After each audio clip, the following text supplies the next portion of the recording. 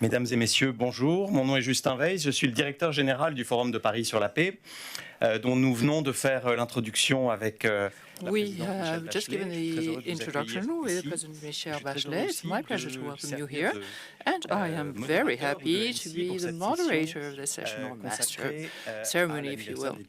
And this session will be dedicated to celebrating the 10th anniversary of the Paris Agreement on climate. So, we are lucky to have as guests Andrea Correa do Lago from Brazil, who is the chairman of COP30 to come in Brazil, and who is welcomed today by two of our ministers, Mrs. Monique Barbu, Minister for Ecological Transition, Biodiversity and International Negotiations on Climate and Nature, and Jean-Noël Barrot, Minister for Europe and Foreign Affairs. We're also lucky to have among our guests Laurence Tubiana, who's the Chief Executive Officer of the European Climate Foundation. a également quitté les fonctions de Paris School of Climate, qui est actuellement. So talking about the Paris School of Climate, which is being created now at the Faculty of Political Sciences. Now I will give the floor to our Minister of Foreign Affairs, for European Foreign Affairs, Jean-Noël Barrot. Ladies and gentlemen, our Prime Minister, ladies and gentlemen, ministers, Madam Minister, Mr. Chairman, 10 years ago, on December the 12th, 2015, the Paris Agreement on Climate was adopted. And it was negotiated by 187 parties, and this agreement was a diplomatic prowess. I would like to pay tribute to all of those who made it possible. Heads of state, heads of government, diplomats, negotiators, members of respective parliaments, advocates and citizens, and my predecessor, Minister Laurent Fabius. The Paris Agreement is the first agreement with a universal calling, which mentions the respect for nature and humanity. So it's about climate, food security, deforestation. So it sends us back to something that is essential to this form of multilateralism, to the service of peace.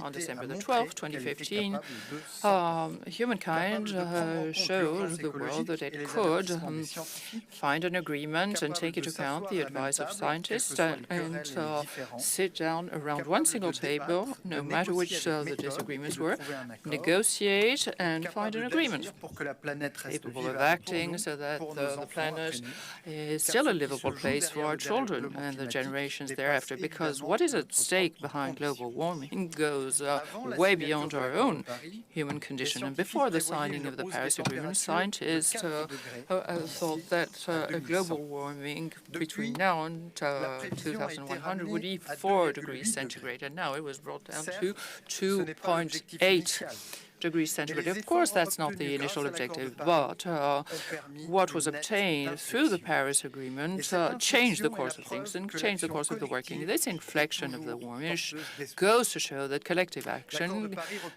carries hope. The Paris Agreement is based on 3 pillars. Universality, because for the first time, all nations of the world committed to the agreement. Solidarity, second pillar, which is expressed through support to most vulnerable countries, most vulnerable to climate changes, and the periodic revision of our ambitions, turning things into promises into action that is tangible and measurable. Through this creative multilateralism, we need to take action. Now, the international cooperation is challenged. Its effectiveness is questioned. However, never has interdependence been so blatant.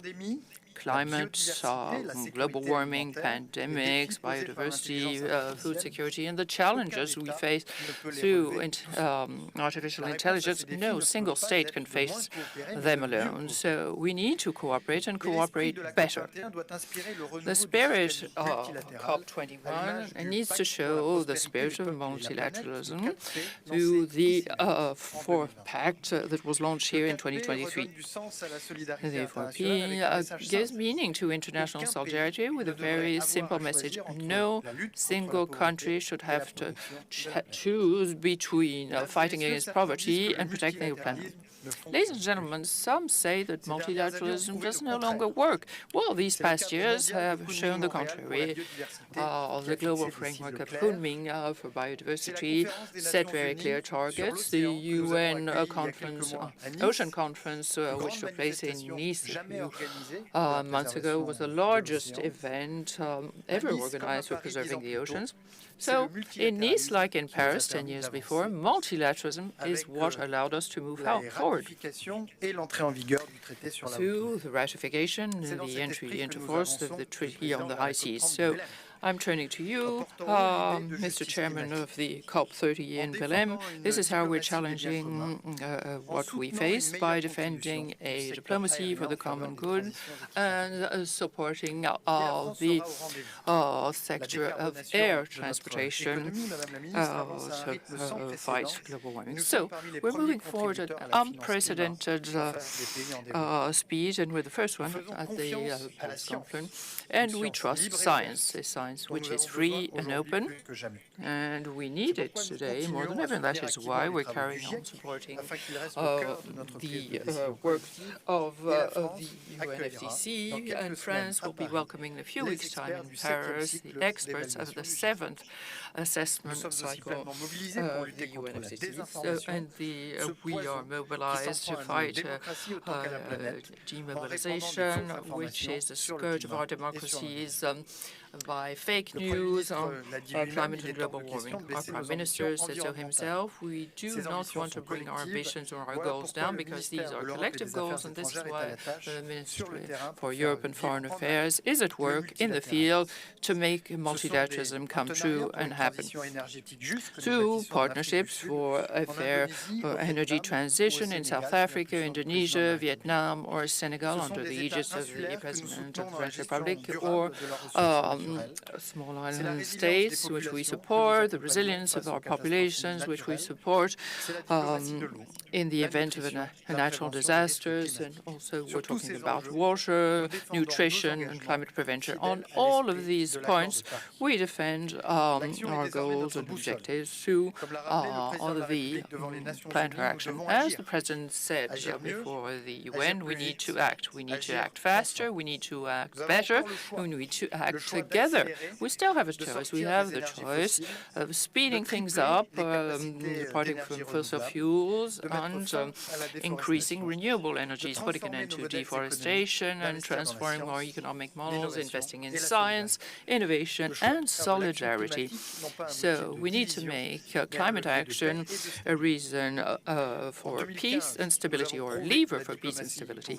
In 2015, we showed that diplomacy could carry hope, and now in 2025, we need to show that it holds its promises. So France will carry on working with humility and determination so that multilateralism is effective. And here in Paris, 10 years after the historic agreement on climate, we reaffirm our attachment to multilateralism, cooperation, and for action for a fair world and a long-lasting and peaceful world.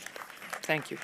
Merci, Monsieur le Ministre. Pour continuer cette introduction de toute une journée de session sur les 10 ans de l'accord de Paris sur le climat, je donne maintenant la parole à la ministre Monique Barbu, I'm now going to give the floor to Monique Barbu, Minister for Ecological Transition, Biodiversity and International Negotiations on Climate and Nature. Mr. Chairman, Minister Laurent Fabius, dear Jean-Noël, Mr. Chairman of the COP30, dear André, and dear Laurence, I'm very happy to be here with you this morning, because some of you know today, in my previous capacity, I was special envoy for the organization of this same event. So it makes me really happy to be here as a speaker in this capacity, and I would like to thank Delphine Hérault, who took over from me after I stopped doing what I used to do a few weeks ago. So 10 years ago, the international community gathered in Paris with one common objective, which was to preserve our planet by limiting global warming to 2 degrees centigrade or even 1.5. But this was not an objective that we set ourselves just by chance. We set ourselves this objective because science said that if we didn't do so, our planet would no longer be livable. And that's the first part of the Paris Agreement. It's the first time that a multilateral decision was made because science dictated it or required it. The second part was the nationally determined contributions, what we call NDCs. NDCs, no more sound. The interpreters would like to apologize. The sound has been cut. There seems to be a technical hitch. No more sound. The interpreters can no longer interpret because the sound has been lost. Please wait for a moment while we find a solution to the problem.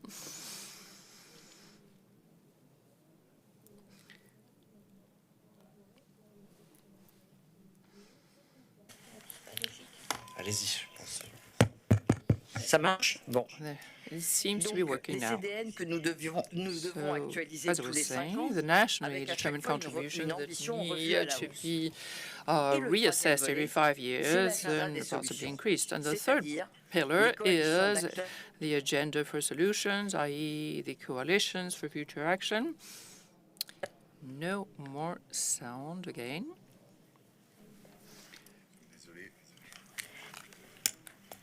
It doesn't seem to be working. No, it is working. 10 ans plus tard, alors que la fenêtre So 10 years later, when this window of opportunity is closing down, we find ourselves now to revive the spirit of the Paris Agreement, celebrating its achievements and scaling up our action. Jean-Noël Barrot, As Jean-Noël Barrot, the Minister for European Foreign Affairs, said, remember that in 2015 we were heading for a +4 degrees centigrade or +5 degrees centigrade of global warming. Well, the agreement allowed us to keep things slightly under control and giving the international community a global compass.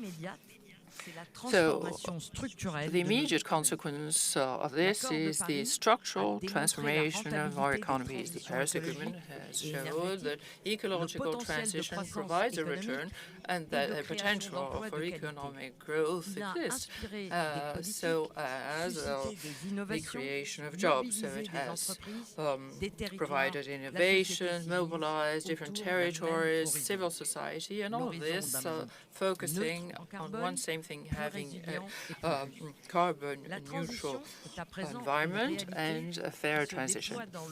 This is something that is happening all over the world now. But everybody probably noticed that we need to do more and move faster. And today, our objective is to speed up, keep track of what scientists say, and depart from fossil fuels. In less than 2 weeks, we will be inaugurating the COP30 in Belém, at the heart of the Amazonia in Brazil. And this is a good opportunity for us to revive our ambitions and transform this global commitment, which is absolutely necessary to protect populations in the most vulnerable ecosystems. With our European partners, we will provide a new nationally determined contribution that is rooted in science and in line with the 1.5 cap on global warming. Dubai and the COP28 were quite successful, quite obviously, but they're only worthwhile if we turn this into tangible actions through public policies that are concrete and with realistic calendars for their implementation. So that's why today we set ourselves 3 main priorities to scale things up and 3 main levers to keep the Paris promises alive. reducing methane emissions, well, this is something that hasn't been mentioned so often to the day, whereas methane gas accounts for close to 30% of gas emissions today. And because of its short life cycle, we have the opportunity to move fast and at a cost that is not so high. Second objective, departing from coal, which is the most polluting one. And we have to support large emerging countries to move towards new energy sources, and this is what we call transition or fair transition partnerships. And lastly, solutions found in nature or based on nature. It seems quite obvious, but without respect for nature, there is no strategy for climate transition. Restoring nature allows us to keep our planet livable. We need to restore degraded land and fight deforestation and protect life. Limiting GHGs and greenhouse effect gases and preserving biodiversity are things that go hand in hand, because we need to keep our natural carbon pools like the ocean, forests and ecosystems. And that is what France is doing through very concrete multilateralism and a diplomacy based on projects and coalitions that have become concrete, like the One Forest Summit, One Water Summit, One Ocean, and with UNOC in June last. Ladies and gentlemen, these past 10 years were like a wake-up call for climate, and now we're moving into a very decisive stage. The next 10 years must allow us to reduce drastically our gas emissions, including methane emissions, and moving away from coal as an energy source, and building an economy that is fair and solid and based on solidarity. And this is not in the hands of a single government or a single generation. It's a global objective. So 10 years after the Paris Agreement, let me remind you that action for climate goes hand in hand with peace, justice, and global development. So I wish you all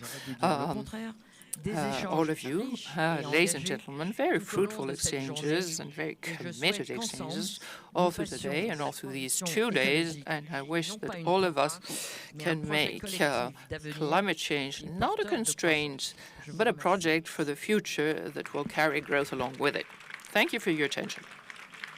Merci, Madame la Ministre. La parole est maintenant Thank you, Madam Minister. I now give the floor to His Excellency Ambassador André Correa de Lange, the chairman of COP30, to come in Brazil. Thank you, and good morning to all of you, ladies and gentlemen. Madam Minister, it's a pleasure to be here. And, Mr. Minister, I'm really happy and honored to be here with Mr. Laurent Fabius, who was chairing over the circle of different chairpersons of the COP created by Brazil in preparation of the COP30, and Mr. Babayev, the chairman of COP29, is here with us today. We also have Laurence Toubiana, the special envoy for Europe to the COP30. So it's in a general framework of friendship that we are holding this event today. Quite obviously, there are high expectations as to the upcoming COP in Belém, and I think President Lula is fully aware of this. This forum touches upon subject matters that are of the most interest to President Lula, and I think he associates very, very closely the issue of climate change and global warming with fighting poverty, ensuring fairness, and reinforcing development and multilateralism, which are both very important in his eyes. We hope that in Belém we'll have very important results achieved, not only in the mitigation of global warming, which is essential, as Minister very rightly said, but we hope to have a COP that will provide better adaptation. Adaptation was always slightly left by the wayside, and I think we need to bring it back to the core role it is supposed to play. Secondly, our relation to nature. I've been very happy to hear what the previous speakers have said. To focus on finding solutions based on nature is essential, and I think we'll also have interesting things to work on in this respect, and we need to find solutions. Because this COP is meant to be a COP for implementation. We need to show that there are solutions which exist. We have solutions, technical solutions. We have mandates to implement them, because so many decisions have already been made in the framework of the Paris Agreement that show that it has been successful, and this has been said here. But we also need to show that the structure created by the agreement is one that can be useful, that we need to use. I think the public at large needs to understand that we have a collective mandate, all of us, and that we need to be guided by science, which what seems to be very obvious today still needs to be repeated and reinforced, and science needs to be the beacon. It's my great pleasure now to listen to the different speakers. I'm going to listen to all of the good pieces of advice given to us ahead of Belém. So it's never too late to learn, and I will be happy to have all of your help and advice, and I thank you beforehand for it. Thank you so much, Chairman. There will be a session later on this afternoon with the Chairman of COP21, Mr. Laurent Fabius, who is here with us today, as well as with the Chairman of the COPs 22, 24, and 29. I'm sure you know their names. And I'm very happy in closing this introductory session to be giving the floor to Laurent Tubiano, Director General for the European Commission, a special envoy of the Brazilian presidency of the upcoming COP. Laurent Tubiano was with Mr. Laurent Fabius, the architect of COP21, and she is one of the people in charge of the Thank you very much, Justin, Madam Minister, dear Monique, Mr. Chairman Correa de Lago, dear Andre. You are responsible for something European becoming Brazilian.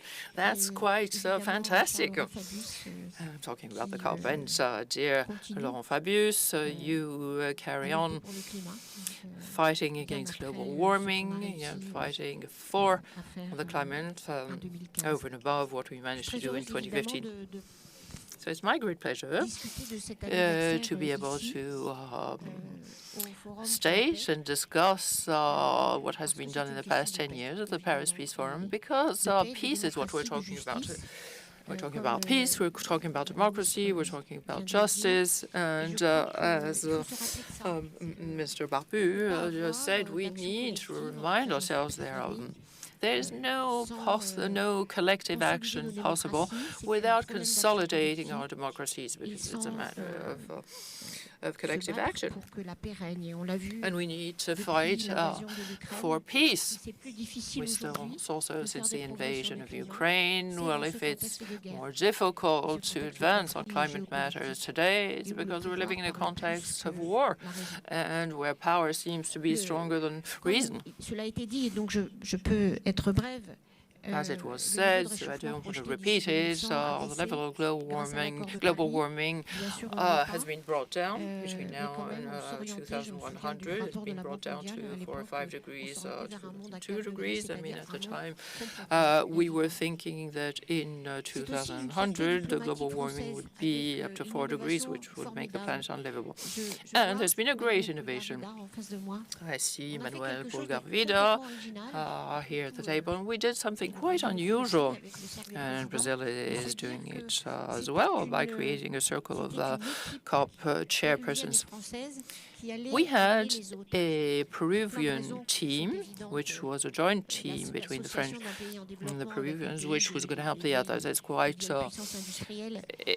obvious to associate a new country with an old industrial country to go further. And your team, Manuel, was with us day in, day out, in the rooms, working on the text, drafting the agreement. I thought that was quite fantastic. And this convinced us of the honesty of the French presidency, and you were the moral guarantor thereof. There might have been people who doubted the ability of France of going beyond its interests. Well, this that France was. And thanks to the authority of the chairman of COP21, there was a fantastic mobilization of ambassadors all over the world with a 360 degrees diplomacy, bringing together all of the main players and decision makers, members of parliament, NGOs, journalists, industrialists, and local authorities. All of these were brought together, and as a result thereof, the world has invested more and more in clean energies, 2,000 to 3,000 millions, or billions rather, since 2021, and solar energy, wind turbines, and their costs have been brought down drastically. At the same time, we are in a context in which multilateralism can shape global economy, so diplomacy is important to give economic signals. So policies and all the expectations generated by the Paris Agreement have convinced different countries all over the world that there was no other way towards development than that of decarbonating our economy hand in hand with constant resilience to keep global warming capped.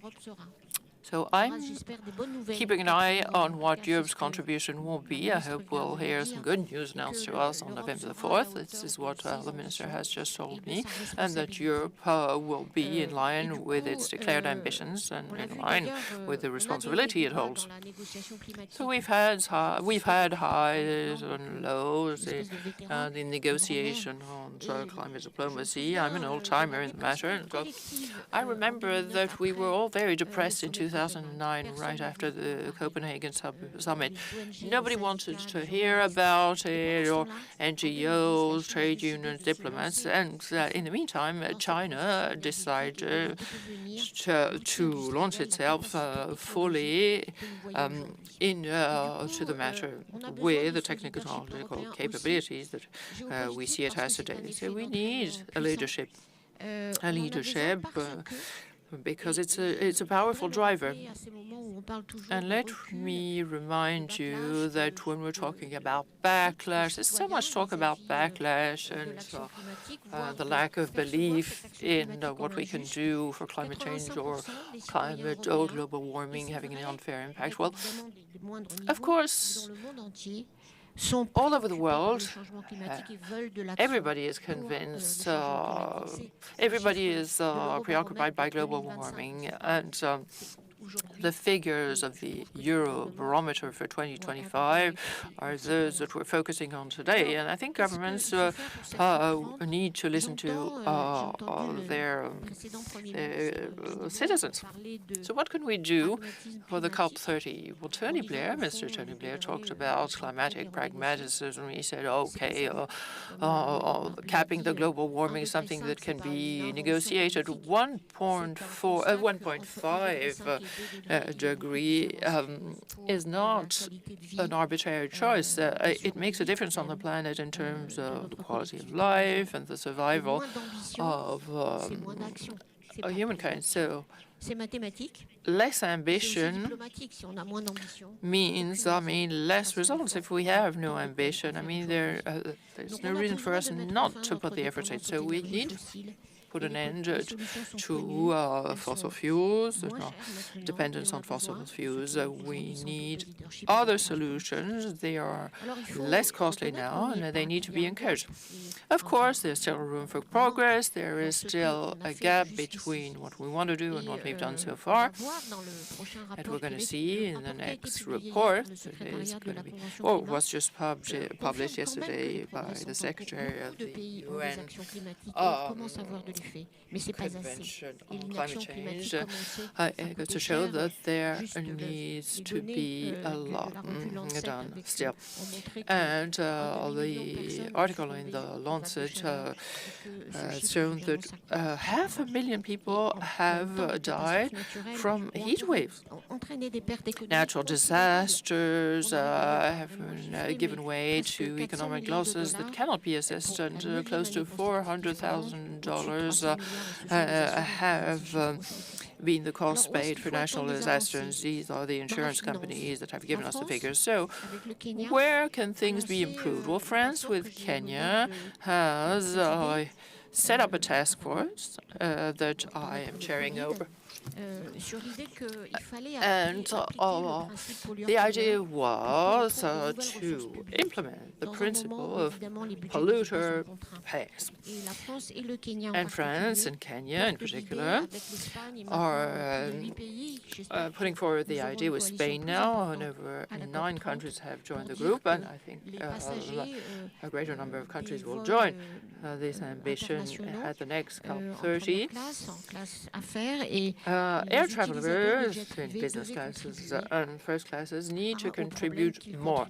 The users of private jets need to contribute more. And of course, there's this idea of methane. Methane gases that were mentioned by Monique Barbu, and a club of procurement, a procurement club with global buyers. I think this is a good thing, and I think that methane needs to be something we get out of the COP30. Then deforestation and the action for forests, the TFFF, is a very important element, allowing us to understand how we can generate returns through public investment and private equity to restore land and protect forests. And we know how important that is to fight global warming. And then lastly, the Paris Agreement.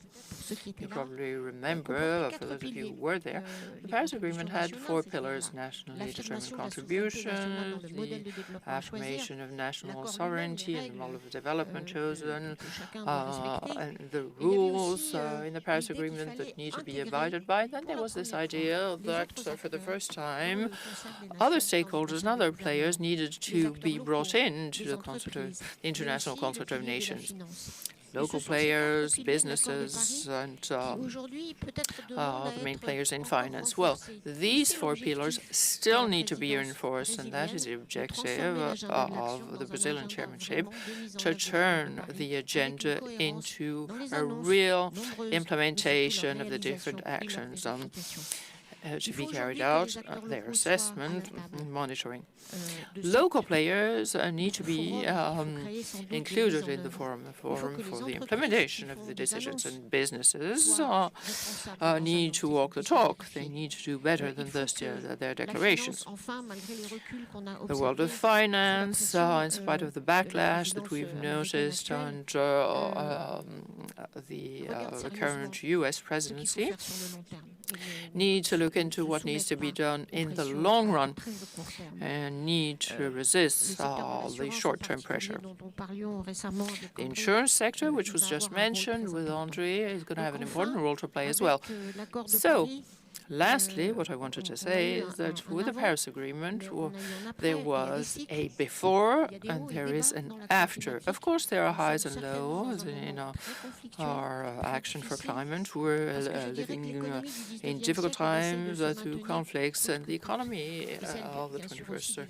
I mean, the economy of the 19th century is a die-hard economy. So we have to move on to another cycle based on ambition. Yes, it is difficult, of course. Yes, it is conflictual, of course. We don't necessarily agree. We have a great country, a great president and vice chairman who would be happy to see the death of the Paris Agreement. Well, in Belém, the world needs to get together and prepare for a new cycle of ambition, and I'm sure that the Brazilian chairmanship is well placed to do so. Thank you for your attention.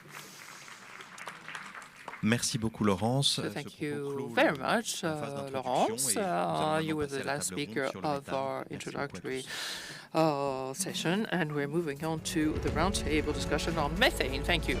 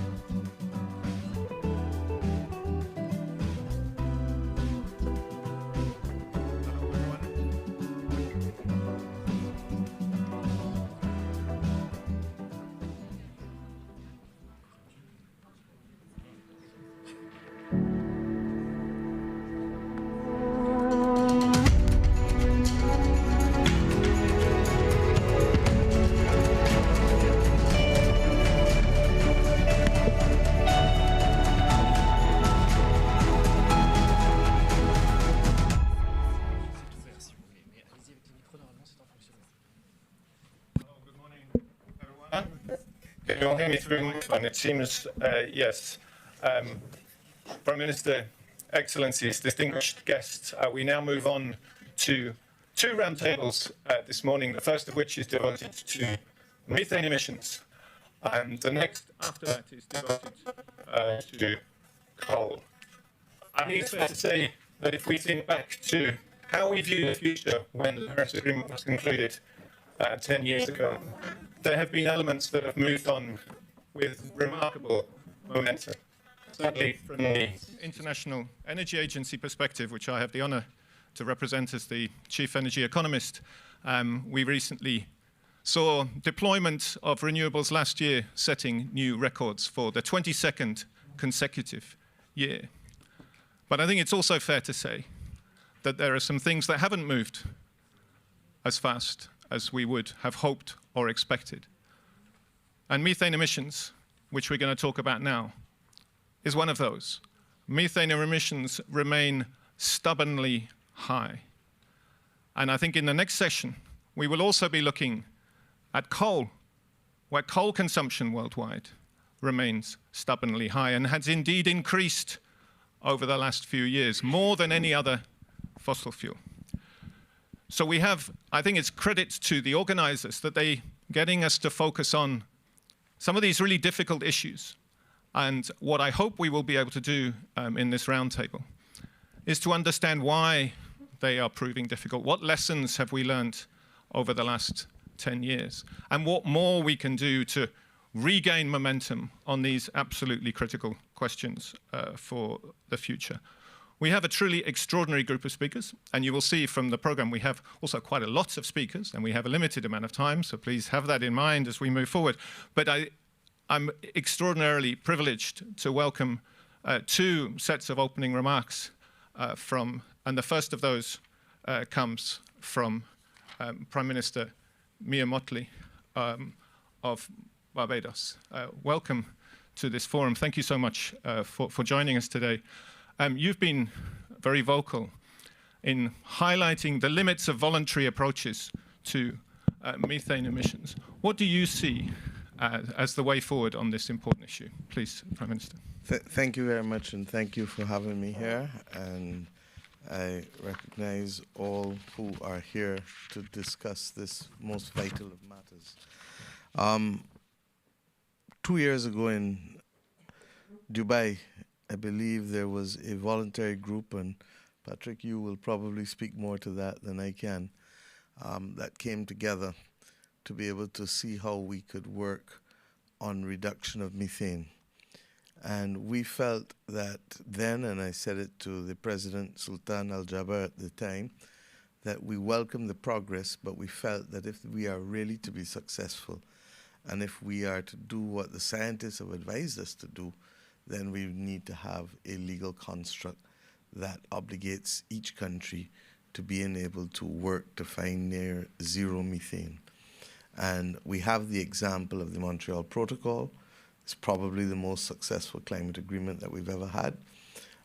But let's get into the reality of why. If I'm flaring gas, I'm burning cash.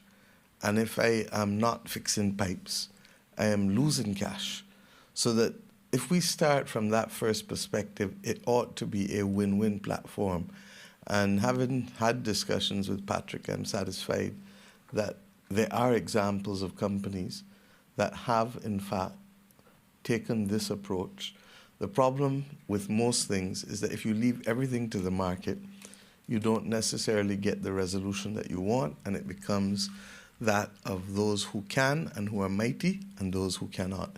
The most perfect example of it, and we were just talking about it again, is the access to insurance. I speak to you this morning as Hurricane Melissa is devastating the Caribbean. Jamaica has been totally decimated in the western corridors of Jamaica, from agriculture to buildings to people to infrastructure. It's hitting Cuba as we speak. Haiti has also suffered from the outer bands, etc. The bottom line is that if you want to get access to insurance in certain parts of the world, it's either inflated in costs or access is denied. And that's because there is no obligation for persons to provide that access to people. So that we feel that having a legal agreement will help the world, that if in the next 15 years, 12 to 15 years, we can have an agreement where everyone says we're going to look for the methane, whether it is oil and gas, whether it is the coal sector, whether it is agriculture, which may be a bad word in Europe. But the truth is that you just have a different approach to deal with the agricultural sector, whether it is rice paddy farming or livestock, because they don't have the balance sheets that the oil and gas sector may have in terms of making the adjustment on their own. And then, of course, changing how we do waste management. It is not beyond us. And if you doubt why it is necessary, as I said, Hurricane Melissa has become the worst hurricane ever in Jamaica. The reality is that there is debate as to whether the sea was 2 to 2.5 degrees warmer, and hence the intensification into a Category 5 storm within 24 hours. But the same thing happened to Barbados and Grenada and St. Vincent with Hurricane Beryl last year. So how many times are we going to recognize that this is happening and that we do have options, and that the options allow us to speak the love language of those who want to save the planet and the love language of those who need to make returns for their shareholders because of the oil and gas sector. I'll end on this last point. We've been talking in COP about capacity and about commitment, year after year after year. And for the last 6 or 7 years, I've been making the simple point that capacity must match commitment. If not, you're going to create first-class and second-class citizens in terms of countries. The reality is that you also have countries that have access to resources that can allow them to finance their way to net zero responsibly. But if you don't allow them, you're not going to have them being able to meet the basic development platforms that they need to make. We believe that with methane and the commitments to methane, the scientists have advised that we can reverse the temperature by 0.5 degree as opposed to propelling the temperatures forward. And if you can buy that time with the reduction of temperatures by 0.5 degree, then you can buy time to address what has been clearly a difficult point, supersizing and scaling up decarbonizing technology for oil on a commercial scale. Why do we need it? Because you're going to still need fossil fuels as well as renewables if all of the countries of the earth are to have a fair chance at development within the time frame that we need. And it makes it a complex discussion. It is not a TikTok discussion. It is a discussion that requires us to be able to accept that there are nuances that we have to accept and that it is possible. And I think the first platform for it being made possible is, in fact, that it is a love language that is common to both the oil and gas sector and to the people who want to save the planet. So there's no division. Curiously, I learned just recently that even with the big, beautiful bill, there are things in there that are designed to be able to help with the carbon costs, the cost of carbon, which actually help those who want to save the planet. So sometimes gifts come in strange forms and formats. Thank you.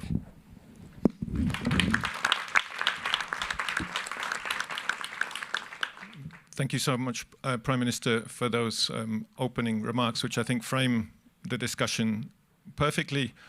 We now move on to Patrick Pouyanné, the Chairman and Chief Executive Officer of Total Energy. And as the Prime Minister mentioned, Total Energy has put considerable effort into this space. But one of the things that emerges very clearly from our own analysis of where we stand is that vast variation in performance across the oil and gas industry.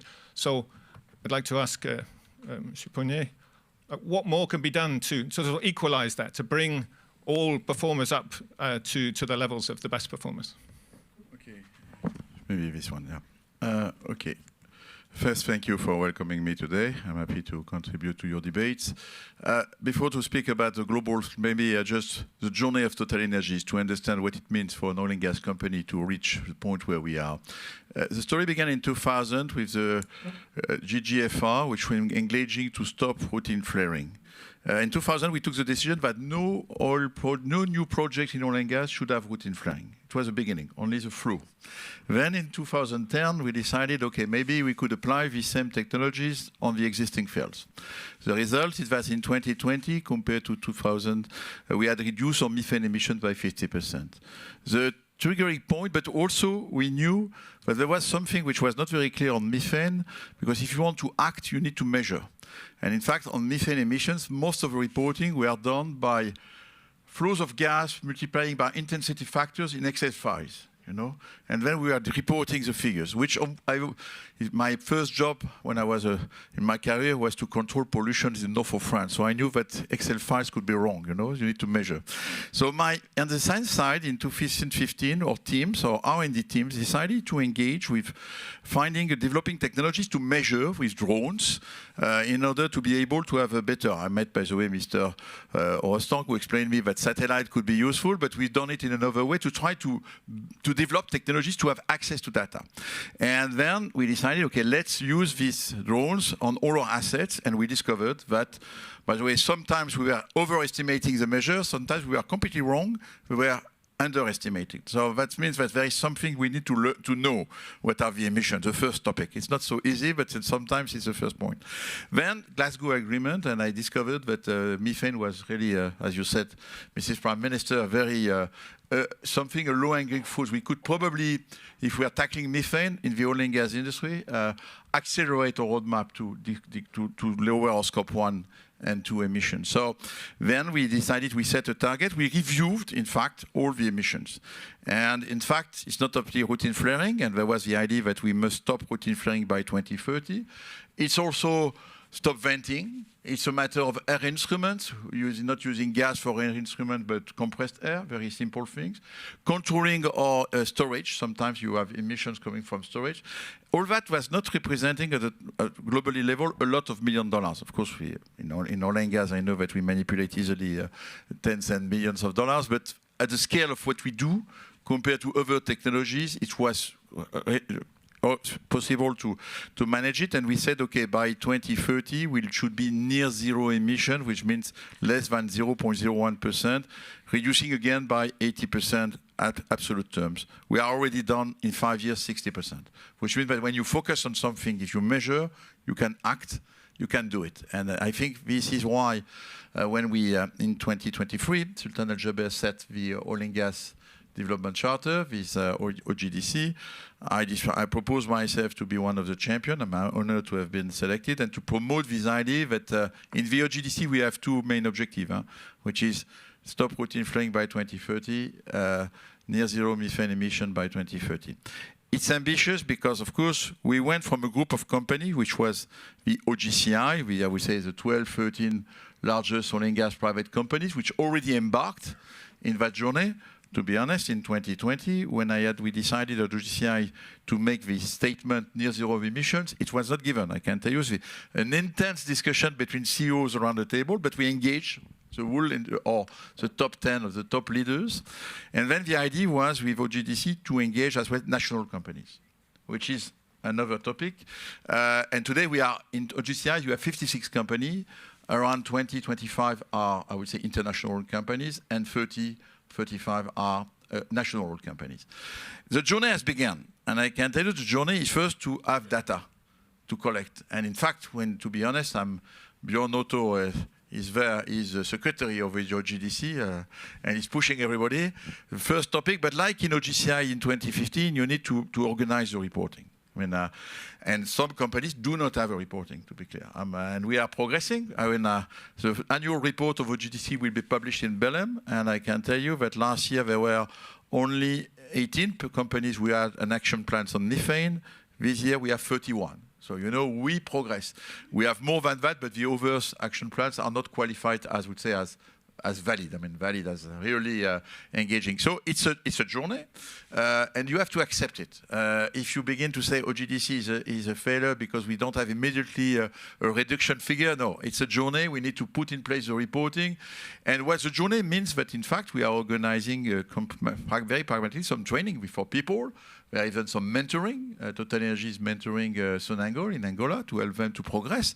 So we have identified the largest national companies with whom we need to engage, depending on our own proximity to them, and we progress. We progress, and again, at the end, it is feasible. So I'm a little passionate about it because I'm sure that it's a real, very pragmatic contribution to the oil and gas industry to reducing some the emissions and these methane emissions. So OGDC is engaging. I differ a little from Mrs. Prime Minister. I think voluntary can work. Regulation only does not work because it's a matter of engaging companies. There is a little difference between the Montreal Protocol and methane. Montreal Protocol was about CFCs, and we banned them and we replaced them. To replace natural gas will be more complex, to be honest, so we need to find a way. But it's finding the right measure between the progress, the voluntary, and on the other side, the commitment is always a debate in these matters of environment, which is not easy. Generally, if you put a price on emissions, it's a good idea. You know, if you incentivize people by pricing, then you see progress. You know, economic players, when they have to pay something, they generally try to pay less.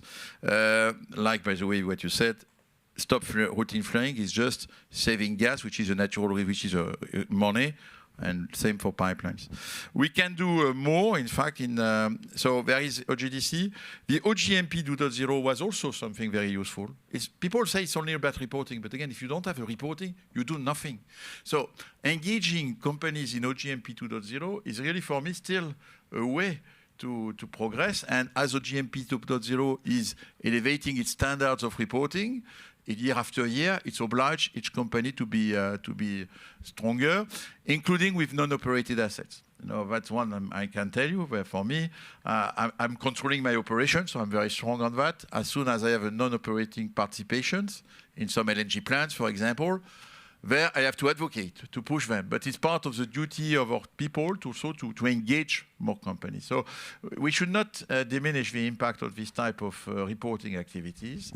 There are other ways to progress. So that's, I would say, what my contribution is that, yes, we are.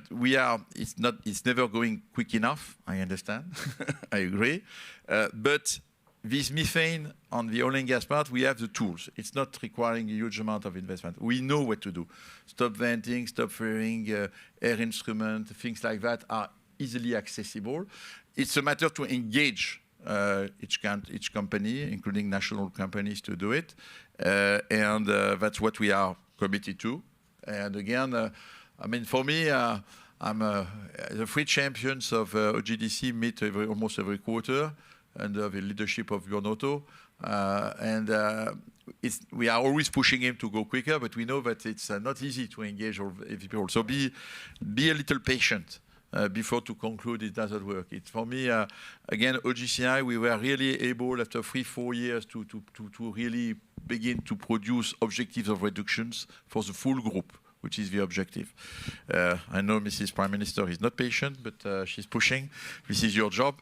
But I will advocate that honestly we are on the right path. And of course, the 56 companies do not cover the whole planet. It's clear.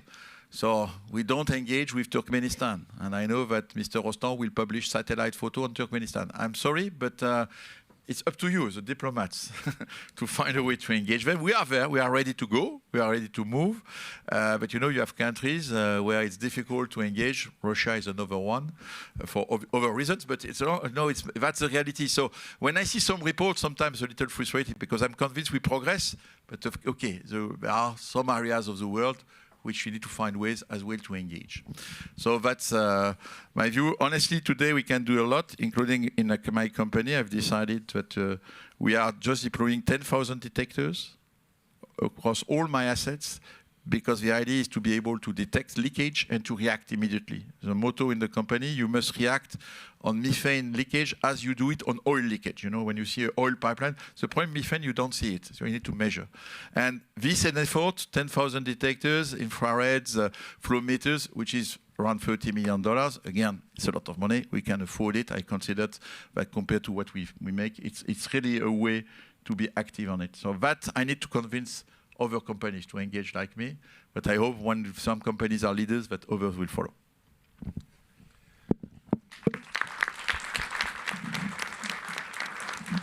Well, thank you so much, Mr. Pouyanné. And I think there's some themes there that I'm sure we'll be developing: data, measurement, engagement, but also thank you for highlighting that there are really tried and tested ways to make this work. That I think is a good place to move on to the role of regulation, how this looks from the perspective of policymakers. And I'd like to pass the floor to Rita Schwarzenloh-Sutter, who's Parliamentary State Secretary in Germany's Federal Ministry for the Environment, Climate Action, Nature Conservation and Nuclear Safety. You recently took up a role as a global methane champion. So when you survey the sort of international landscape on this issue, where do you see the gaps? Oh, thank you first, Prime Minister, Excellencies, ladies and gentlemen, and thank you for the Paris Peace Forum for the invitation. And you are right, I'm pleased to be part on this roundtable for the first time in my new role as Global Methane Champion. And let me start not with the gap, but with the goal and what we can do. Methane is an immediate solution for dramatically slowing down global warming before climbing tipping points are exceeded, which would accelerate climate change at an unstoppable pace. And 5 years after it was agreed, the global methane pledge is beginning to show results. But greater efforts are now needed to ensure that the targets can actually be met. As outlined by the IEA, the oil, gas and coal industries are the sectors with the greatest potential for reducing methane emissions over the next 5 years.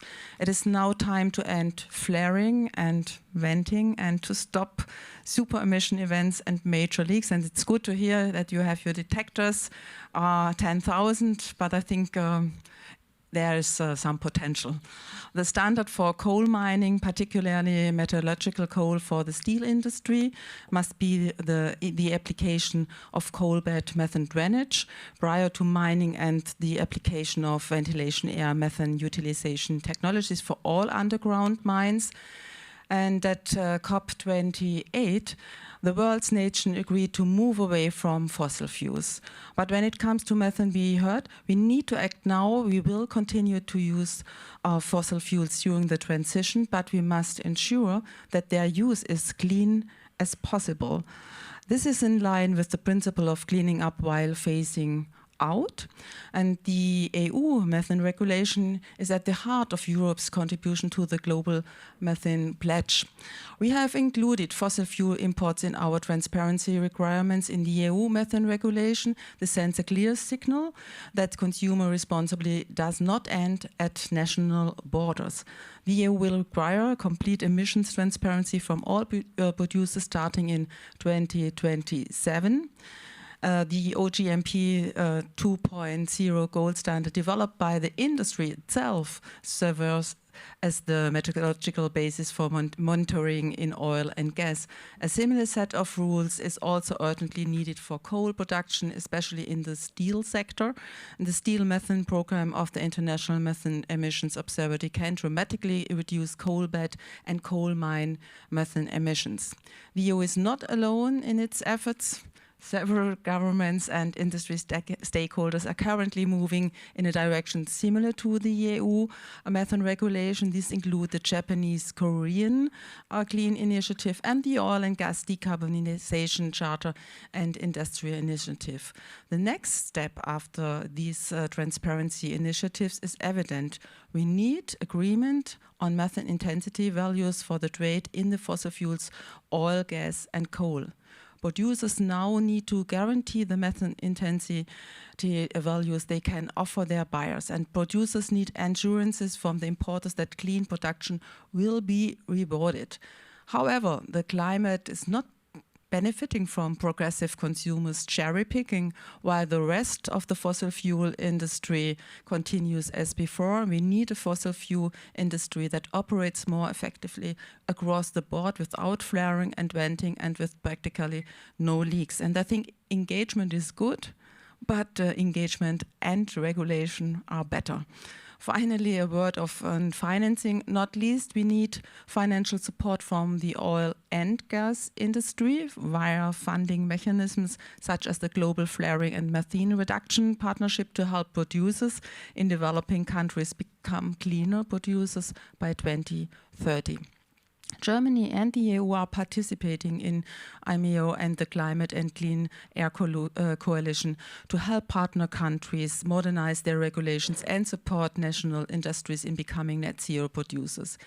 And reducing methane emissions can only truly be an immediate solution in international climate action if agreement is reached on methane intensities. To achieve this, we need to bring many different producing and importing countries to the table. And I'm interested to see what ideas emerge from our dialogue on issue today. Thank you very much for your attention. Thank you very much indeed.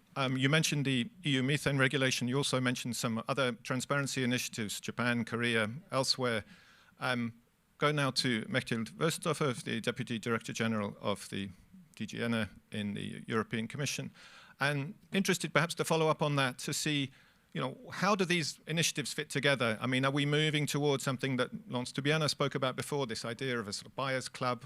What's the view from the Commission on that? Thank you, Tim. Dear Prime Ministers, Excellency, also a big thanks to inviting me here to the Paris Peace Forum, but also to the 10th anniversary of the Paris Agreement, and a historic step, as we heard this morning. And it's also very good to focus on methane emission. I think we all agree it's the second most powerful greenhouse gas, and it's also the fastest, as we heard, way to slow down global warming. And the EU is still dependent 2/3 of fossil fuel. We have done a lot of efforts with the European Green Deal, and we will continue decarbonization.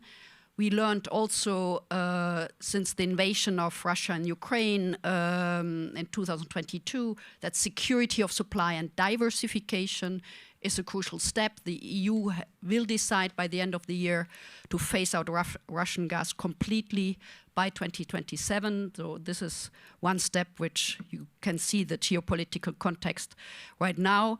But, and we are focusing a lot on competitiveness and affordable energy. But diversification, in our case, EU away from Russian gas, and of course, speeding up clean energy transition, renewables, nuclear, energy efficiency, and others are the context.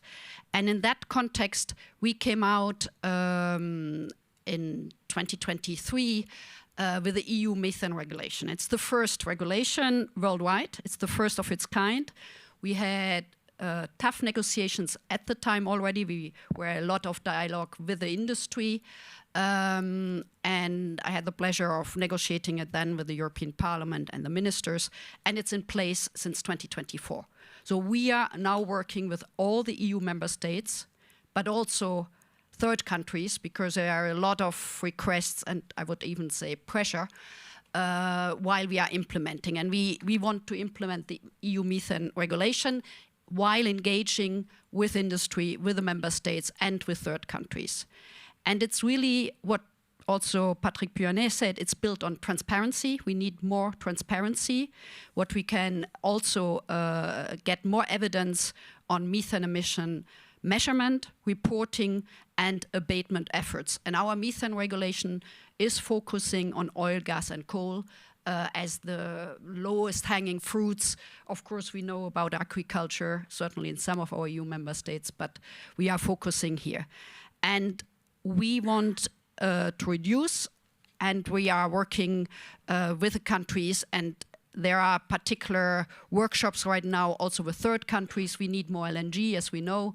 So we want both. We are covering both imports and produced in Europe. But of course, as I said before, 2/3 are imported when it comes to Europe.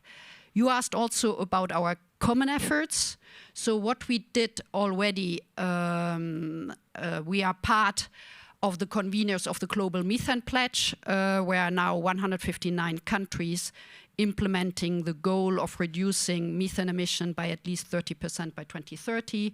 So this and we are working, of course, very closely with the International Methane Emission Observatory. Julia is next to me, and also the Climate and Clean Air Coalition. Martina is also here, part of the Roundtable.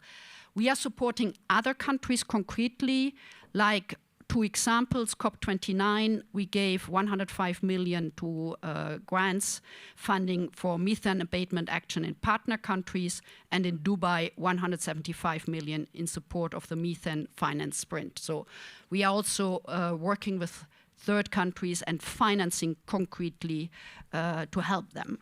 Speaking about Japan, as you mentioned, Tim, Japan and the EU are similar in the need of fossil fuel imports.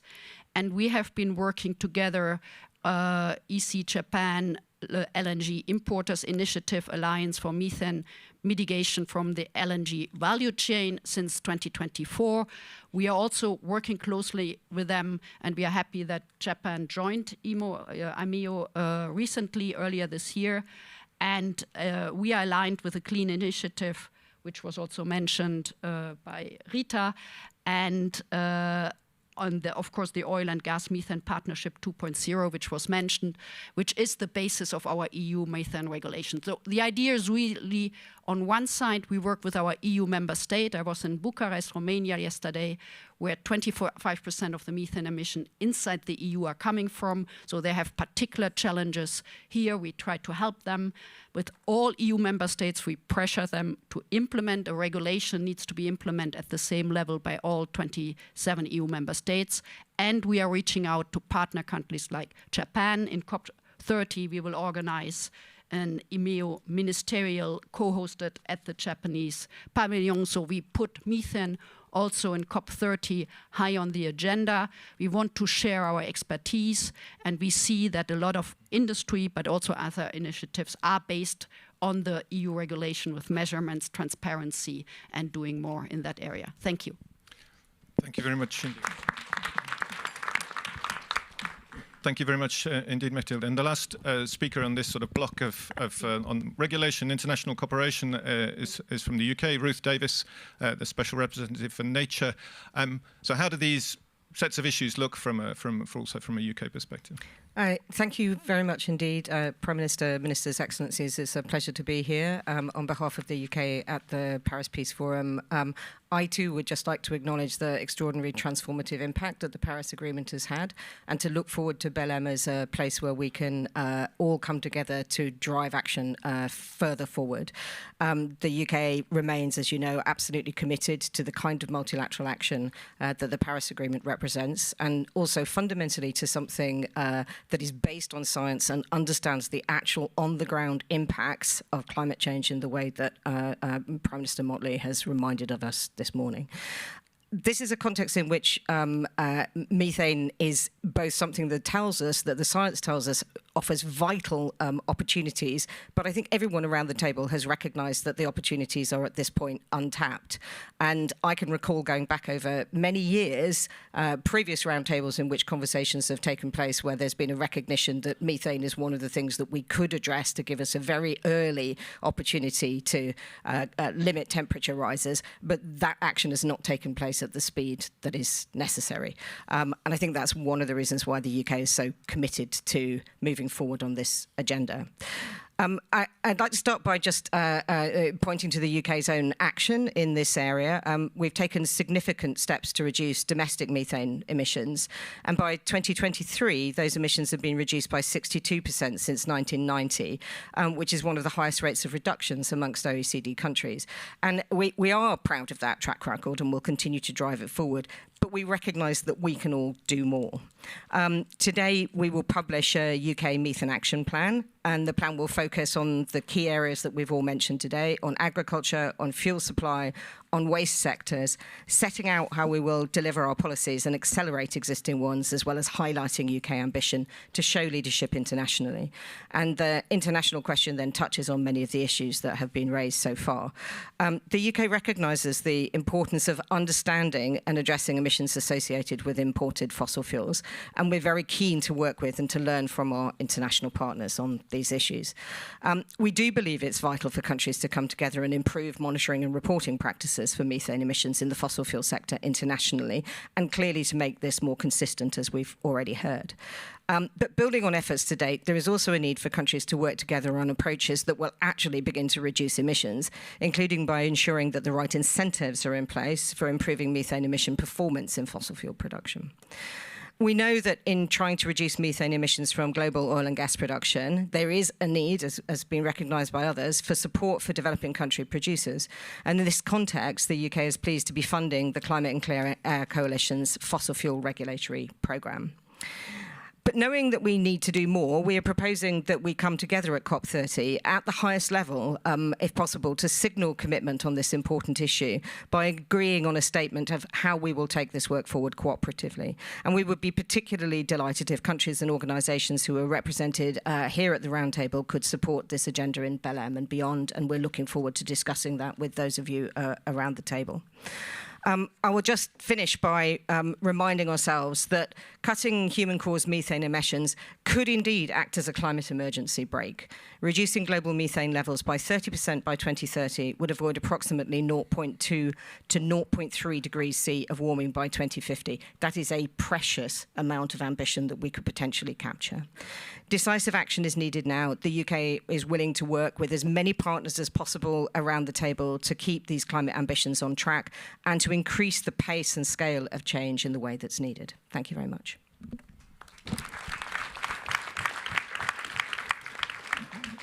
Thank you so much also for talking about the action plan, the Belém initiative, and also for remaining close to the allotted time. That was much appreciated. I would encourage everyone to look at the bar in the top left-hand corner of the screen as they speak, because we are short of time. We're going to go now to some brief sort of perspectives from the scientific community, starting with Philippe Bousquet. We've heard the energy sector is not the only source of methane emissions globally, but how would you characterize briefly its role in driving the sort of developments that we've heard about? Yes, thank you very much. I will switch back to French a little bit just to change, if you mind.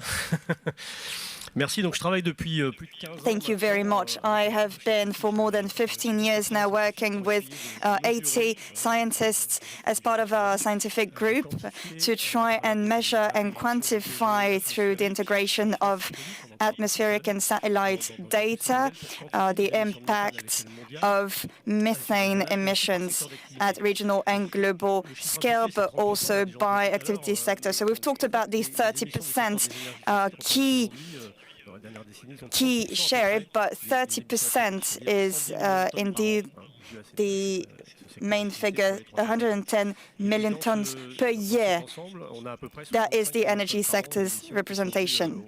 And this oil and gas sector represents a lot in the share of the methane emission. So these emissions haven't been decreasing lately. Europe has done a lot, geographically speaking. It's been doing well, but in Asia or in North America, the emissions have been increasing. So this is still a very big issue, and this is something that you've underlined already. But reducing these methane emissions is one and maybe the only solution that would help with global warming. This is maybe one of the least complex solutions to implement. Maybe it would be easier than oil and gas. It would be easier than other solutions. And when it comes to agriculture, it is still even more complex to implement solutions. So I think this is what we have to do. 30% is also the goal of the methane pledge. We've talked about it. And that is what we need to achieve by 2030 compared to 2020. So when it comes to the oil and gas sector, I think we should go back to zero and go back from scratch. We really need to achieve that and use all the sectors we can to decrease these emissions. And this is something that's been mentioned as well during this roundtable. So we need to reduce emissions as much as possible when it comes to methane. What's at stake is well, being able to act quickly, because we know that we need to act on CO2, but this is a lot more complex, and we need to really work on our on changing our habits, and this is a lot more difficult. Now, according to the latest studies, this is really what we need to work on, methane emissions. And now to conclude quickly, methanes are anthropological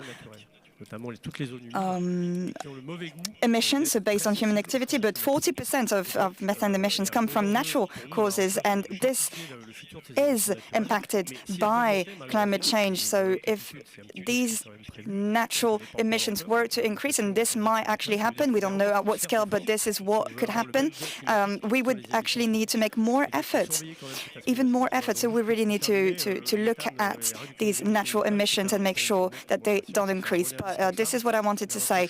And I also wanted to say that from the scientific community's point of view, we are working on methane, and this is an important part to work on reducing global warming. Thank you. For covering a lot of ground in a short amount of time, so very much appreciated for that. And I'm going to pass the floor to your neighbour, Gabriel Dreyfus, who's going to talk a little bit about, how do we narrow that gap between the commitments, the pledges, and the real actions that we're all interested to see. Thank you, Prime Minister, ministers, excellencies, people who have decision-making power, as opposed to we humble scientists who can tell you the direction of things and when directions are off. As we heard earlier about the role of the compass and a journey, but we also need to be thinking about, and you can help lead, what the destination is. It's an honor to be with you here today to share some of what we've learned through science about methane's distinct role, and some of you have mentioned, in driving climate change. Consider this, and I'll give you some new stats just to put in perspective when we talk about methane's potency and speed. Just thinking about the emissions at current rates, so current annual emissions of human-caused, not to mention the warming-induced emissions that of feedbacks that Philippe just mentioned. So current human-induced emissions of methane and fossil CO2 are adding roughly equal heating to the planet right now. This is because while methane emissions are roughly 100 times less than CO2 emissions from the fossil sector, methane is about 100 times more powerful at trapping heat over its 10-year atmospheric lifetime. And this is compared to CO2, which has approximately a century scale lifetime. And this combination of potency and shorter lifetime is what makes cutting methane emissions such a potent emergency brake to slow planetary overheating. In fact, pulling the methane emergency brake, as we've heard mentioned, could avoid around 3 times more warming by 2050 than action focused on CO2 alone. These are complementary strategies. And with current rates of warming on track to put us over 2 degrees Celsius by mid-century, we need to be putting into action these dual strategies that can slow warming now and limit warming later this century, consistent with a Paris climate goal. Indeed, the more we can limit heating now, the more we reduce the risks of crossing irreversible thresholds in climate and human systems.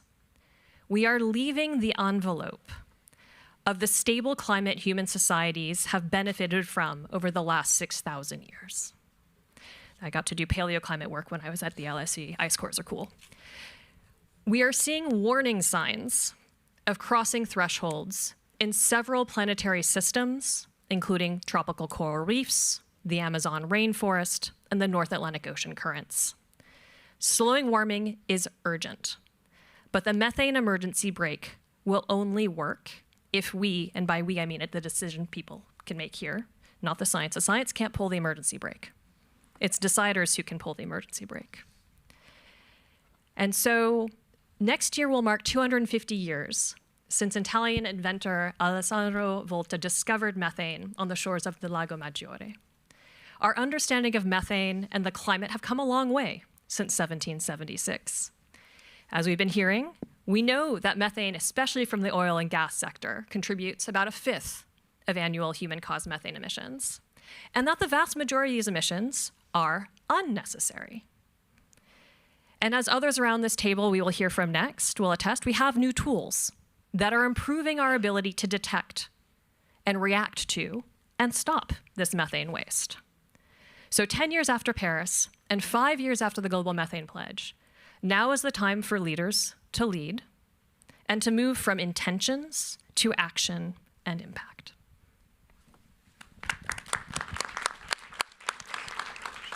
Thank you so much, Gabrielle. You mentioned these new tools that we have to detect and react, and that's the topic for our next sort of group of speakers. We go first to Giulia Ferrini, who's head of the International Methane Emissions Observatory. You have a particular role in dealing with the information that we get on super-emitting events and then passing that on to people who can do something about it. So perhaps you could talk to us a little bit about how that works.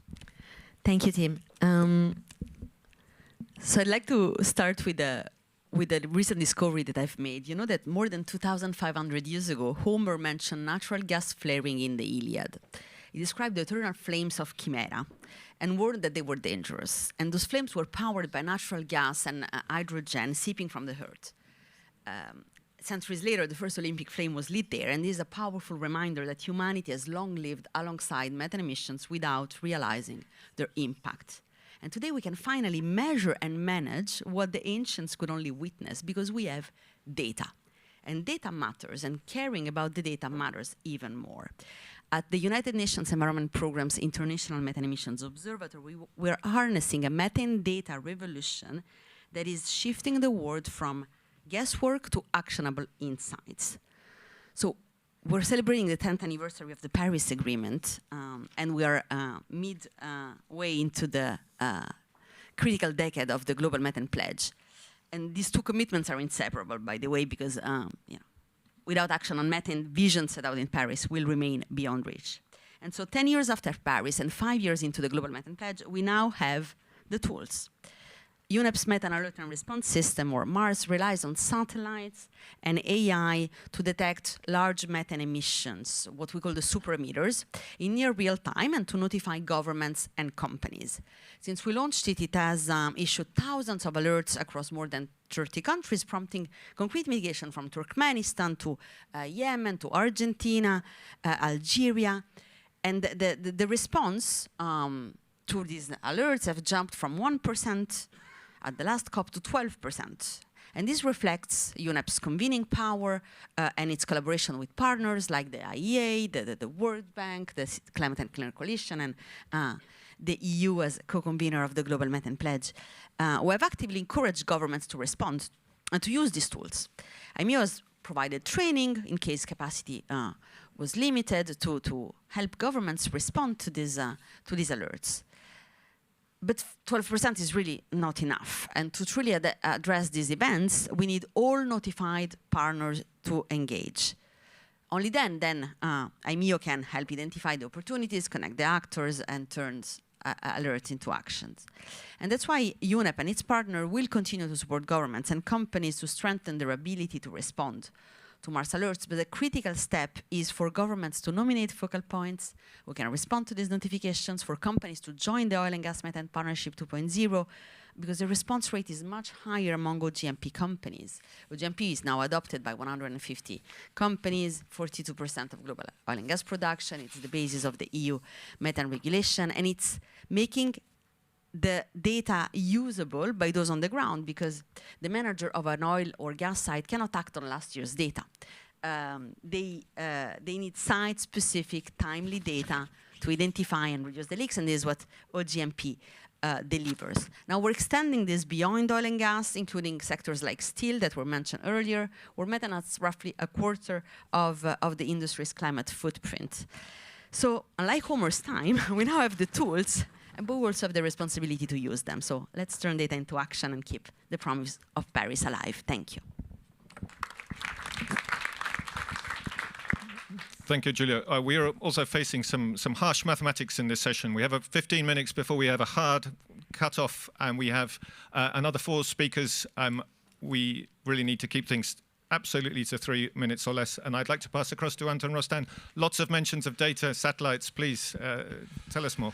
Yes, so the good news is that we can measure a lot of things with satellite, and measurement was the key problem that around methane. And we don't see everything, but what we see very well are the basin or country level emission over a 1 year period, or the superlimiter, so the very large leaks above 100 kilos per hour. And yes, we do see a big difference between what we measure and what is reported by countries or company countries is typically we see 3 times more or 5 times more than what they report. And the industry is times 10. So there is one order of magnitude between what we can see, and this is proven, and what is reported. There are a lot of reasons, in particular the Excel versus measurement that Patrick was mentioning. And we do see the companies that are progressing, in fact increasing their reporting to close the gap. So we really see the real movement. And what is interesting with the satellite technology that we developed with the LSCE is that we can differentiate between bad players and good players. There are good players like Equinor or company like Total or countries like the Saudi. The Saudi, in fact, they are betting on being the cleanest producers, and we can measure that, and we see real progress. And some bad actors, and we see them, and there are a few of them. There is not a lot of bad actors, but these bad actors, they release so much methane that it completely eliminates the impact of the good actors. And in terms of regulation, I think we need to change our mindset. It's good to go, like Europe is saying, to go to a perfect system where we measure intensity and da-da-da-da-da. But this will take a lot of time because the satellites are not ready. It's very far away before we can have pure data on everything. But we can act today on what we see, which are the superlimiters. We know exactly who are the bad actors. It's a few countries. The US are increasing by 15% versus their commitment of minus 15%. And this was under Biden. So we can imagine what is going to happen to their GMP pledge now. And in the 70s, we had an issue on the road, and we invented the radar and the speed ticket. And I think we have a very easy solution which costs nothing, which is to send a speed ticket to the bad actors. We have the list, but I am not a state actor. Maybe we can work together, and you send a speed ticket, even if it's 0. But so that people realize that they are known, and when they release methane, when they could have flared it, when they when they are not doing what Patrick was mentioning, the world should know. It's a few players, it's a few countries. It's very easy to do, and I'm sure that this speed ticket system can really change the game because there will be an incentive for bad players to change.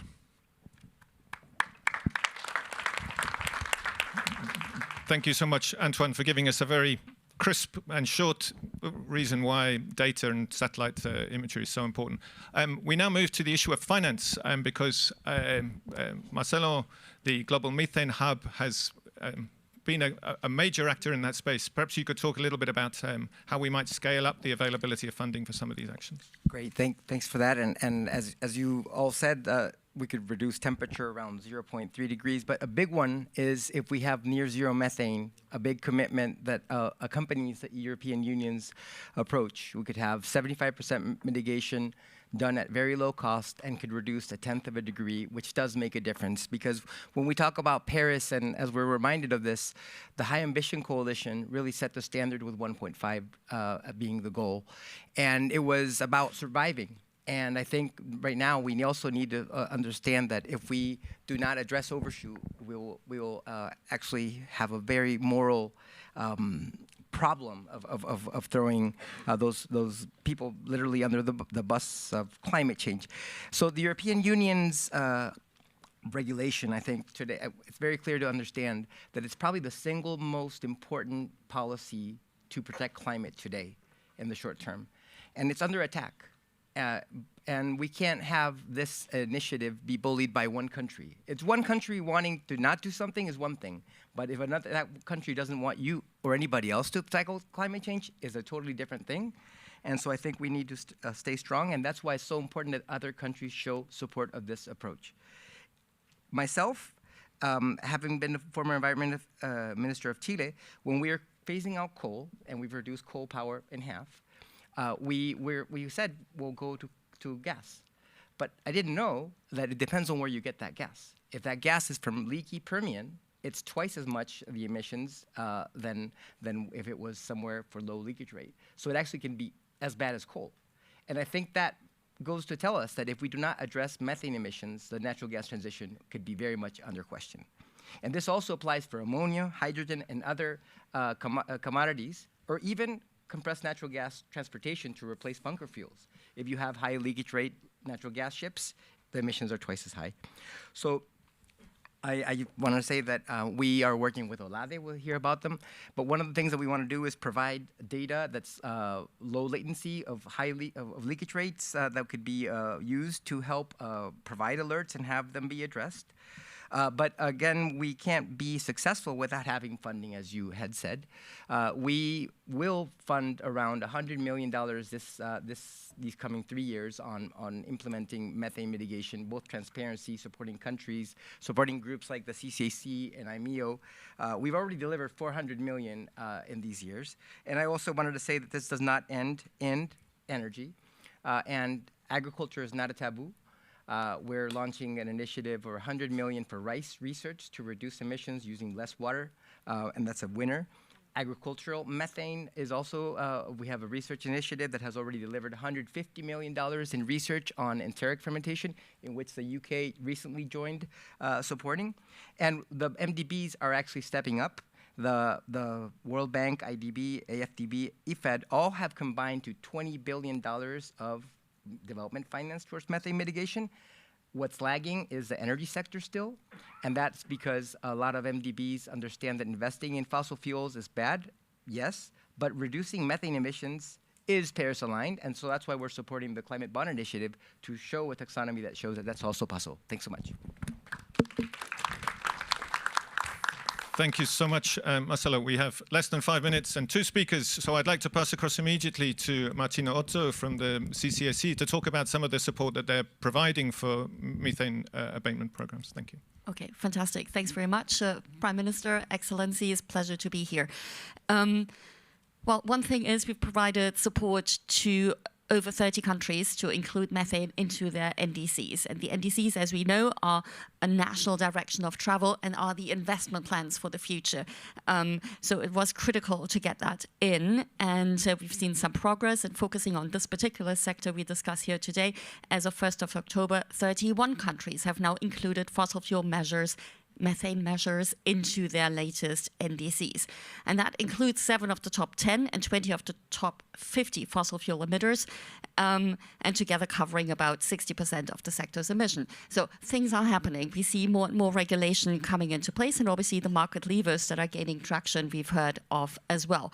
But, and that's a common thread through it, we're moving in the right direction, but not fast enough. And we have to scale this up.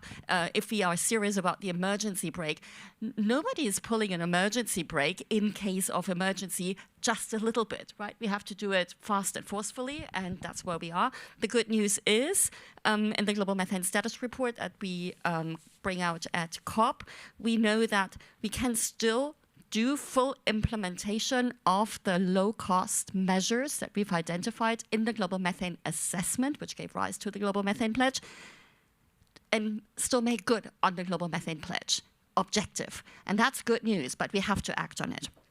Now, we heard quite a bit about the market levers and so on.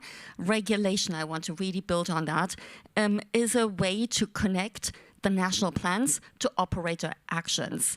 We heard, thankfully, that while the costs admitted from the sector itself that the costs are actually really low, and regulate, but the return on investment on the things that we can do to leakage repair and so on is much lower than putting it into new exploration. Let's just face that. That's why regulation is also really important to give a direction of travel.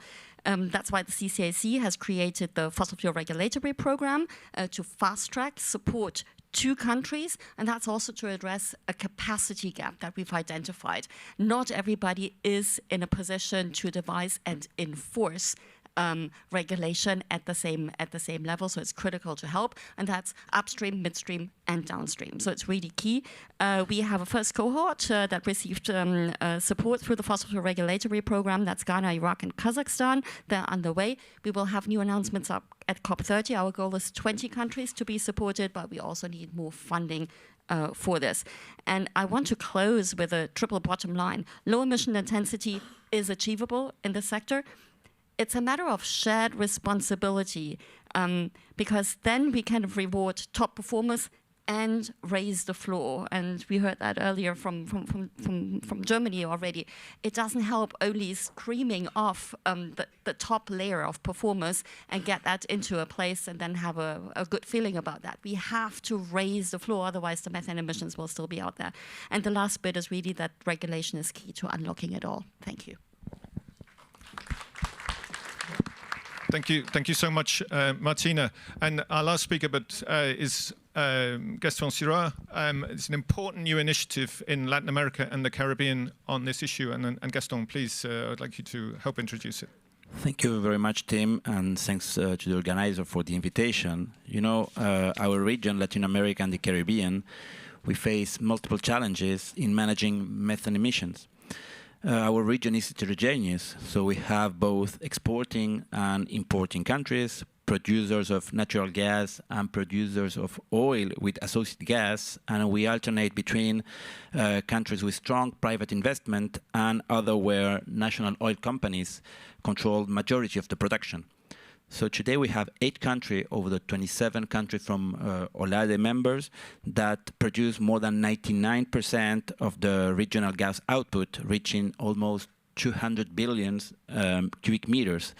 So since 2023, the observatory has made constant progress, and we have established a strategic partnership with a lot of players that are here around the table. We have identified major gaps in measuring and reporting the national inventories and assessing their maturity. And we have confirmed that only 25% of those countries, they had their own emission factor, and barely 10% of them disaggregate them by technology. So this also reflects the reality of our region. And in September of this year, so last month, after more than 15 months of work, and thanks to a technical cooperation, we have published the first version of a roadmap for a low-emission natural gas certification standard. And this opens toward international standards. So we have developments such as Mars that allowed us to respond quickly to an event of methane leak. And we also have voluntary initiatives like OGMP 2.0 that enable transparent emissions reporting and provide a solid technical reference and prepare producer for the future regulation, such as the UAE methane regulation, which from 2027 will require independent verification for the import of natural gas. So that's why it's important to redouble effort in regulation and certification. Martina just mentioned it, so we are fully aligned on these objectives. So from OMLAC, we will continue working in this direction with countries, with companies, in order to harmonize regulation, which is key, and to promote energy interconnection and to produce low-emission natural gas. So I hope that this forum will help us to achieve this objective, and thank you very much for the time. Well, thank you so much, Gaston, and thanks very much to all of our speakers. I think I'm just about to be cut off, so I won't linger on the microphone, but just to say one of the very clear points that's come throughout this session is that we do know how to do this. And so hopefully when we next convene, we will be able to point to verified, demonstrable reductions in emissions, not just in the best performers, but all around the world. Thank you so much.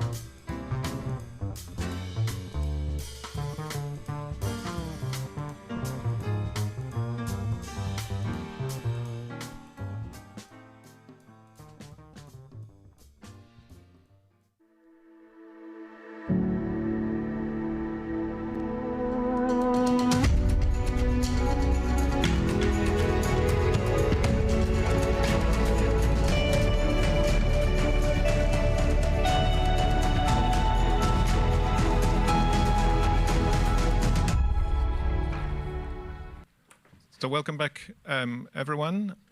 My name is Tim Gould. I'm the Chief Energy Economist of the International Energy Agency, and I have the great honor to facilitate this discussion on coal transitions.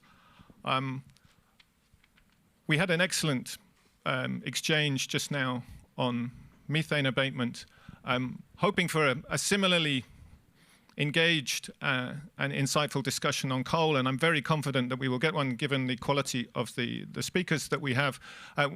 As with the previous session, we have quite a number of speakers, so I would really encourage everyone to keep the discipline when it comes to the timing.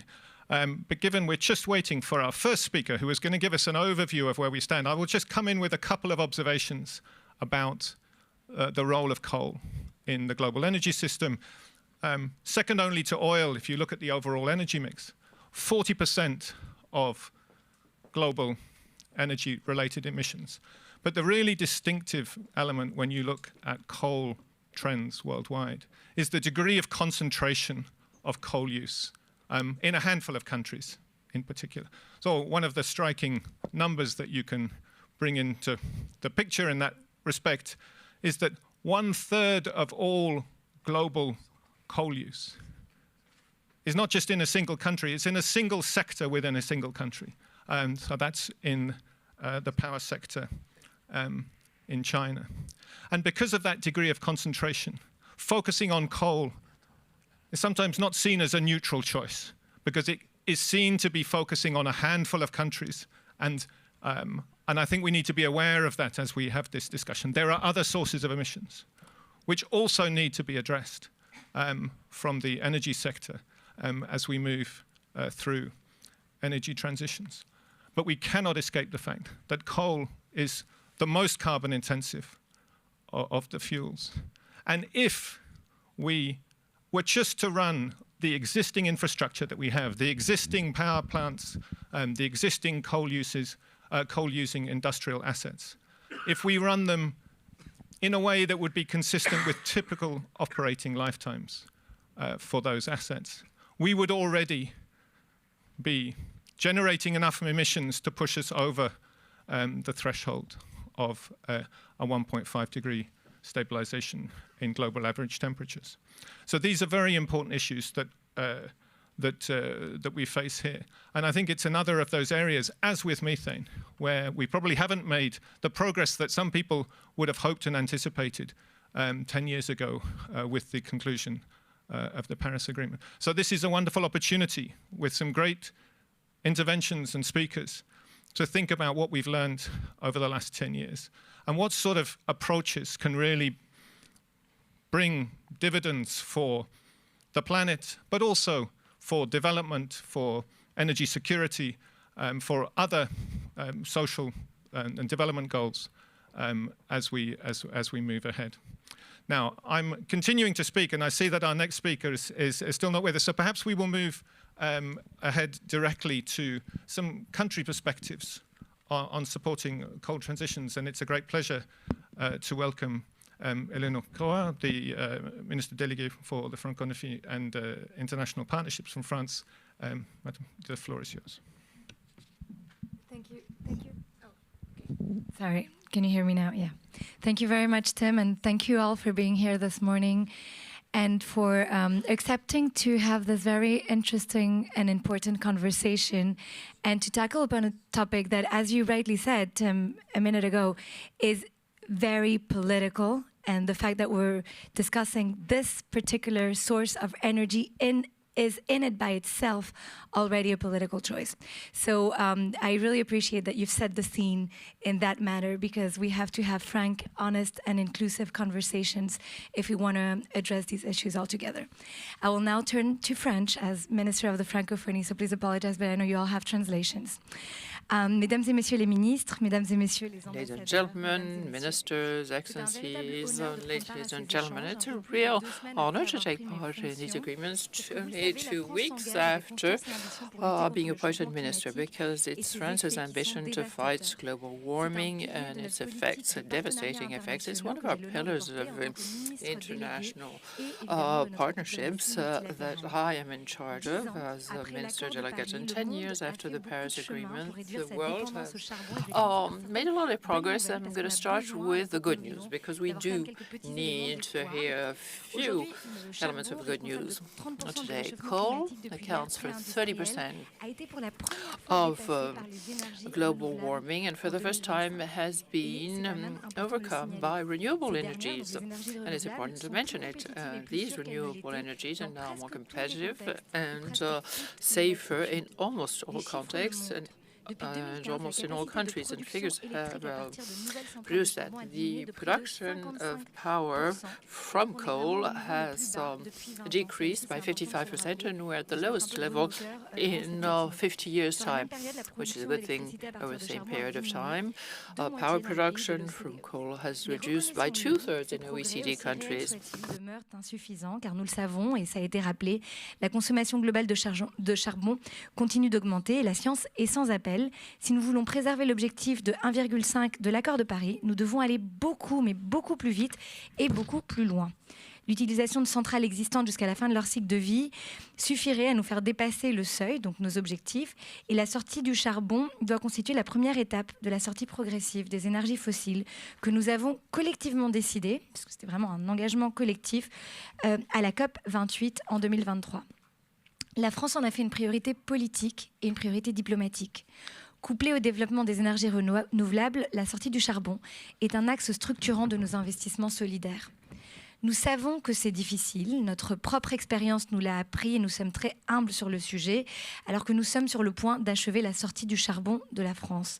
C'est le cas dans les pays de développement confrontés à un triple défi: répondre à une demande énergétique croissante, améliorer l'accès à l'énergie et minimiser l'impact des transitions pour les communautés qui sont dépendantes au charbon.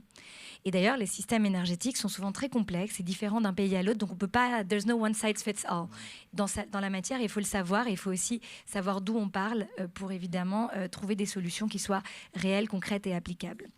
C'est pour cette raison que la France a lancé le Coal Transition Accelerator à la COP 28 pour identifier les solutions concrètes et adaptées justement à ces contextes différents. Et cette coalition s'inscrit dans l'esprit du pacte pour la prospérité, les peuples et la planète, le fameux agenda 4P, qui porte une conviction très simple, mais que j'aimerais rappeler ici devant vous, c'est que aucun pays ne devrait choisir entre la lutte contre la pauvreté et la lutte contre le changement climatique. Et ça doit être véritablement notre boussole dans toutes les actions que nous entreprenons, et en particulier lorsque nous parlons de sortir du charbon. Nous sommes donc fiers de coprésider cette initiative avec l'Indonésie. Depuis 2 ans, cette initiative rassemble l'ensemble des acteurs pertinents pour accélérer le développement de projets de retrait anticipé des centrales à charbon, que ce soit les gouvernements, les banques multilatérales de développement, les institutions financières, mais aussi les philanthropies, le secteur privé. Et nous allons publier de nouveaux rapports à la COP 30, dont les conclusions sont claires. Pas de spoiler, mais je vous le dis quand même déjà. Des solutions existent, elles sont concrètes, réalistes, et elles commencent d'ailleurs déjà à être mises en œuvre, que ce soit en Asie du Sud-Est, mais aussi en Amérique du Sud. Nous devons évidemment accélérer leur développement au niveau de l'échelle, scale it up, et nous sommes prêts à travailler avec tous les pays et tous les acteurs qui continuent de souhaiter avancer sur ce chemin. Avec ses partenaires, la France agit déjà sur le terrain, en particulier à travers les partenariats pour une transition énergétique juste que nous avons noués avec l'Afrique du Sud, l'Indonésie, encore vous, monsieur, le Vietnam et le Sénégal. La France est engagée à hauteur de 2,5 milliards d'euros, et notre soutien, aux côtés de celui qui est apporté par d'autres bailleurs, produit déjà des résultats concrets. Je vais vous donner que certains exemples. Au Sénégal et au Vietnam, des projets de centrales solaires et hydroélectriques seront par exemple en marche très prochainement afin de contribuer aux objectifs de développement des renouvelables définis dans les cadres de justement ces coopérations. N'oublions pas la dimension juste de la transition, car encore une fois, il ne faut surtout pas opposer développement économique et climat. Et je vous le disais, ça doit être notre boussole. En Afrique du Sud, nous soutenons ainsi la diversification économique et l'accès à l'électricité dans les régions historiquement dépendantes au charbon, afin que la transition énergétique s'accompagne de la résorption des inégalités. Notre action ne se limite évidemment pas à l'Afrique du Sud, au Vietnam, à l'Indonésie et au Sénégal. So, of course, this is not for Colombia. We're talking about South America and Latin America. In the room, it's very important for me. The first power plant, solar power plant, was inaugurated in 2024 with the support of a French development agency, and provides power to 130,000 users, and then reduces by thousands of tons the emissions. So our policy based on a partnership or several partnerships in a coalition is our motto in France. We want to act collectively, drawing our inspiration from different experiences, and we want to develop innovative solutions to speed up our transition. That's the whole point of our discussions today. Exiting coal does not mean only reducing emissions, but it's a good opportunity for our economies and for the good health of our people and for a fair climate transition. So more than ever before, it's a political choice, and it's a choice for our civilizations. So, ladies and gentlemen, France is going to continue carrying or heralding this idea, and in particular the upcoming COP30 in Belém, Brazil. And wherever an energy transition needs to be just accelerated, and we do not have any choice, and we cannot go back. So we cannot wait anymore, and we need to act more than ever before, and act together. Thank you for your attention. Thank you so much, Madam Minister. I think you've laid out some of the themes, some of the key points that I'm sure we'll pick up in the discussion. I'd like to pass the floor now to Ruth Davis, the Special Representative for Nature from the United Kingdom, a country which has real, also practical experience of the transition away from coal. And Dame Davis, you have the floor. Thank you very much. Very nice to be here in this second roundtable. I must say, it's really excellent that the forum has chosen this way of approaching things to really tackle some of the difficult and most gnarly issues on the table. I really appreciate the way that that's been done. Thank you very much for that. I'm here as the UK's nature envoy, which might be slightly strange when we're having a conversation about coal, but I should probably remind myself that I actually spent in a previous part of my life many years campaigning and working on issues around the coal phase out in the UK. And if I reflect a little on that before telling you some of the things that the UK is hoping that we might secure from the conversation at COP30, I think what I personally learned from that is that this is necessary, is possible, but it's very difficult, and it involves a complex set of challenges that are some part of them are technical. Some part of them are about the political economy, some part of them are simply about politics. And for no country is this an easy process, and we shouldn't imagine it is. And whilst we continue to work with our colleagues and our friends and our partners around the world to support the transition from coal, because we're so convinced that it is both necessary and possible, it is so clear that the only way in which it is feasible to have those conversations is based on a deep understanding of the challenges faced by individual countries as they attempt to move forward in this transition. And I think you highlighted that. My colleague from France also highlighted that. So I just want to reinforce that this is a difficult, challenging thing, and we want to be there alongside and supporting our partners in every effort that they make in this area. This is clearly why the UK has, along with many parts of the international community, focused on coal as a critical issue since the signing of the Paris Agreement, and it's why we have co-led the Powering Past Coal Alliance with Canada since 2017. The baseline, the scientific baseline, is that we know that further action to phase out coal power is one of the most critical steps that can be taken to implement the global stocktake and to keep 1.5 in reach. We can't do that without action on coal. We finally closed our last coal power plant last year. It's also true that since 2015, the global pipeline of new coal power plants has significantly reduced. So I think we shouldn't look around ourselves in despair. There has been a really concerted effort, and that does mark a major step forward in the transition away from coal. As colleagues have said, it is also the case that renewables now generate energy at historically low cost. So the alternatives are there. They're becoming more viable at a technical and economic level, with every every year that goes past, and indeed some cases in every month that goes past. And over 3/4 of coal power plants in the OECD now have a Paris-aligned phase-out date.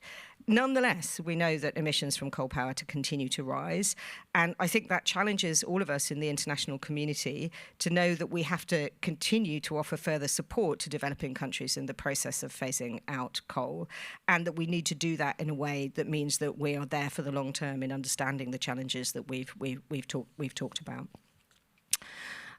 The Powering Past Coal Alliance has welcomed 17 new members since COP28, alongside over 25 countries that are committed to no new coal in the same period. And this is really leading to efforts to overcome the coal transition obstacles, which are so kind of a vital part of the conversation we're having today. We're excited that the Powering Past Coal Alliance response to the call for action from the COP30 presidency could include action from a wider range of partners and countries, and we hope will include launching a solutions bank to bring together the kind of best practice that we've been talking about around the world, with an action plan at COP that will specifically aim to bring together advanced and emerging economies so that we can learn from each other's experience and build that very strong sense of inclusion and solidarity, which is essential to be able to drive this forward. This we're doing alongside the very important work of France and Indonesia in the co-chaired Coal Transition Commission, and we very much look forward to continuing our work with both of those countries as we go forward. We think we are really beginning to build a very strong ecosystem for collaboration that can accelerate clean energy transitions and will enhance security across the world. But it is a reminder that we're in a situation where we have to be able to find solutions for the transition from coal that are part of a sustainable development plan that works for people rather than seen as being in opposition to it. And we will continue to make every effort for that to be the heart of the story that we work on and tell with others. Many thanks.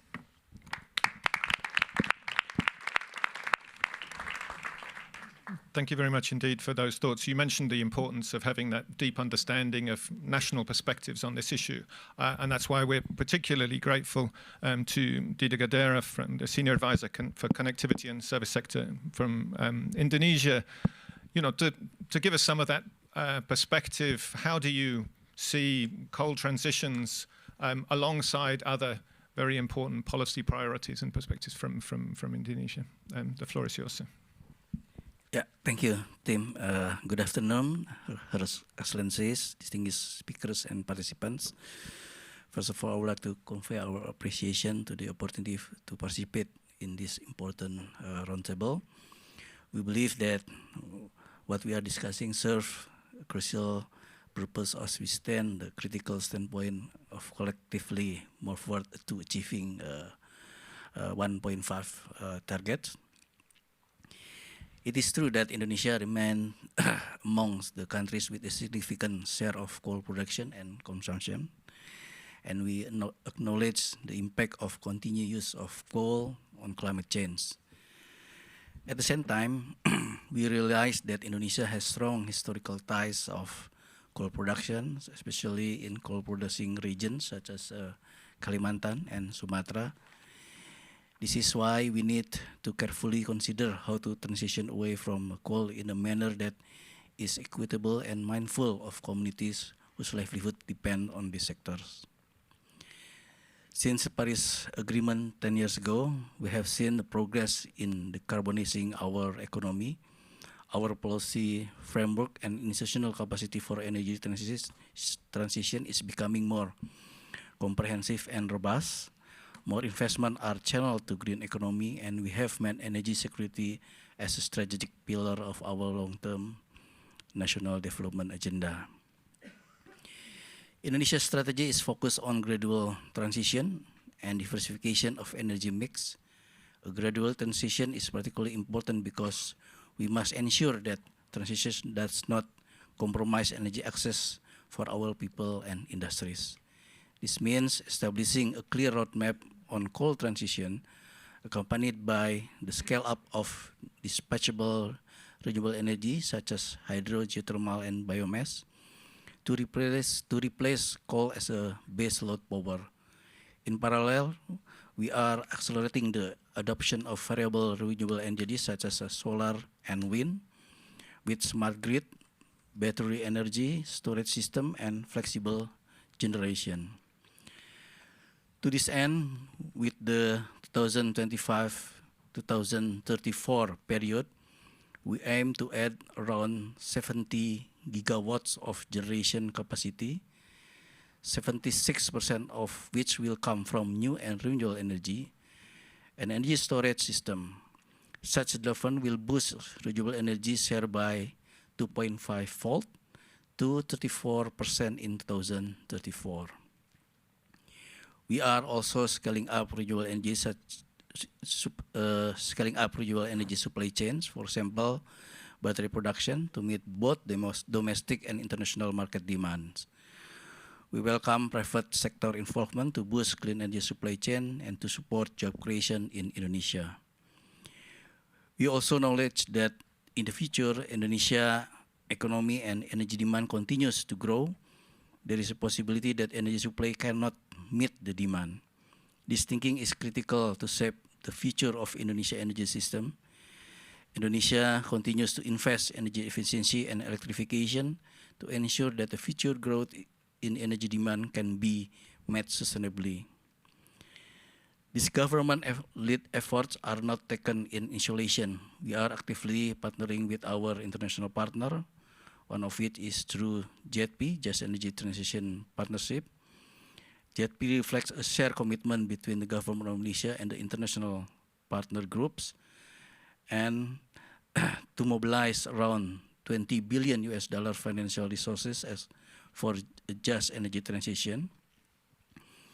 To date, $3 billion has been approved for the implementation.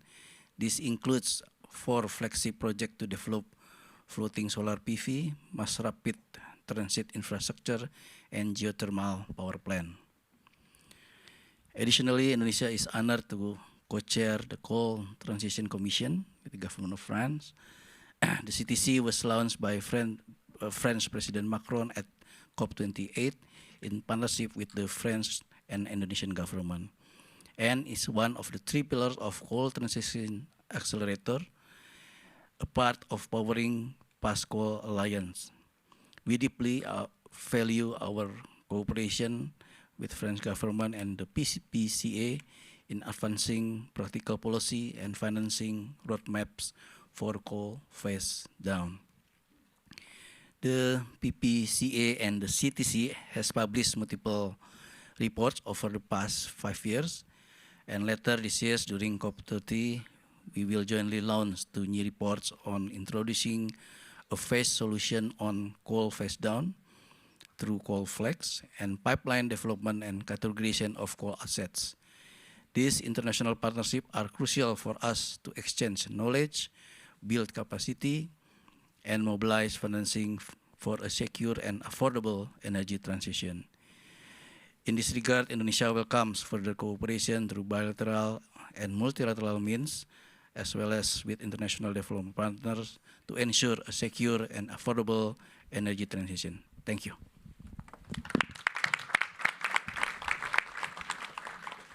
Thank you very much, Mr. Gede.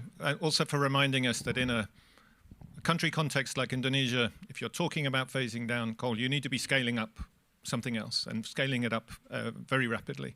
And I think that's something that we will certainly return to. We're going to circle back now to a sense of where we are 10 years on from the Paris Agreement. I'm going to turn to Hefe Schücking, who's the Executive Director of Ecological, to talk us through some aspects of the landscape for coal transitions today. Yeah, thank you very much. So Urgewald's specialty is data, and our most popular database is the Global Coal Exit List, the GCEL as we call it. And it covers over 1,500 companies operating along the thermal coal value chain, and is used by hundreds of financial institutions today, as well as many European regulatory and supervisory authorities. So starting from the data, if we look back 10 years, December 2015, we see that the world's coal plant fleet has actually grown by 247 gigawatts since then. And just to put that into perspective, that's basically the equivalent of India's currently operating coal plant fleet. And according to companies' announcements, there are still 680 gigawatts that companies on our database would like to build. To accelerate the phase out of coal, we need to stop building new coal. It's very simple. This is an important part of the equation. And of course, we also need to significantly increase the number, or ramp up the number of coal plants being retired. In case you're wondering how much coal-fired capacity was retired last year, it was 27 gigawatt worldwide. To phase coal out of global electricity systems by 2040, we would have to be actually retiring around 140 gigawatt each year. But even the retirement will not necessarily solve our emissions problem, because what we see is that in places where coal plants are being retired, they're very often being replaced with fossil gas. And depending on where that gas is coming from and how much methane is leaked along the way, gas-fired power can be just as emissions heavy as coal plants. So I think we would do ourselves a big favor if we were actually not just talking about the retirement of coal, but if we were talking about the replacement of coal with renewables. That would save us a long fossil detour. The other point that I want to make is that, I mean, we're focusing here on coal power, but coal isn't just burned in power plants. 13% of global coal production is actually used for steel making. And I mean, the technology is there to produce coal-free steel, but most steel companies are still dragging their feet when it comes to a transformation. The other really worrying trend that we see in the new edition of our database that actually just came out last week is that there's an increasing build out of coal to chemical facilities. And here coal is typically, it's converted to gas and then turned into various products like urea, ammonia, olefins, methanol, and this is basically the absolute worst thing you can do with coal. This is worse than burning it in a coal power plant. It generates more greenhouse gas emissions, many more. The other thing about these industries, the coal to chemicals industry, is that it's being subsidized and it's really being pushed heavily in certain countries, especially China, India, and Indonesia. And it's it's exempted from the national decarbonization goals in these countries, and it's really being subsidized. I mean, the Indian government, for example, for the sale of new coal mining blocks in the country, there's a 50% subsidy if you promise to gasify at least 10% of the extracted coal. I mean, this is really worrying. This is like a completely new use case coming up.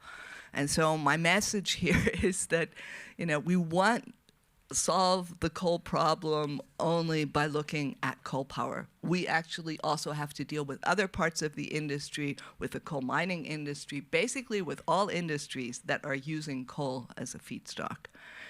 And my last point is, it's probably obvious, but I do think we have to remind ourselves that all of the coal power infrastructure we are now desperately trying to retire, it was financed by someone. And all of the companies that still plan to develop new coal mines, new coal power plants, new other new coal assets, they are backed by banks, insurers, and investors. And if I think about what really, I mean, there was a lot of reporting on the breakdown of the net zero of most, not all, the net zero alliances in the financial sector. The net zero banking alliance especially. And if I think about it, the reason that these alliances broke down, this was not just because of the advent of the Trump administration in the US. This was also because there are two camps in the finance industry. On the one side, you have financial institutions that seriously understand that continued investment in coal is undermining their entire portfolio and is really destroying our long-term chances for a stable economy, a stable financial system, a stable life on this planet. On the other side, you have financial institutions, just to name some, Bank of America, for example, or Deutsche Bank, that have increased their financing for the coal industry by over 80% since the Glasgow COP. These are two camps. And the question I want to sort of pose for people from the finance industry who might be here is, if you're a financial institutions, and many exist that are now, they've made commitments not to finance companies developing new coal plants. They've made commitments to phase coal out of their portfolio by 2030 and 2040, depending on OECD countries and rest of world. They've made commitments to, they're maybe already excluding, you have many asset owners who are excluding investments in the coal industry. If companies have over 5% coal share of revenue, 10% coal share of revenue, my question is, should those financial institutions actually still be buying bonds of banks like Deutsche Bank, Bank of America, JP Morgan Chase, that are the key arrangers of finance that is still flowing in this direction? And my last sort of thing that I want to point out, the other question is the regulators. This is where something could really happen. If regulators started to act and not just monitor financial flows that really are undermining our chances to stay anywhere near close to 1.5, because as long as finance keeps flowing, temperatures are going to keep rising. Thank you.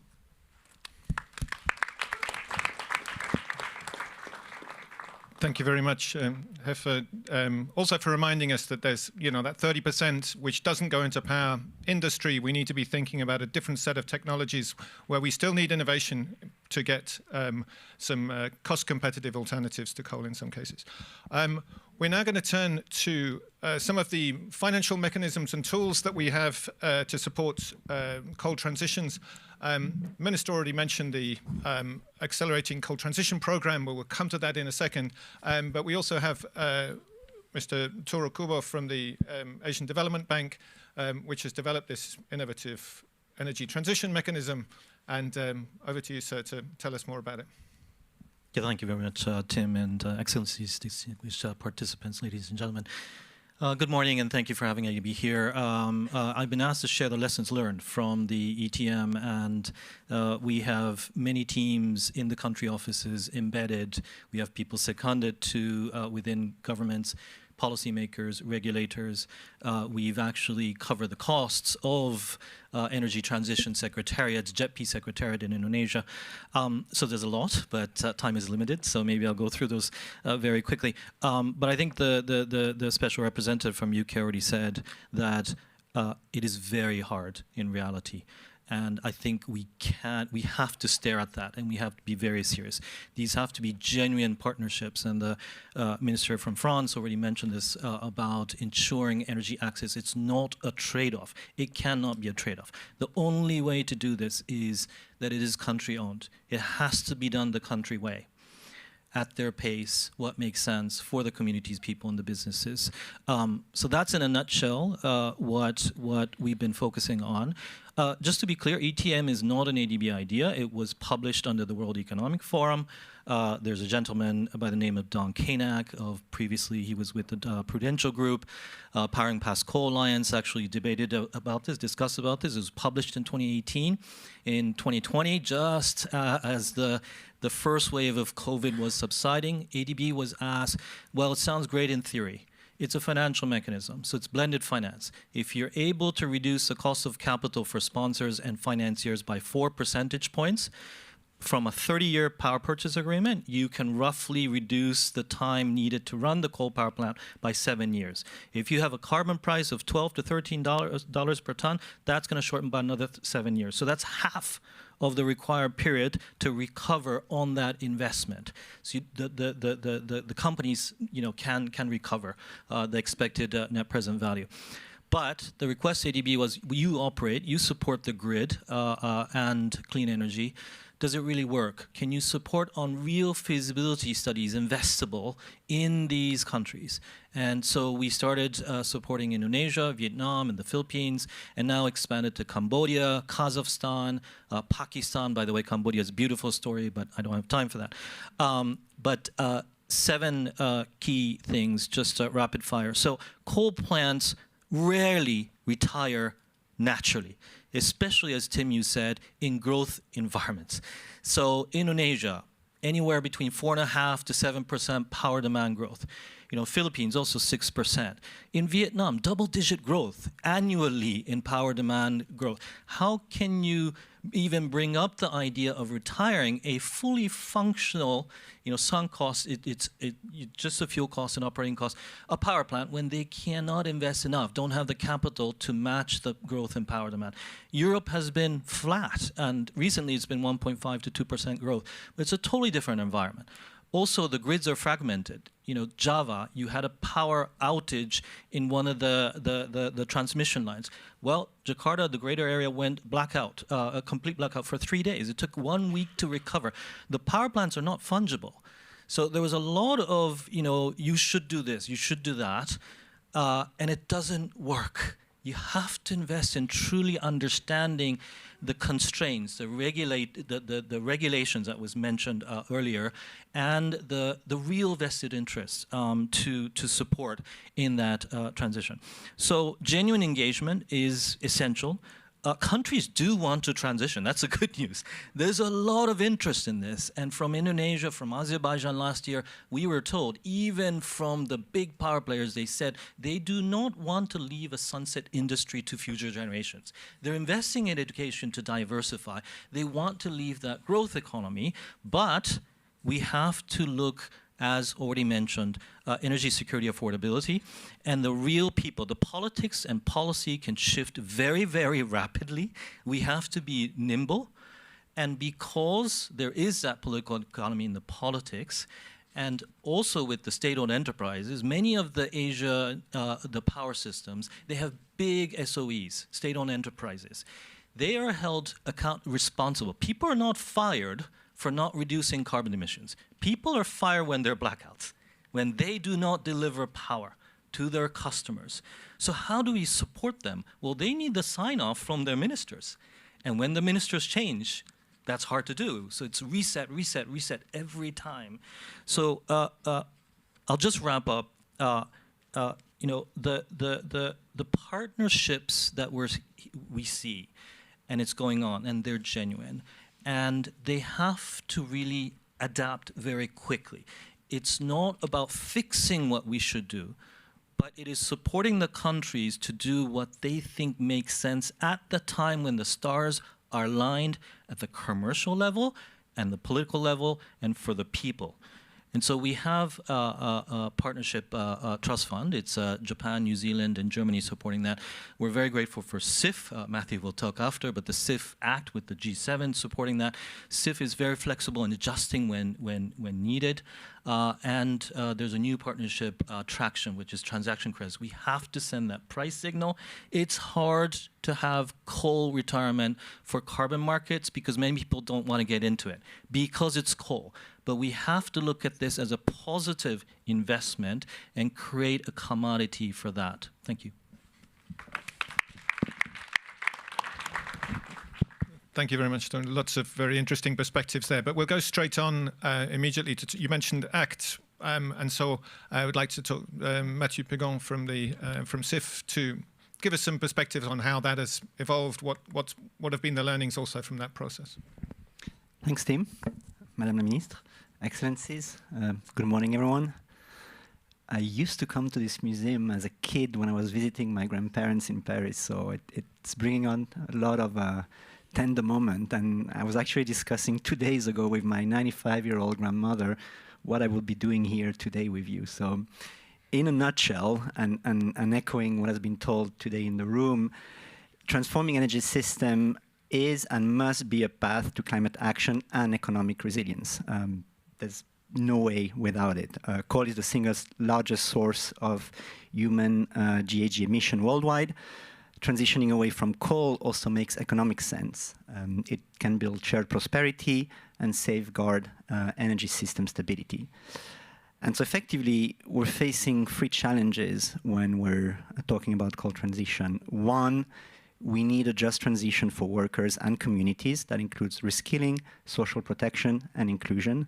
Two, we need policy reform that create an enabling environment to effect the closure of those plants, but also to support replacement energy generation. And three, we need infrastructure transformation, scale up renewable energy generation, financing, grid optimization, and ultimately shut down those coal-fired plants. For those who don't know us, CIF is a multilateral climate fund of $13 billion US. It's funded primarily by countries' government, including France and the UK. For every CIF dollar that we invest in project, we receive $10 of co-financing. And we've been quite successful in the past 17 years in effecting the transition towards renewable energy. And nowadays, we're sort of tackling the next frontier, whether it's coal phase out, but also industry decarbonization, as you've been mentioning. In 2017, with the Inter-American Development Bank, we piloted a very interesting transaction which combined the financing of renewable energy generation and a carbon credit support scheme to shut down 2 power plants. In 2022, those 2 power plants were closed. So it is doable, it is achievable. We mentioned ACT in 2021 at COP26. The CIF launched a $1.6 billion program to support accelerating coal transition. To date, we're supporting 5 countries, the Dominican Republic, Indonesia, North Macedonia, Philippines, and South Africa. We're working on 2 plans with the Asian Development Bank. And we were highly supported in those efforts by PPCA. We're targeting 10 billion of co-financing, over 6 gigawatt of coal capacity retired or repurposed, and reducing 200 million metric tons of GHG emission. And we also included a dedicated people and community pillars to support just transition effort. Now, lessons about those first movers. First and foremost, we need to front load the social inclusion, reskilling, and job component. It's been mentioned that it's an extremely challenging political economy to effect those changes. And if you don't start with what ultimately there is a need for some sort of central coordination body within the government that we work with in order to align different ministries' perspective and ultimately take decisions which sometimes have to be difficult decisions. Ensuring energy security is paramount. Paolo already touched on that. And this not only includes investing in clean energy replacement, but also optimizing grid. And we've seen that in countries that have been on the forefront of the energy transition. It's not just about energy capacity, it's also about optimization of the grid. And finally, the monetization of coal plant closure through innovative mechanisms such as carbon credit, they do improve the economics of the trade, and they might be just enough to reach that tipping point and make the transition sustainable, and also be used as a source of funding to fund social inclusion. In terms of next steps, over the course of this year, our board have taken a couple of decisions. The first one is that we're increasing the flexibility of existing and future investment plans so that up to 40% of the resources we're providing can be used to recalibrate investment pipeline, and that includes electricity grid optimization and coal transition credit. And we've couple of weeks ago began looking at carbon credit methodologies with the Asian Development Bank in the midst of our Philippine investment plan.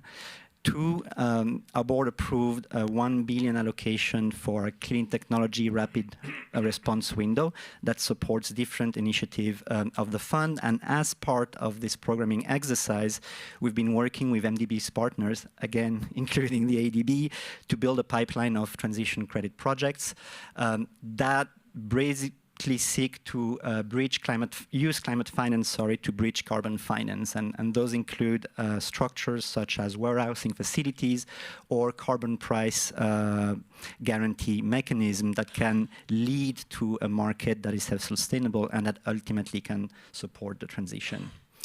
And so to wrap up, done equitably, transforming energy system can drive prosperity for everyone, where everyone can access the benefit of climate finance. Thank you. Thank you very much indeed, Mathieu. We have a sort of concluding block of 4 speakers who are going to take different perspectives on the issues that have been raised. And the first of those is Susanti Sosaurus, who's Executive Director of a climate foundation in Indonesia.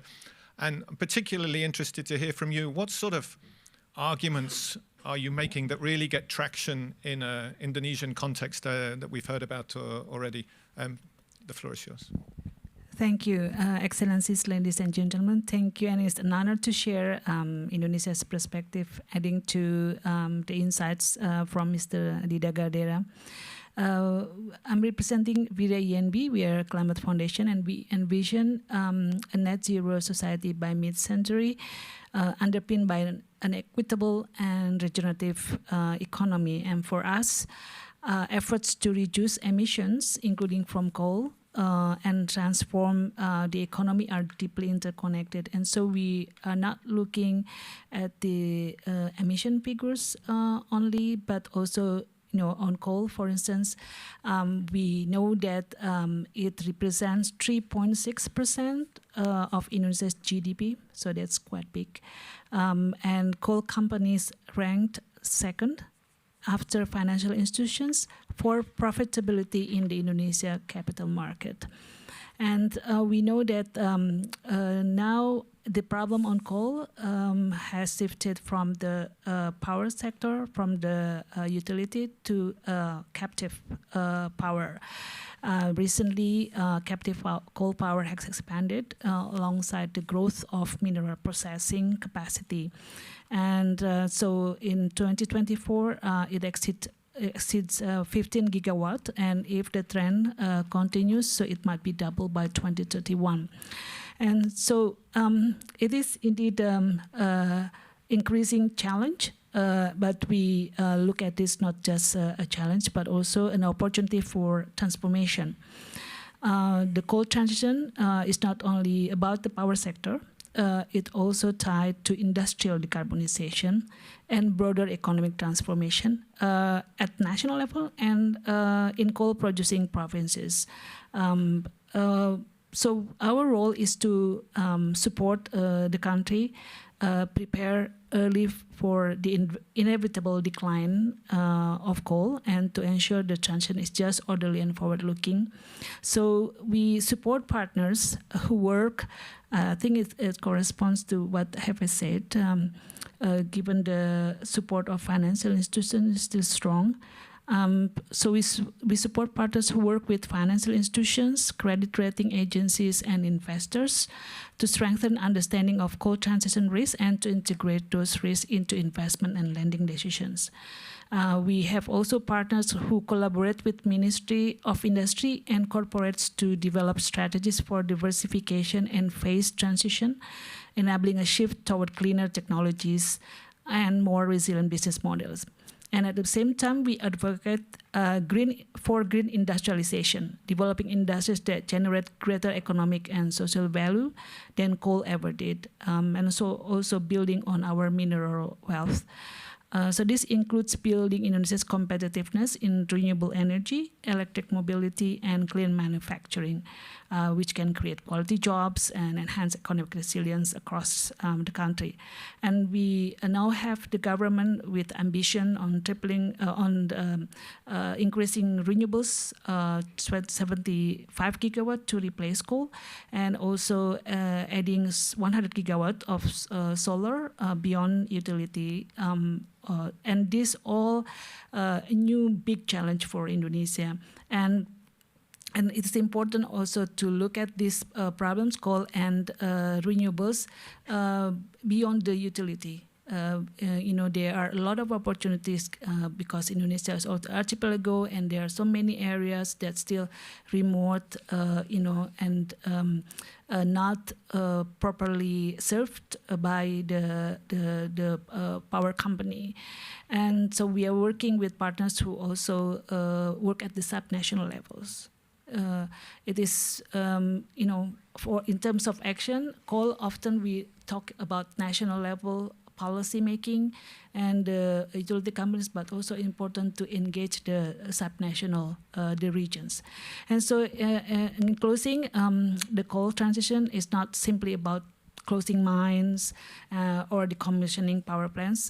For us, it's also opening new possibilities and transforming risk into opportunity, and ensuring that the next decades we will have a stronger, fairer, low carbon economy that works for everyone. Thank you.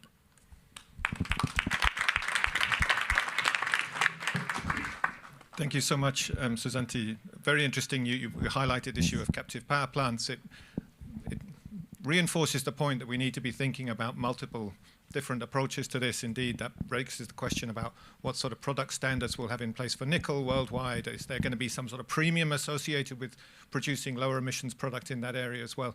But we move on to Julia Skorupska. We've heard plenty about the PPCA. And you've heard the intervention so far. So what, from your perspective, how do you perceive the ingredients of a successful coal transition 10 years on from Paris? Yeah, sure. So we've already heard a lot about how accelerating the transition is vital for the climate, vital for sustainable development, but also incredibly hard. It involves rewiring kind of substantial sectors of the economy and society.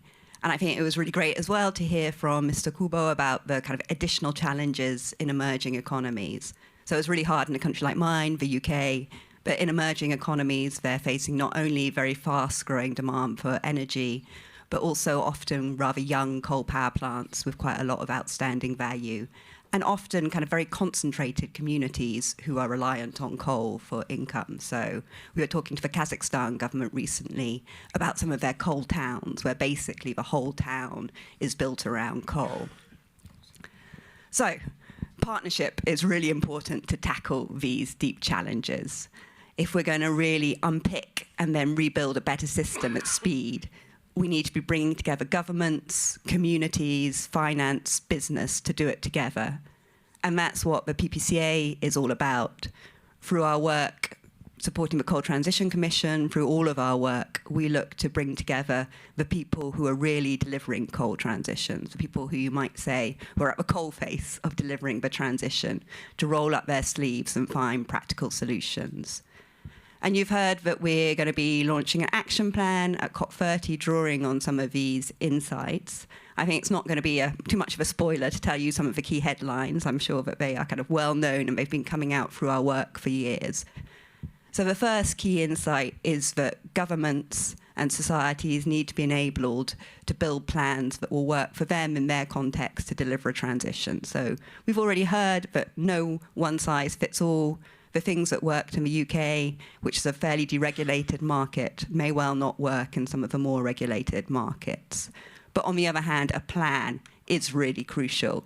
It's having a plan and a sense of direction that gives the certainty to communities, to investors, to business, to mobilize. The second key insight is that investment in the transition is really important. So again, we've heard already today that responsibly retiring or repurposing a coal power plant has real costs. And totally agree with Heifer that we should be working hard to stop banks from investing in building out new coal. But I think at the same time, we also need to be working to really encourage people to invest in the transition and building a system which allows responsible actors, rather than to divest, to drive positive change. And then the third key insight, again, that we've heard already today, is that we really need to be coming together to build a pipeline of coal to clean projects. So not just getting rid of coal projects, but replacing coal with renewables and clean energy sources. So, I mean, again, we heard from Heifer today that we're not on track. Nearly, we need to speed up 4 times to get on track for a 1.5 aligned pathway of retirements. But we've heard as well that some of the models, so it's great to hear about the work that CIF has done in Latin America to build models for how we do this in ways which benefit communities and which kind of accelerate retirement. So one of our big focuses will be how can we work together to start to scale up some of these models where solutions exist, but also to find solutions in the places where we don't quite have them yet. So to conclude, I mean, I think that we all know that it's really challenging to deliver this transition, that there will be real benefits from doing it, that the solutions are starting to emerge. And I think the key message from me is we see around the table here, through the members of the PPCA and through other initiatives, there is a team which is mobilized, a team with a real depth of experience and expertise that really wants to work together to drive action in this space.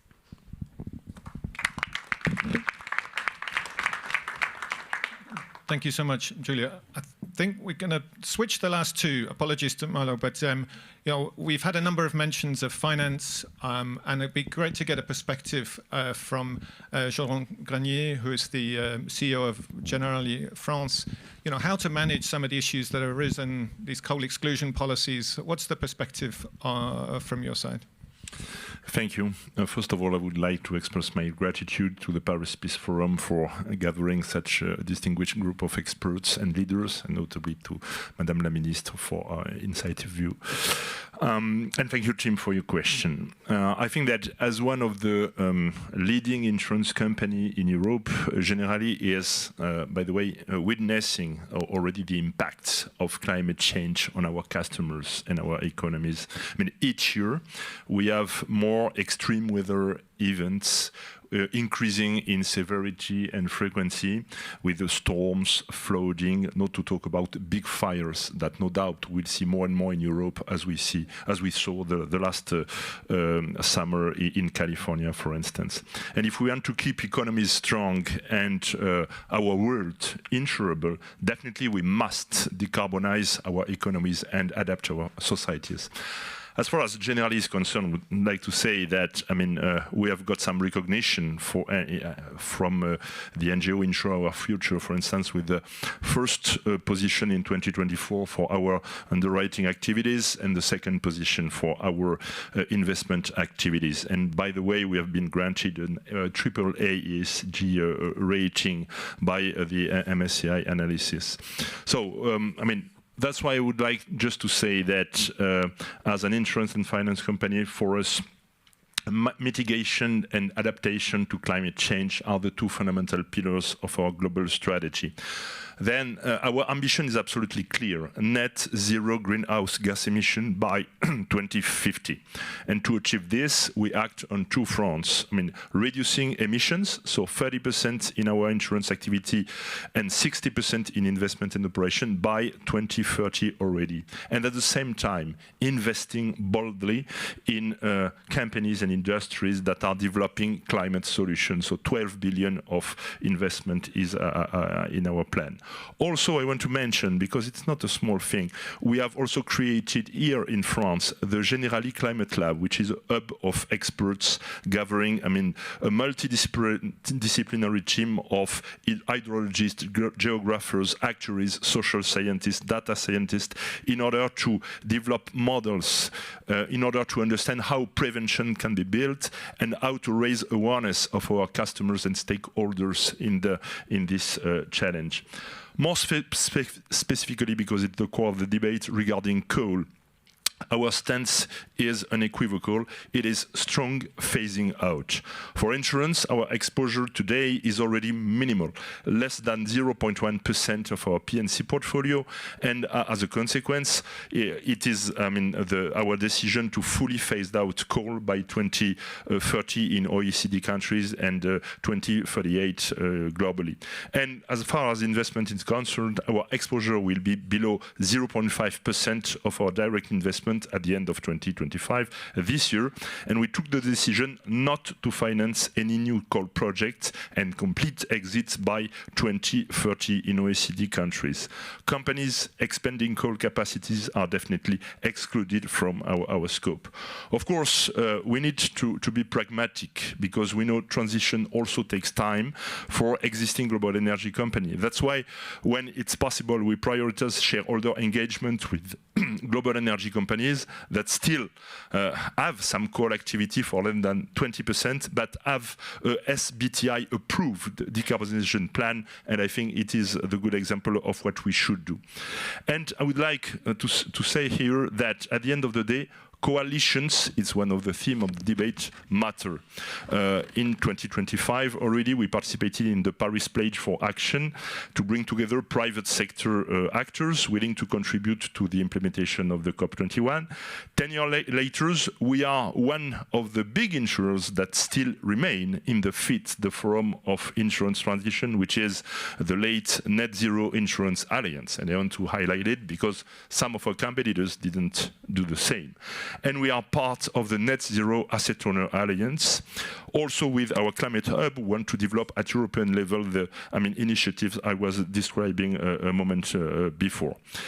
I want also to highlight that all this theme, consistency matters. A global energy policy is not always about finance, which is only one piece. And I cannot forget that here in France, due to political decision and the closure of Fessenheim nuclear plant, we have been obliged for shortage in energy supply to reopen the Centrale de Saint-Avold, the coal plant, a couple of years ago, which is definitely a pity. So in a conclusion, as an insurer, our mission is clear. We have to enable a green and just transition. Generally, we'll remain consistent with our commitment, and my role personally is to make sure that we deliver on our promises.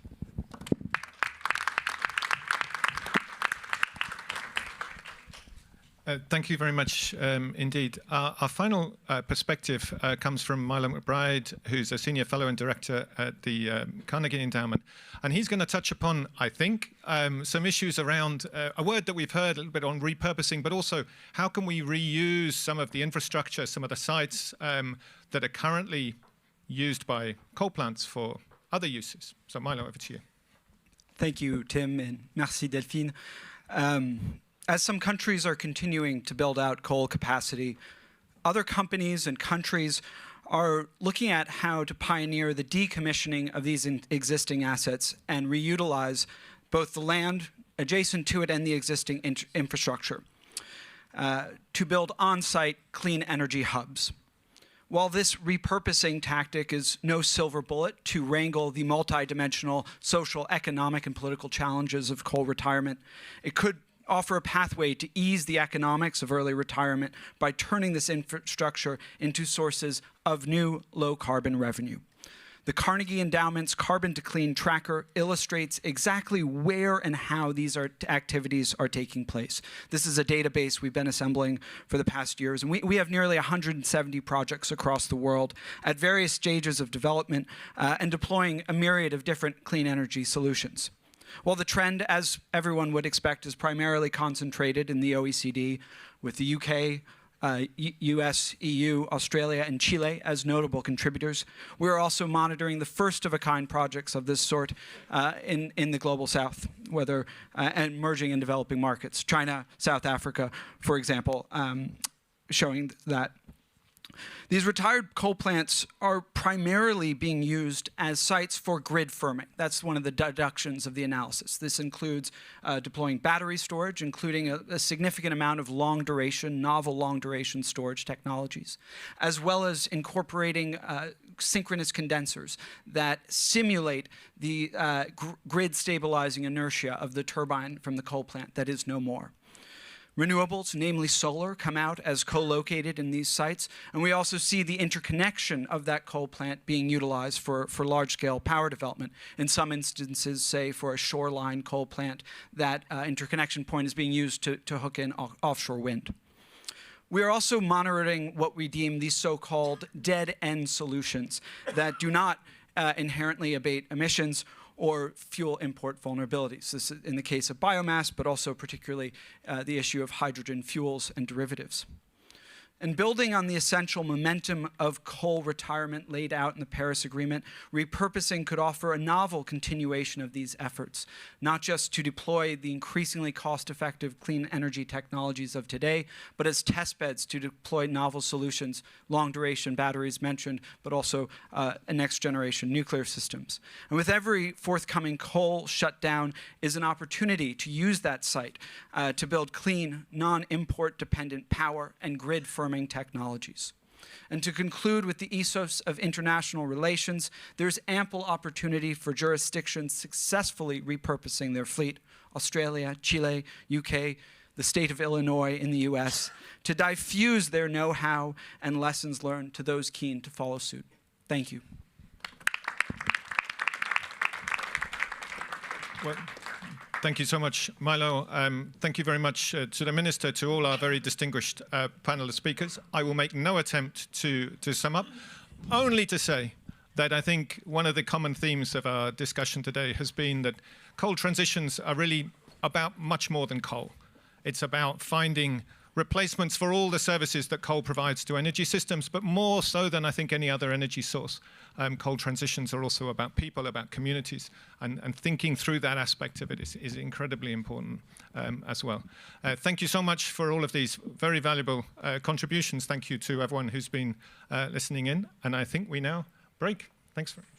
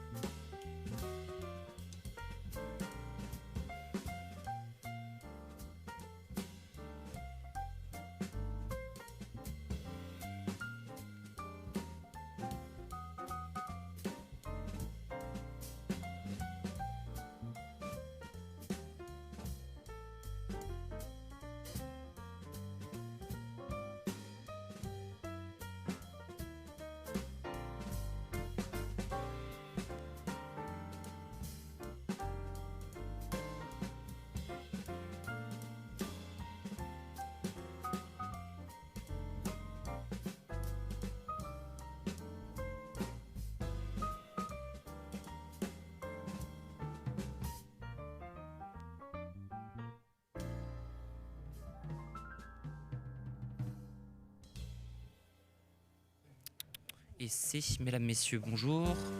Ceci est un test de sonorisation. Et C et A. Ouais, c'est correct.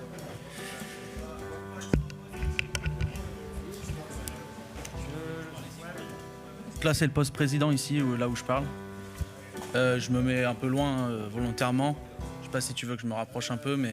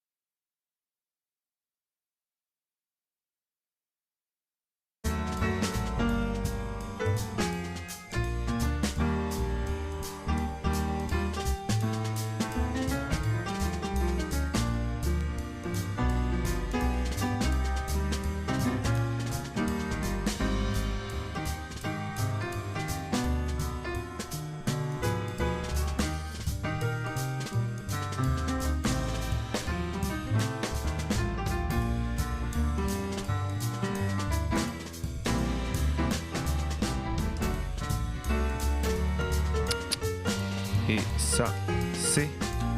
Et c'est. Ya. Est-ce que tu me reçois dans ton rec? C'est bon, le feu en part bien, c'est merveilleux.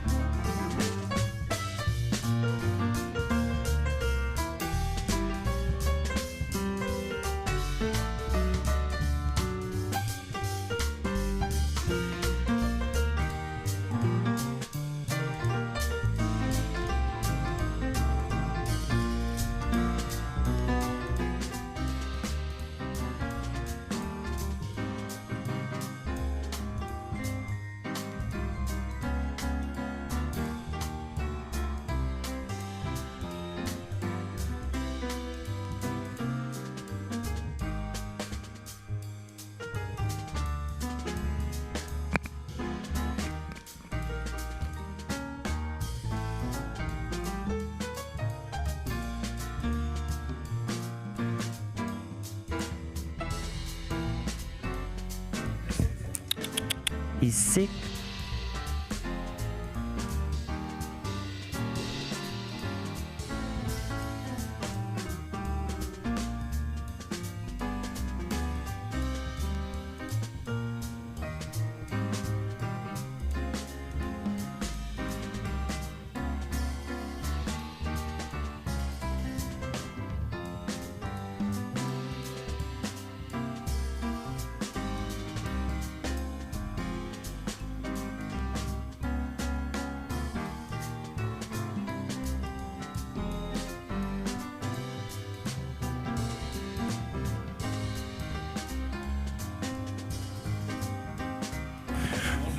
Je parle dans le micro, est-ce que vous m'entendez? Ça dans la diff, est-ce que au nodal, vous me recevez? Je continue. Ah. Est-ce que vous me recevez? Ici. Que le nodal, est-ce que M. Mourdon m'entend? Ici. Dans son joli bureau face Tour Eiffel. Ici. Que Ici. Je continue à parler encore. Ah. Ici.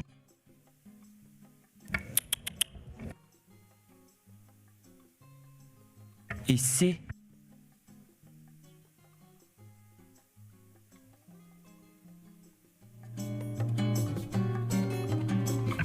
Ici. Deuxième test micro. Ici. Avec un deuxième micro sur la table. Est-ce que le nodal m'entend?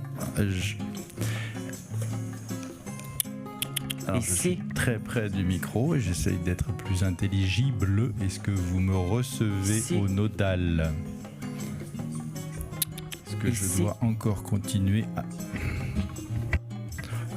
Encore un autre?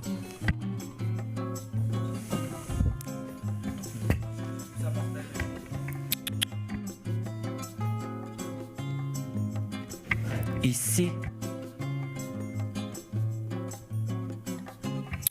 Ici.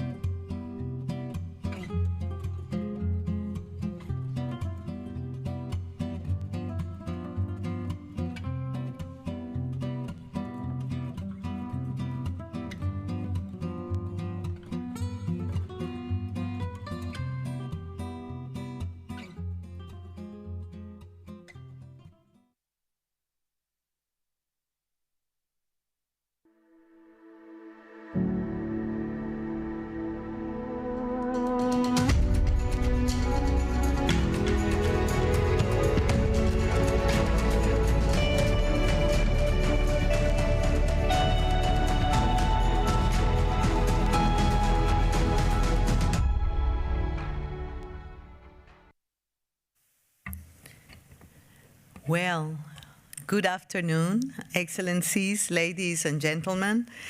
My name is Maria Fernanda Espinosa. I will be moderating this roundtable.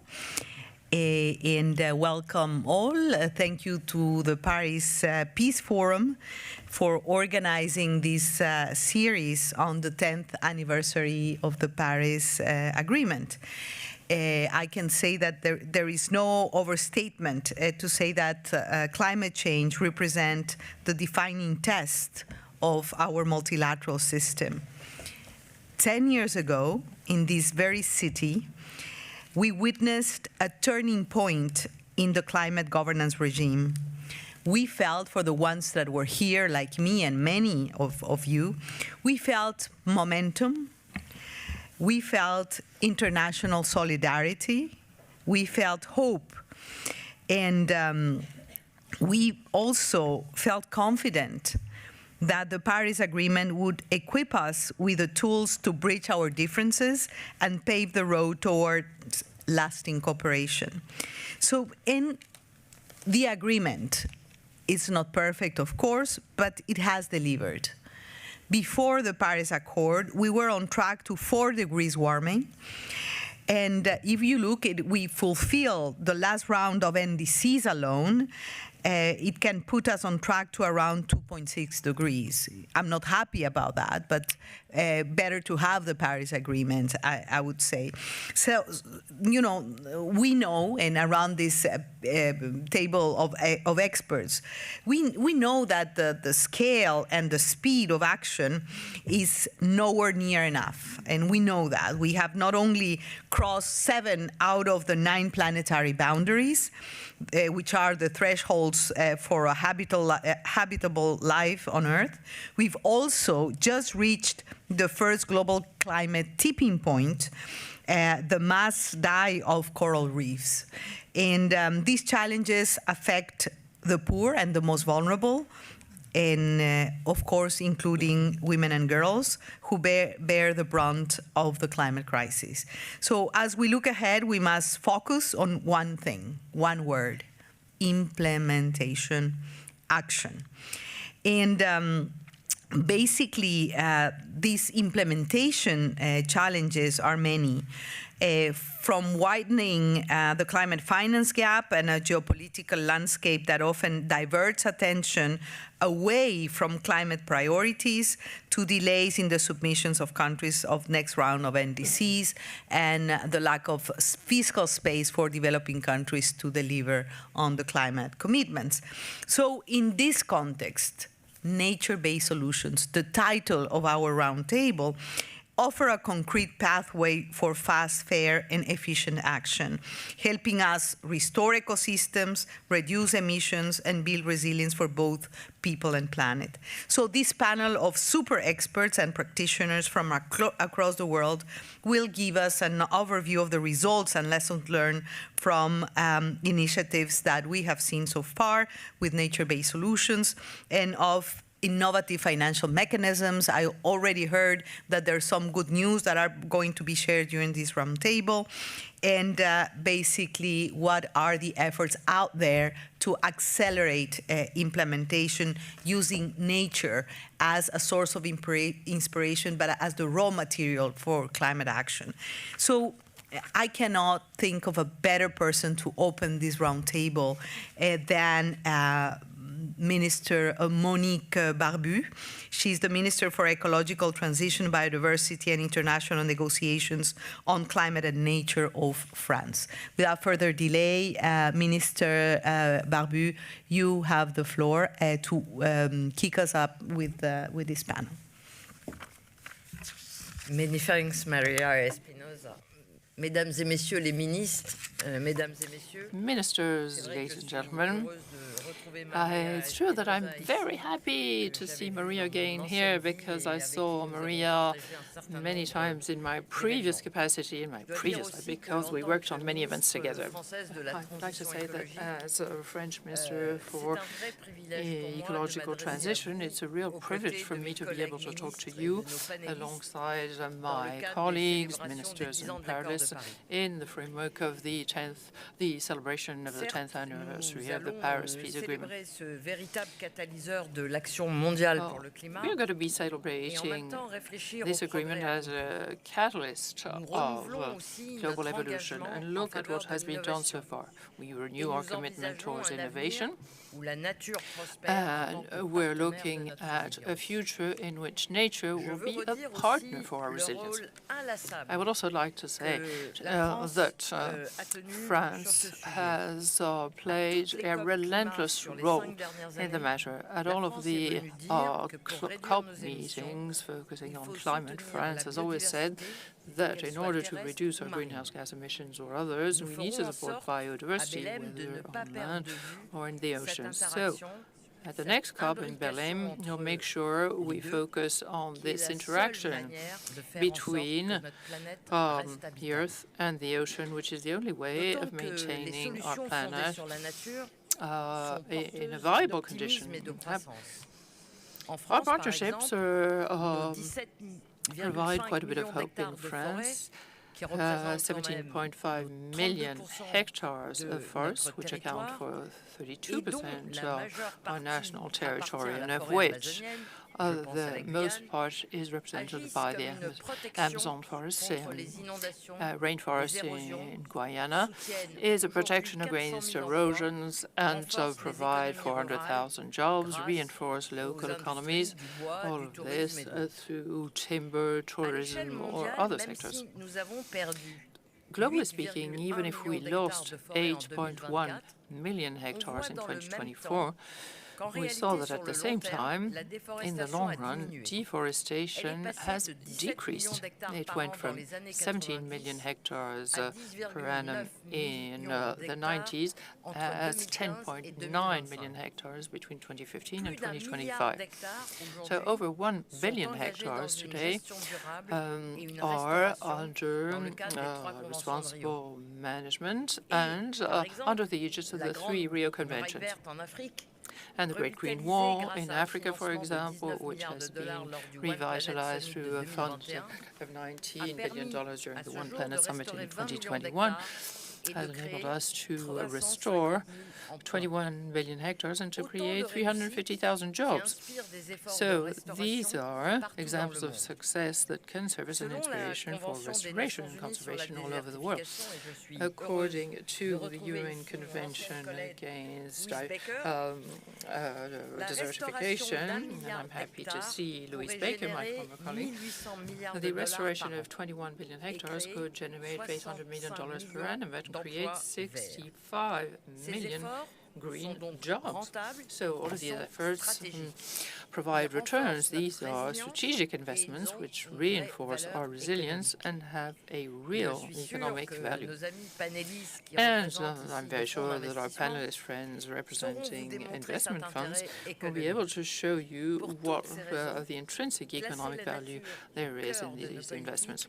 So putting nature at the core of our policies is certainly a winning strategy.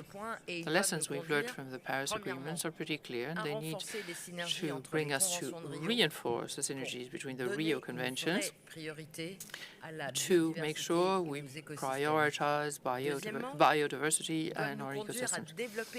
Secondly, they need to bring us to develop smart funding to benefit from development banks and the private sector to finance nature-based solutions.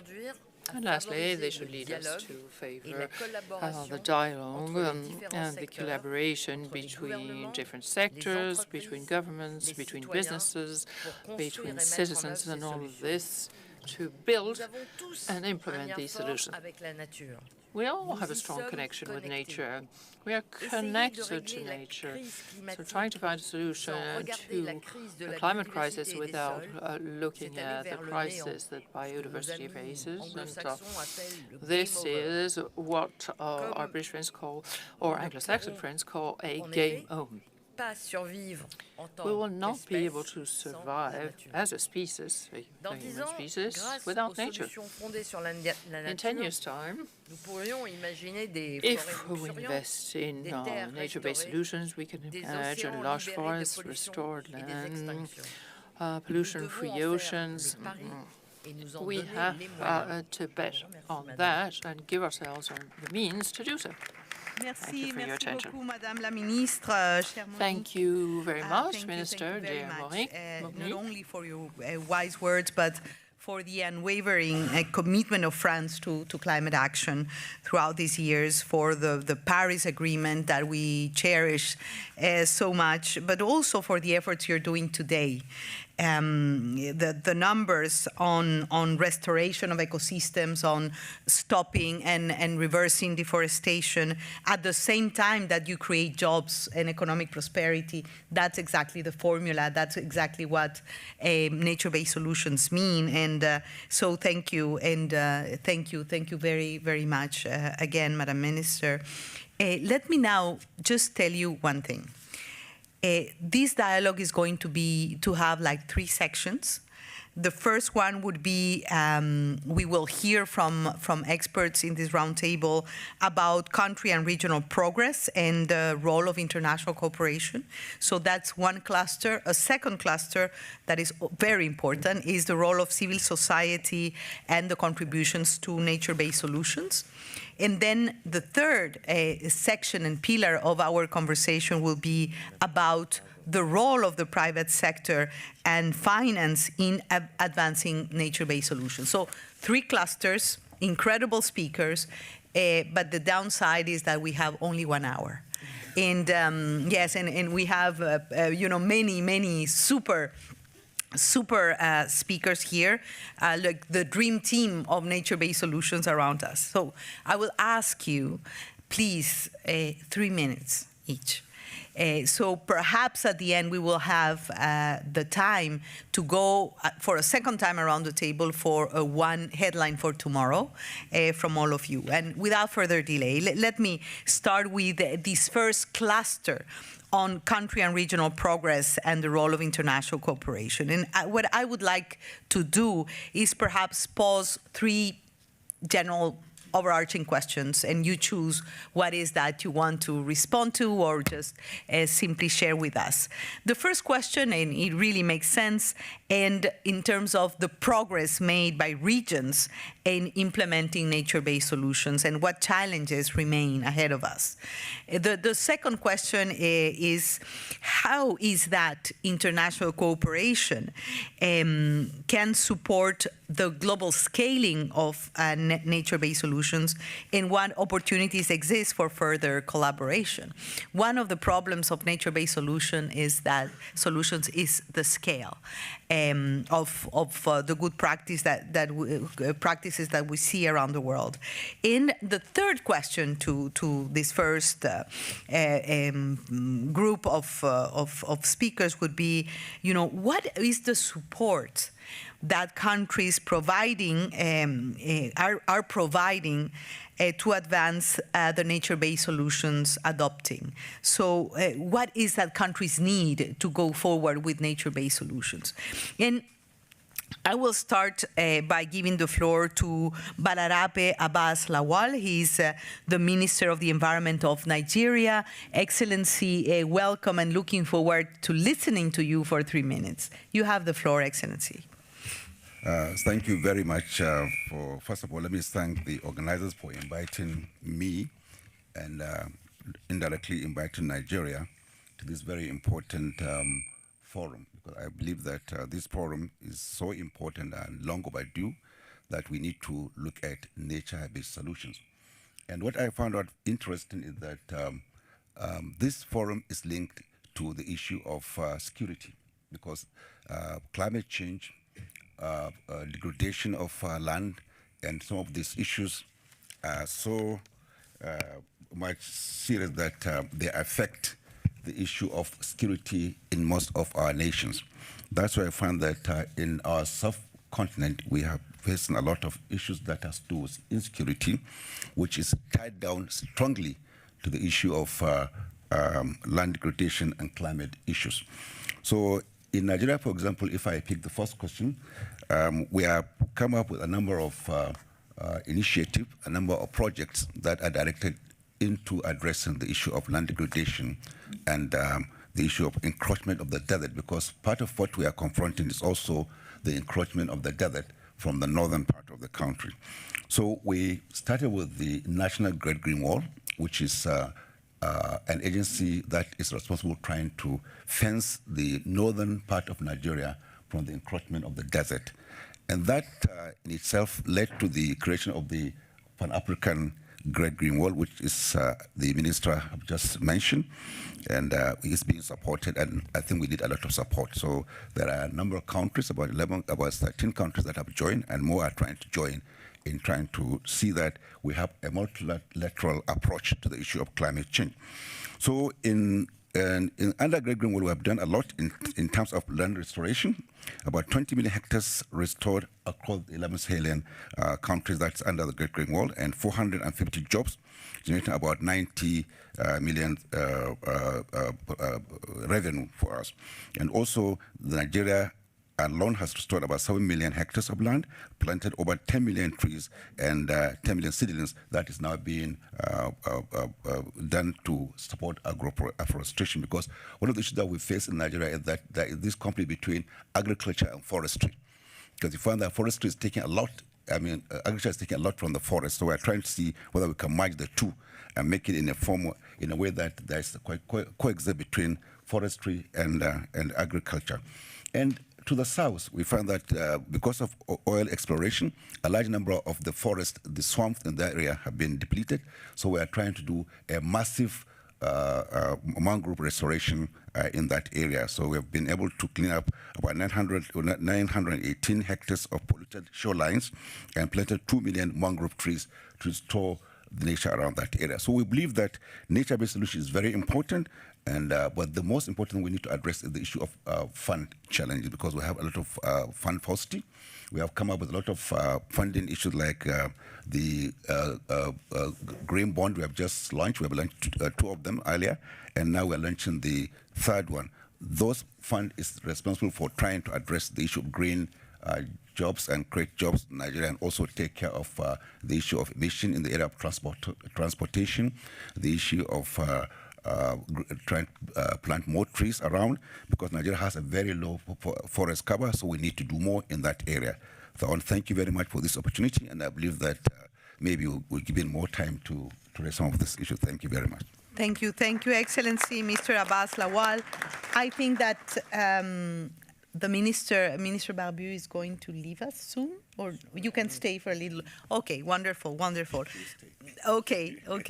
But, thank you, Minister, also for, bringing up the nexus between climate, security, and development, and for sharing the multilateral approach that you're taking to land restoration.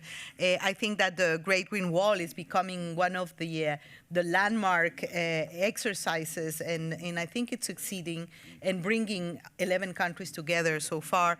And also congratulations for the Mangrove Restoration Initiative. And of course, more money, more results. We are still there. That's why I'm glad she's here. Well, now let me bring to the conversation to Rita Schwarzelhuhl-Sutter, Parliamentary State Secretary of the Federal Minister for the Environment of Germany. So you have the floor. Thank you, Excellencies, ladies and gentlemen. Ecosystems like forests, peatlands and soils are under threat worldwide from deforestation, degradation, drainage, and advancing climate change. But we can make these ecosystems our allies again if we protect, restore, and use them sustainably. Nature, and in Germany too, our forests, peatlands, and soils have become part of the problem, because unlike in the past, they now also emit greenhouse gases, around 50 million tons last year. And nature must stop being a source of greenhouse gases and return to its function as a greenhouse gas sink. To bring about this change, at the end of September, Federal Environmental Minister Carsten Schneider presented proposals for further developing the Federal Action Plan on Nature-Based Solutions for Climate and Biodiversity. The overarching goal of this wide-ranging action plan is to protect, strengthen, and restore ecosystems With the further development of this action plan, we aim to strengthen our natural environment to help mitigate climate change, and our proposals for nature contribution to climate action in Germany in the coming years indicates compromise 41 measures. Some of the action plan's most important measures are forest conversion to better protect the forest from extreme weather events in future, rewetting of peat soils to reduce the high greenhouse gas emissions from these soils, measures to preserve humus and agriculture soils which contribute to mitigating climate change and protecting soil fertility. Nature will be instrumental in ensuring that Germany is climate neutral by 2045. This is because any carbon dioxide that is still emitted after the reduction targets have been reached must be removed from the atmosphere somewhere else. And that is something that peatlands, forests, and soils can do if we let them. The action plan combines climate action with nature conservation, and it's the central instrument of the German government for achieving climate targets in the land use, land change, and forestry sector, in addition to the drastic greenhouse gas emission reduction in other sectors. And experts, associations, and authorities at federal, state, and municipal level were involved through online dialogue. And even members of the public without any technical expertise can give their input, and their comments are given equal consideration. For us in Germany, nature-based solutions are also a security measure when it comes to adapting of the impacts of climate change and preventing the loss of biodiversity. Nature-based solution and security are closely linked, as intact ecosystems regulate the climate and serve as natural buffers against climate impacts such as flooding and heat. Intact forests and floodplains can absorb and store water to mitigate flooding. And you know this all, but perhaps the international cooperation, what do we do?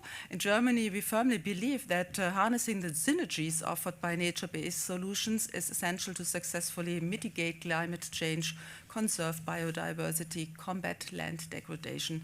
And close cooperation, including at international level, is crucial for our joint progress. Internationally, Germany supports nature-based solutions through this International Climate Initiative, ICI projects, the Enhancing Nature-Based Solution for an Accelerated Climate Transformation Partnership for Nature-Based Solutions, and the National Biodiversity Strategies and Action Plans Accelerated Partnership to promote integrated implementation.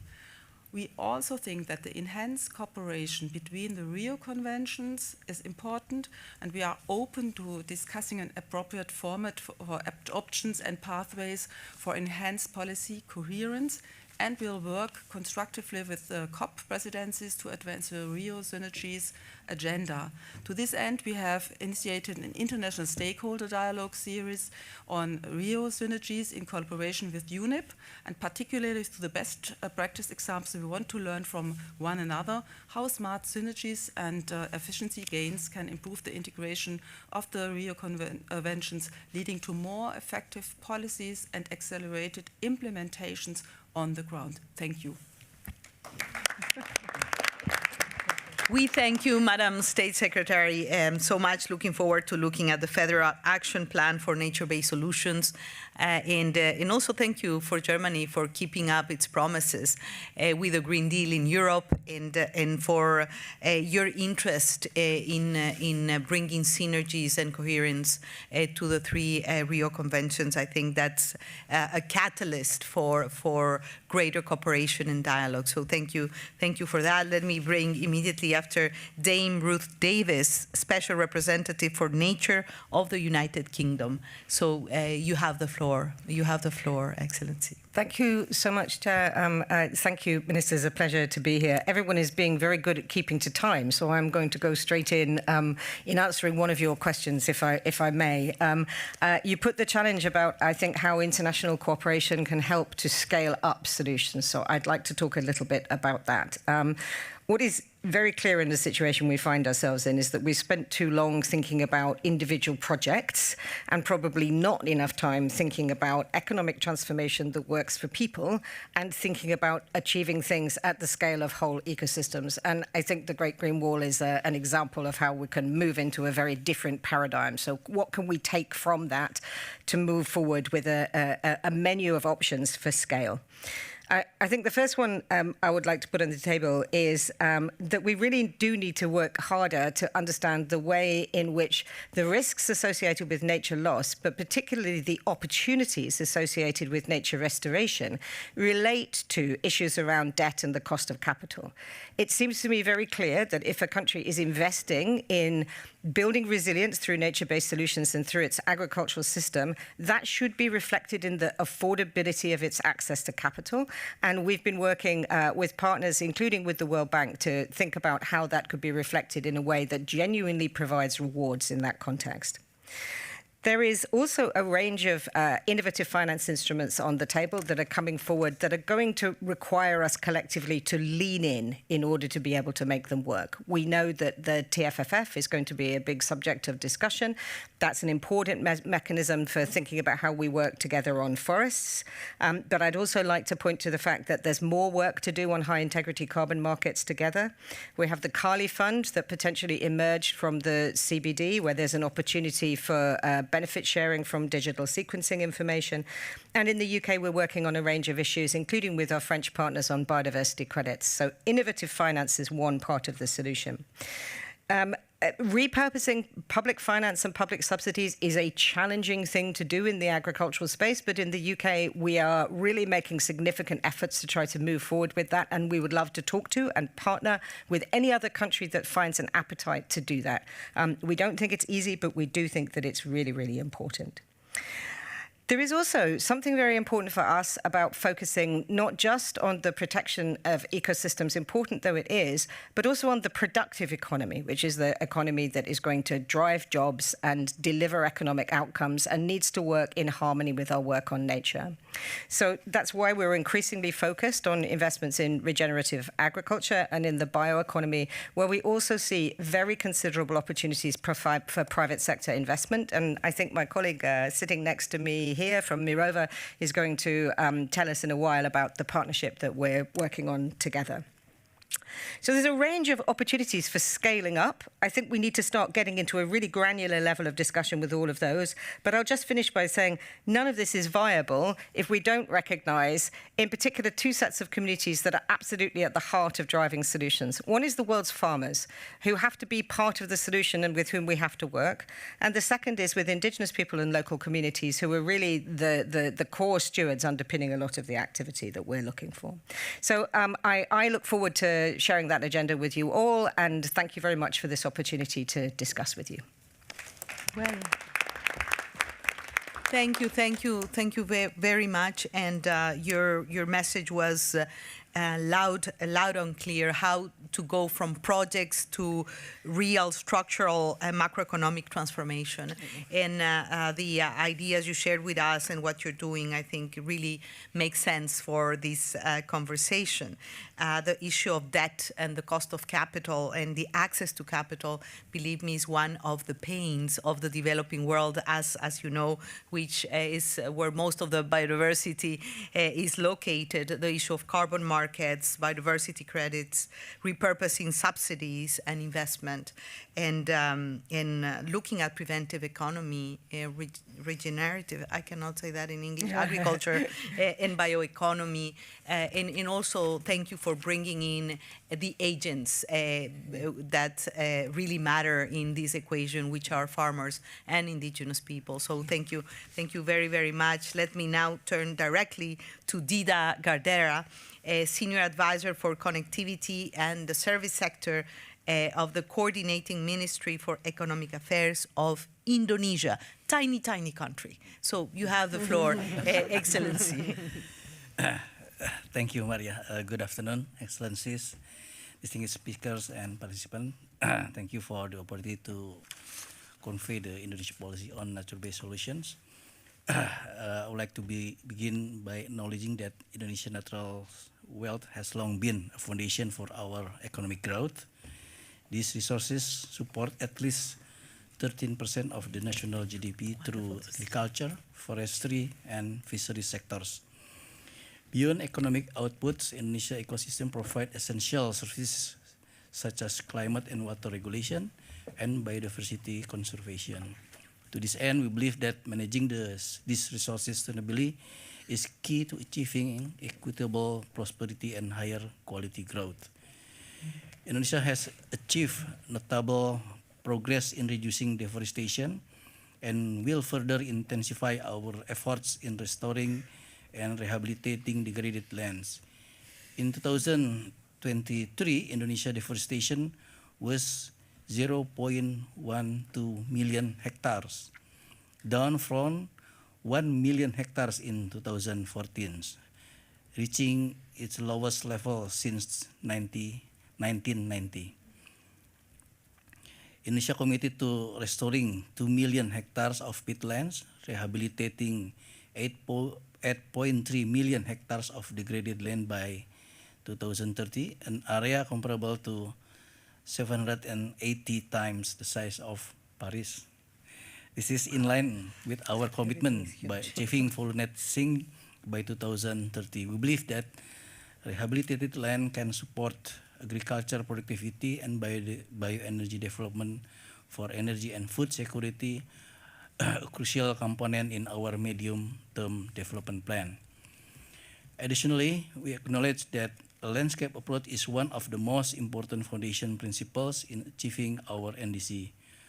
Over the past 10 years, my office, the Coordinating Ministry of Economic Affairs, has been co-chairing the Sustainable Landscape Management Multi-Donor Trust Fund with the World Bank, supported government of Norway and Australia throughout this implementation, has supported certain programs, including rehabilitation of mangrove, improving the government of result-based payment projects, and supported indigenous and customary community to gain land rights.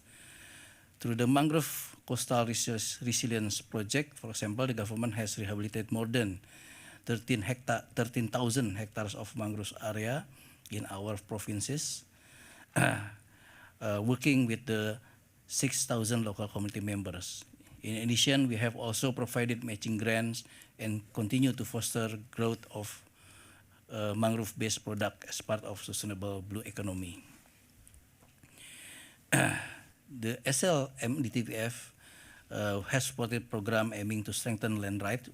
Without recognizing this right, landscape initiative may face risks related to territorial conflicts and exclusions. Throughout the One Map project, 8.4 million land parcels have been mapped, and customary land right registration was piloted in 2023.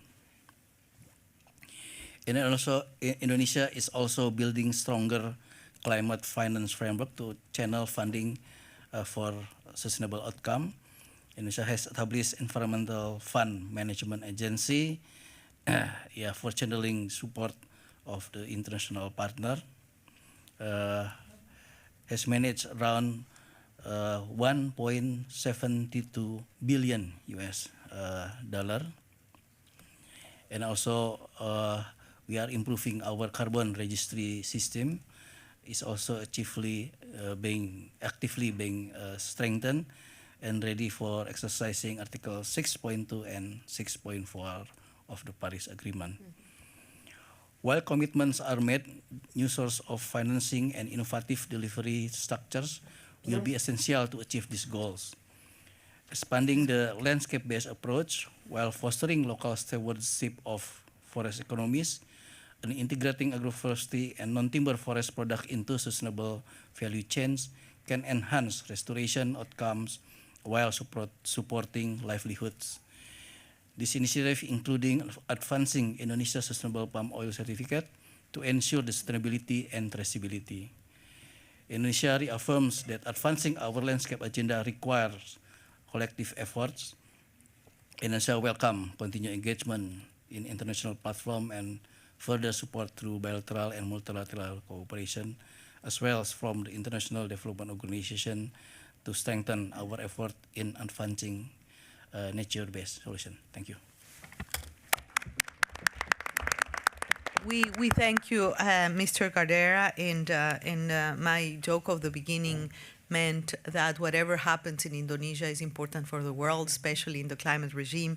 So it's music to our ears to see how, the ambitious targets that you have set for yourselves, and in also centering your efforts in the issue of land rights. I think it's very much at the core of nature-based solutions and all the innovations, including carbon registry systems and all of that to implement Article 6 of the Convention. So it's, I can only say, well, thank you on behalf of the world and of tropical forests of around the world, coming from an Amazonian country myself.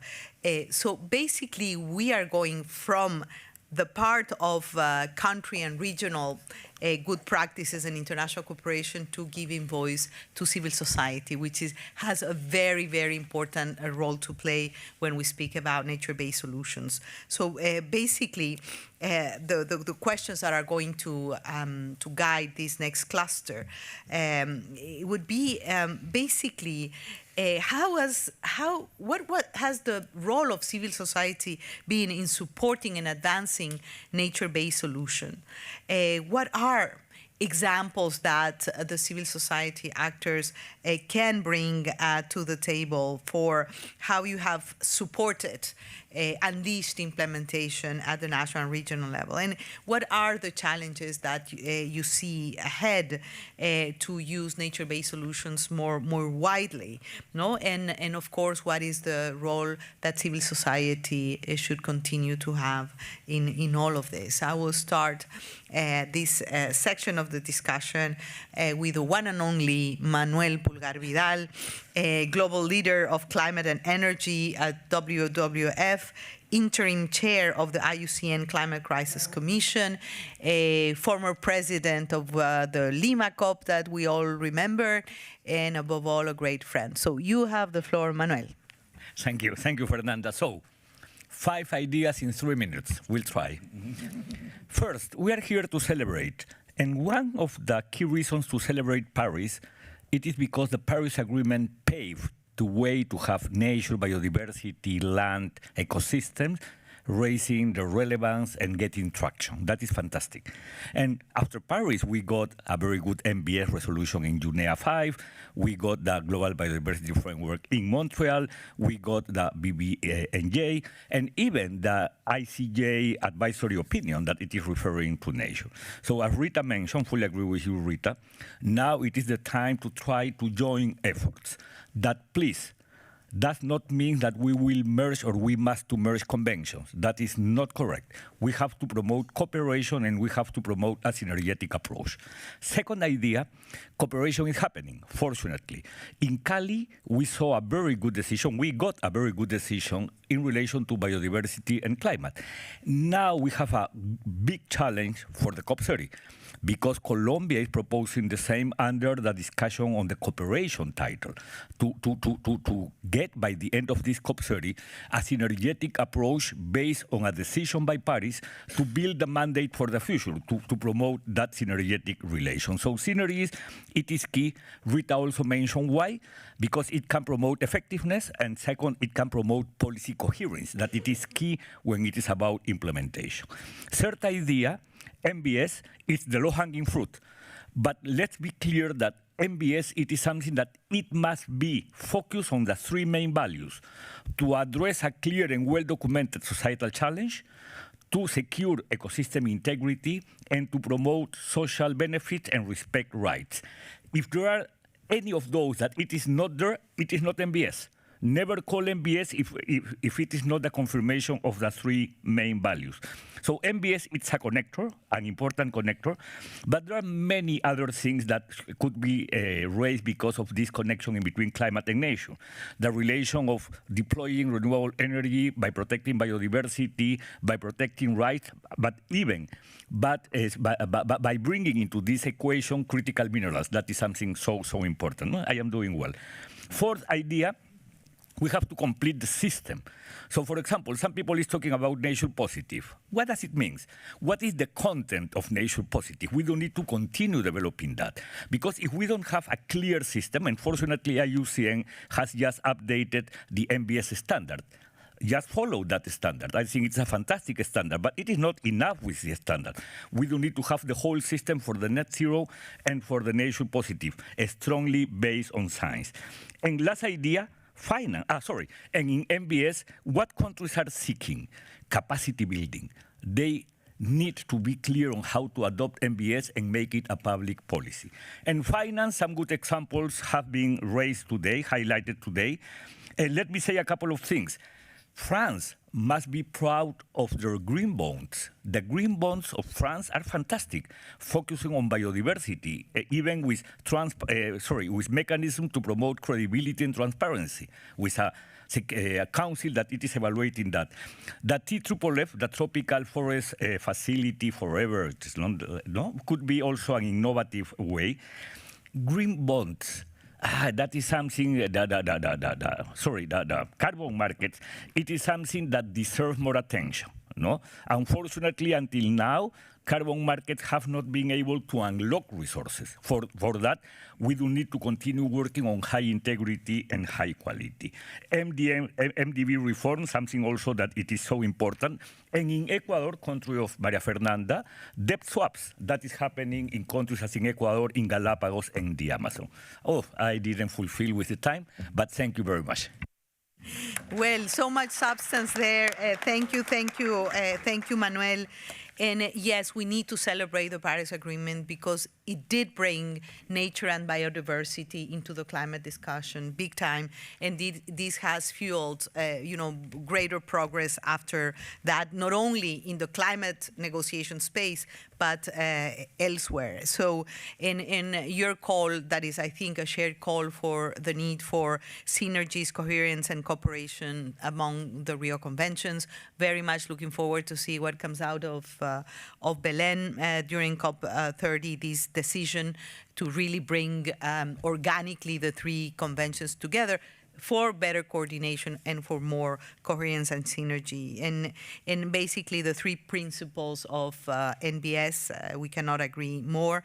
It is a low-hanging fruit, but if we do it well, and where rights and social benefits also matter at the center, your call for including critical minerals, I think that's a serious issue that we need to sit and talk, and very important. And the call for capacity building and creative finance, the green bonds of France, but also the debt for nature swaps in Ecuador and other countries. So thank you very much. Let me now bring yet another friend, Ma Jun. He's the director of the Institute of Public and Environmental Affairs of China, and a fellow member of the Climate Governance Commission that we both share. So you have the floor, Ma Jun.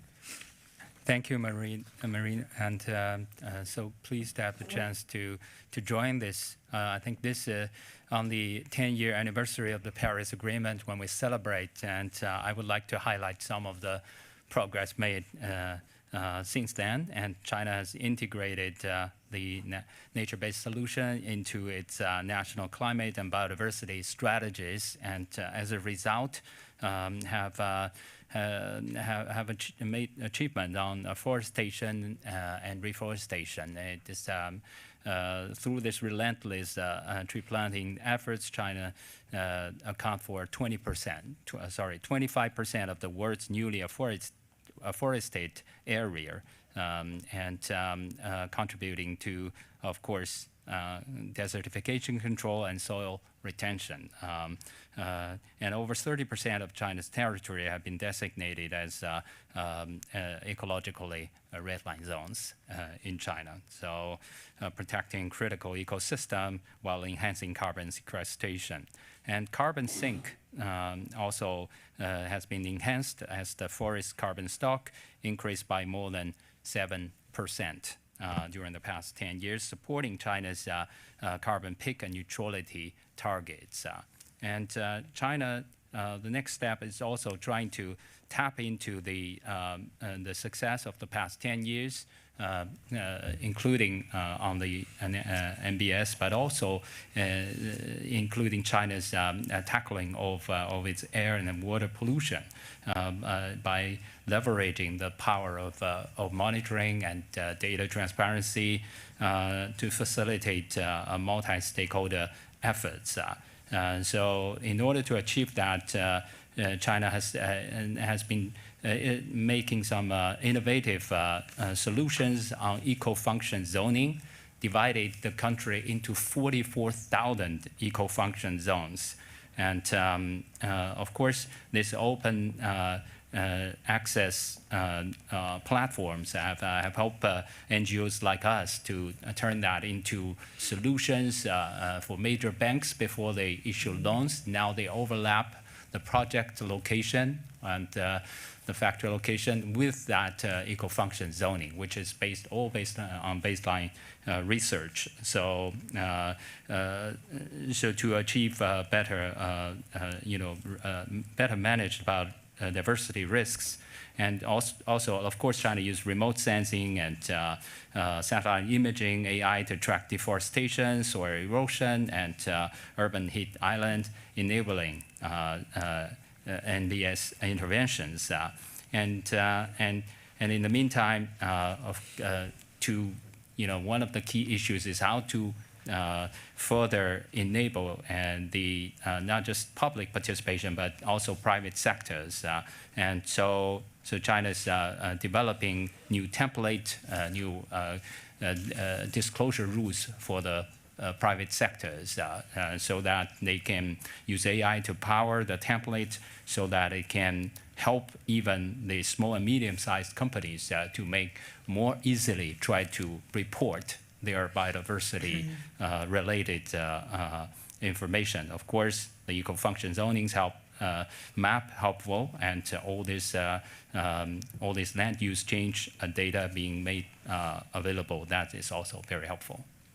So, yeah, thank you. Thank you, Ma-Jun, and it's always good, to know firsthand what China is doing, and really commend these national climate and biodiversity strategies being connected to climate action and your carbon neutrality targets. And also, I think it's very important to have this comprehensive approach, bringing in air pollution and water pollution as well, and the issue of data, the importance of data, and monitoring and transparency as well.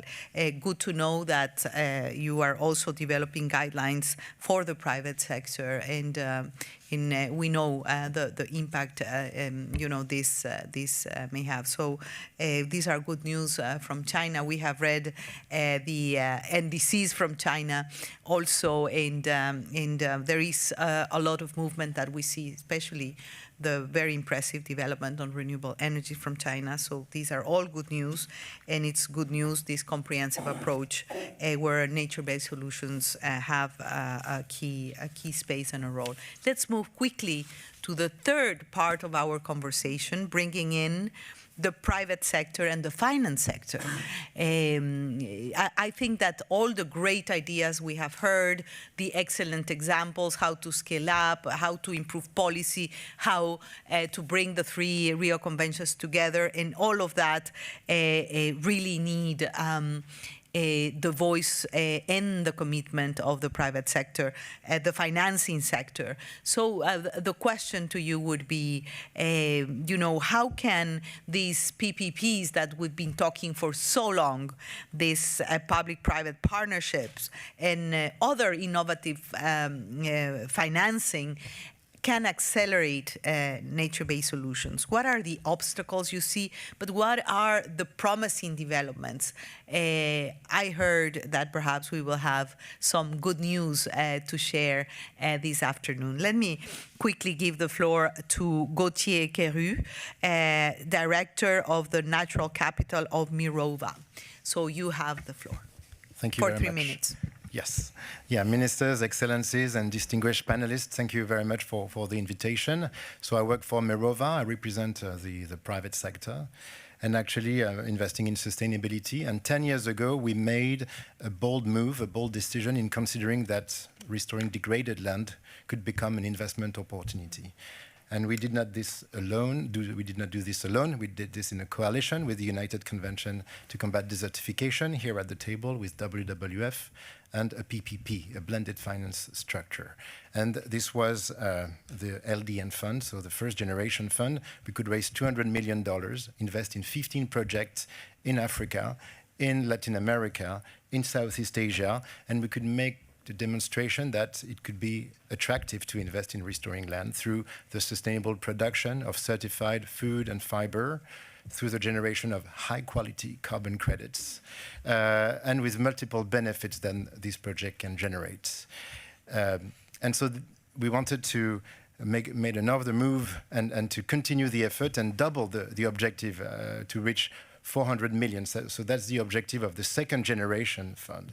And we initiated this fund earlier this year, and today at the Paris Peace Forum and as part of the Paris Climate and Nature Week, I'm very happy to announce the investment of the British government through DEFRA and of the Canadian government through Global Affairs Canada in our second generation Sustainable Land Fund.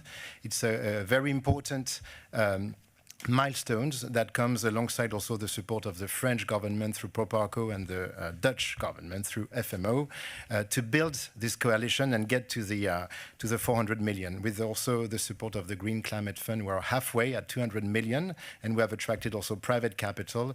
And through blended finance, the objective is really to mobilize even more capital. And the importance here is to say that blended finance works if the parameters are well set, that we are able to attract more and more private capital in the sector as investors understand that there are physical risks associated with nature, that nature is the very foundation of our economic model.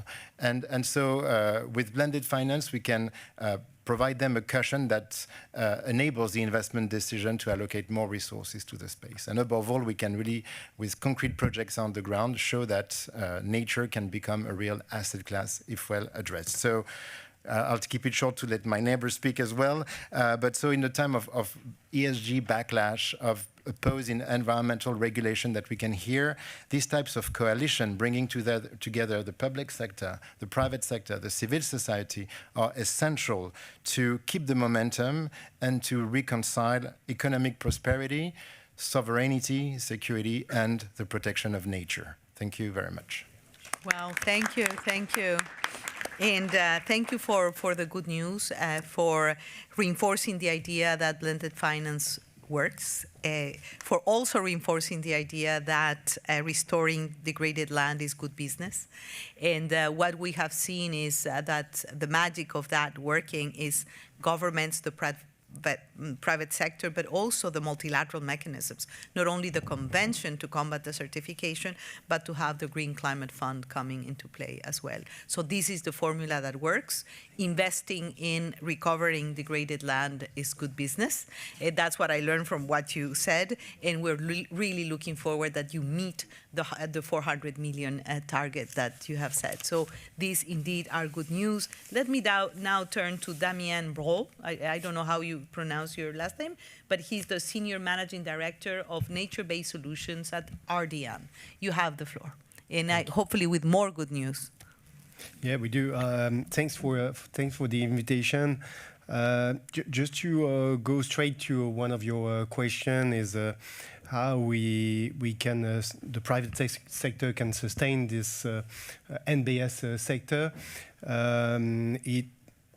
It has to be what we call the bankable asset class, bottom line, as Gauthier was saying, and this is how we have approached this new sector in Ardian, where the climate angle is critical in the infrastructure business that we have developed over the last 15 years. We started with renewable energy, we launched a hydrogen fund, and then we decided what would be the next step in terms of climate fight and ecosystem restoration. And this is the genesis of our fund. but still bearing in mind that it has to be a bankable asset class, because when you go and discuss with investor, I mean, I think all of us would be convinced that we need to restore the ecosystem, that we need to fight against biodiversity loss, but they would tell you, what's your business model? How does it work? Is it bankable? Can we have a decent return while delivering as well social benefit, biodiversity impact? But show me that it's viable in the long run. So this is how we have built this initiative around really the infrastructure mindset, where you build the ecosystem around, I would say, developers have their skills on the ground, developing a project, investors willing to capable of structuring project finance, and then off-takers either buying high-quality carbon credits and or biodiversity certificate. That's one. Second, I would say we wanted to have something at scale, because when you go and discuss with investors, they want to commit largely in this space, but they want your money to be efficient, meaning that restoring land is not 100 hectares, it's 10,000, 20,000 hectares. And this is where, coming back to your point, the PPP framework is a good way. It's not the only one, but that's a good way of restoring at scale. I would say sharing the benefit with governments, where everybody is getting the profit from the land restoration. That's very critical.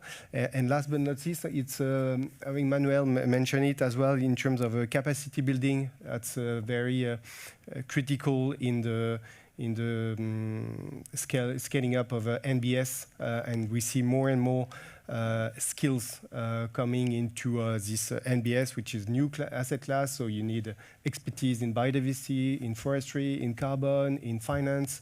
So it's a complex asset class, but we're getting there. Thank you. Thank you very much. And we get, from your message was, we came up with this infrastructure mindset and to ensure that there are bankable projects. But I think what lies behind all of this is how to properly value ecosystem services, and not only financially, but the social services of ecosystems and their contributions of not only nature integrity, but our own well-being and survival. But I really like the infrastructure mindset approach, and also calling for capacity as a key issue. Let me now bring Gabriela Hurst. She's the founder and fashion director at Gabriela Hurst, and we really want to hear from the fashion sector, because we know it has an impact, but it can also be very innovative. And you are the voice of innovation in the fashion sector. So you have the floor, Gabriela. Thank you for having me. I've never done speed dating, but I think this sounds like it. I come from Uruguay in South America. I'm a 7th generation rancher. My family has sustained themselves being regenerative with pre-industrial practices. My mother's still off the grid, and I know firsthand that the success of what it is to work with nature and how we belong to nature. Nature doesn't belong to us.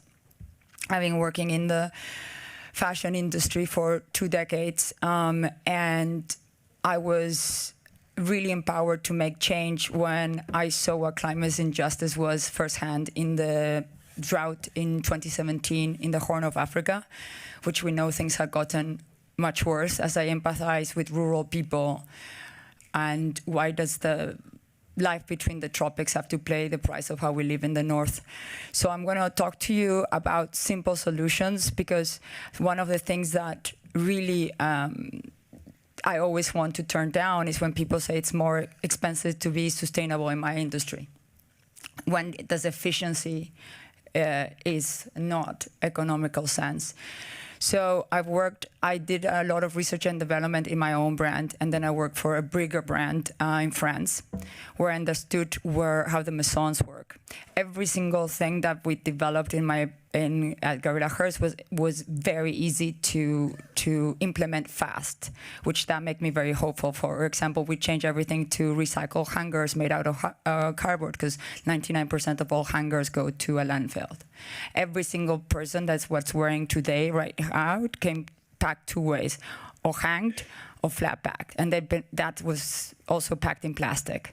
So we changed that to biodegradable. And then you look at the materiality. I use natural fibers. We stay away from cotton because of what it does to biodiversity. So we do linen, leather, and wool. Wool is being one of the most sustainable fibers that anyone can use. We've been using it as a humanity for 8,000 years. But working in France, realizing how a French mason works. So just imagine a pyramid. On the top of that pyramid is all the high crafted materials, that has a low impact. Then you have in the middle range the industrial materials, the more blazers, sweaters.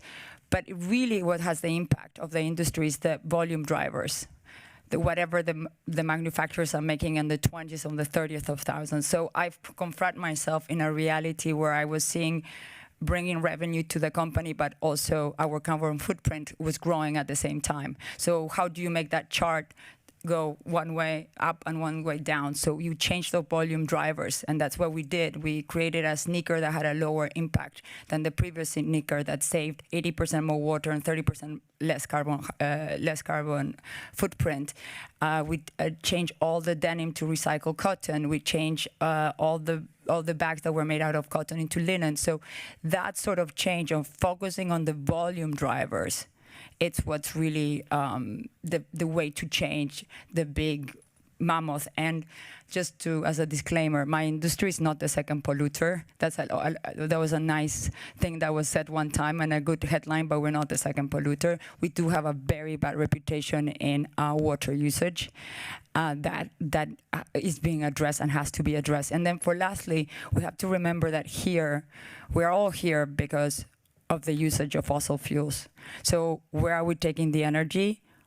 That's really important. And I've tried to focus, I've talked to every single executive from all the big brands, and they're always the same problem. Where are we taking the energy to do the product that we do? And I think that the solutions are coming with geothermal. And I am a big believer in fusion energy because I've been following that sector. So we know we have to leave the environment. It's a place to regenerate. We know we have to focus in the people who are making our products and who is making our products. The social component is very, very important. But mostly, where are we taking the energy to do what we do? And the private sector bears the big burden of where we are today. Thank you very much, Gabriela. What a nice way, to close this conversation, and thank you for what you're doing. I think the issue of awareness and good information is vital, but if there is awareness of the carbon footprint in general, the nature related footprint and the waste in the fashion sector, the awareness, the data, the right information, but then the commitment of the fashion sector to do what you are doing. And I think it starts with awareness and proper knowledge. So I think that, and thank you for that and for being such a great advocate that we belong to nature at the end of the day. But thank you for your work you do. I'm told that we need to end now, so no time, no chance for a summary from my end, but no need for a summary. This was great, a very rich conversation, the best way to honor the 10 years of the Paris Agreement, and a lot of homework ahead of us. So thank you for this incredible, crisp conversation.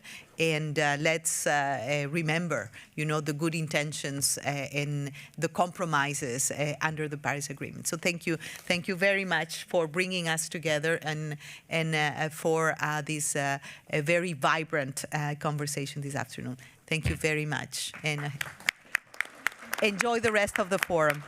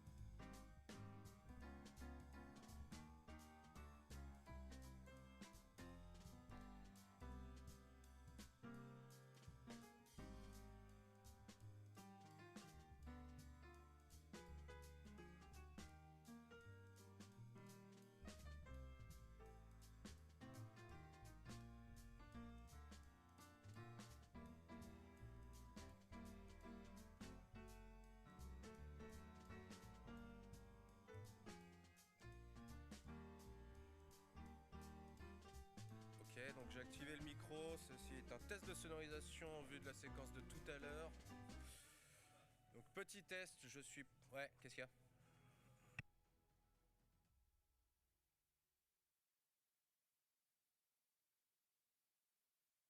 Ok, je vais en profiter pour refaire donc un petit test de sonorisation dans la salle. En vue des échanges avec le président français. Ouais. Bon, de toute façon, il parlera jamais comme ça. Toi, t'es bien là?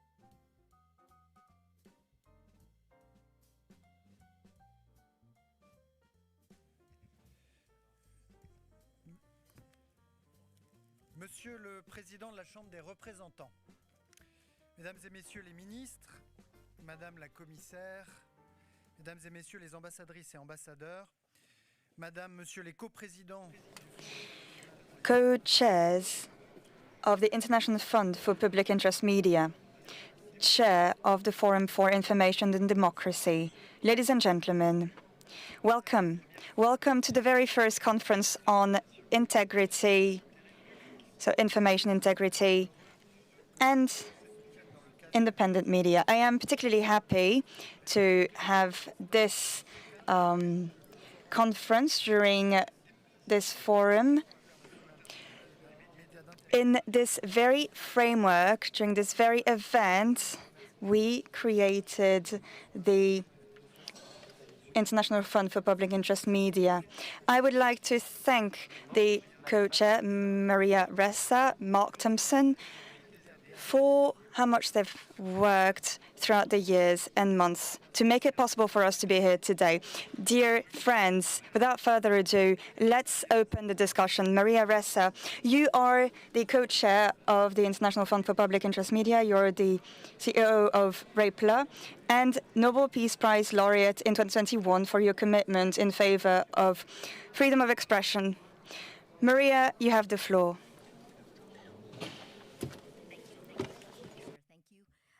France for hosting this conference and the International Fund. Thank you to the governments which are gathered here today, especially Ghana and Moldova, whose heads of state literally traveled just for this and established the forum, the fund, 2 years ago at this forum. Of course, thank you to the Paris Peace Forum and the Forum for Information and Democracy. 2 years ago, when we attended this forum, thank you for referencing that, the integrity of our global information system was already under attack. Since then, how is it possible? Things have gotten significantly worse. Manipulation of information ecosystems by autocrats through propaganda, information operations, media capture is more widespread and effective than ever as AI and digital platforms are weaponized. AI platforms themselves have become vectors of lies. The innovation race has completely eclipsed accuracy and trust. Big tech goes unregulated, treating us like Pavlov's dogs in a grand experiment of behavior modification. We see this in data on LLM bias and hallucinations. I call them errors, especially in low-resource languages of the Global South. Meanwhile, independent journalism faces existential economic stress. AI is reducing traffic to news sites all around the world more than social media ever did. As I said at the UN General Assembly last month, and it's great to see some of the faces again today, we are living through an information Armageddon. Our shared reality is collapsing. According to VDEM, 72% of the world is now under authoritarian rule. The pattern is clear for every democratic leader, right? Information integrity, discerning fact and fiction is the mother of all battles. Lose this, and we lose everything. Without a shared reality, we cannot solve existential problems this forum addresses. We cannot have electoral integrity. We can't have journalism. We can't have democracy. We lose it all. But today, despite our weight, because that's good security, among this group of our committed partners, I am hopeful. Even Mark is really hopeful. This room represents growing global consensus and willingness to act by partners from the North and the South. We're seeing a new model of multilateralism emerging with resources and ideas, right? We in the Global South are very familiar with the democratic struggles you in the Global North are just going through now. We must act now and decisively. In 2023, the International Fund, which we co-chair together, was officially established here. We've been proud of the progress we've achieved as a true North-South coalition. And let me tell you what we've accomplished. 93% of our grantees reported major improvements in financial sustainability. 88% increased their audiences. These advances enabled extraordinary impact, informing voters in pivotal elections in Moldova. You will hear from Moldova and Georgia, despite what's happening there, more than 330 days, right, of sustained protests. We sustained vital local reporting of the war in Palestine and building resilience to disinformation across the Sahel. We're also working at the market level, promoting access to trustworthy information on AI platforms and advancing solutions against the unchecked power of big tech. But we can do more with your help. Many independent news organizations will not survive 2026 without your action now. This is not exaggeration, it's economic reality. The International Fund proved its model in phase 1. We're now scaling up, aiming to raise $150 million over 3 years. This conference marks that significant milestone. Our values themselves are under attack. We all feel it. The forces we face, whether it's Putin, Zuckerberg, or Musk, are powerful and relentless. Acting bilaterally will not be as effective as acting together. The fund demonstrates that a more multilateral, collective, strategic response is possible. Win information integrity, and we can win the rest. We now have a chance to act collectively and decisively in a world on fire. Join us and help define what effective multilateral collaboration means today. Thank you. Thank you to so many familiar faces around the table. From me and Mark. Thank you very much, Maria. Merci, Maria. Monsieur le Président du Forum. Thank you, Maria. Chair of the Forum on Information and Democracy and Secretary General of Reporters Without Borders, please, you have the floor. Thank you, ministers, ladies and gentlemen. I think we are facing an emergency in the information space. We need to become experts in solutions more than experts in problems. Experts in problems will always know how to explain how bad the situation is, how severe it is, but I think we need to identify solutions that are concrete, pragmatic, and that make us make progress. And this is what we established in 2018. We knew that we needed more democracy in our informational space. We owe this to my predecessor, someone who's not with us anymore, Christophe Deloire, who passed away in 2024. Reporters Without Borders and this Forum think that we need solutions, that we need civil society to feed our work, and we know that the integrity of information is now in danger. When there is a fund to regulate space, it helps us, because when there's no journalism, then we can't protect information. We can't make sure that we treat all players the same way, in a fair manner. And I think this is one of the treasures of democracy, one of the conditions of democracy. We need our society to remain governable. One of the solutions to all these issues is journalism.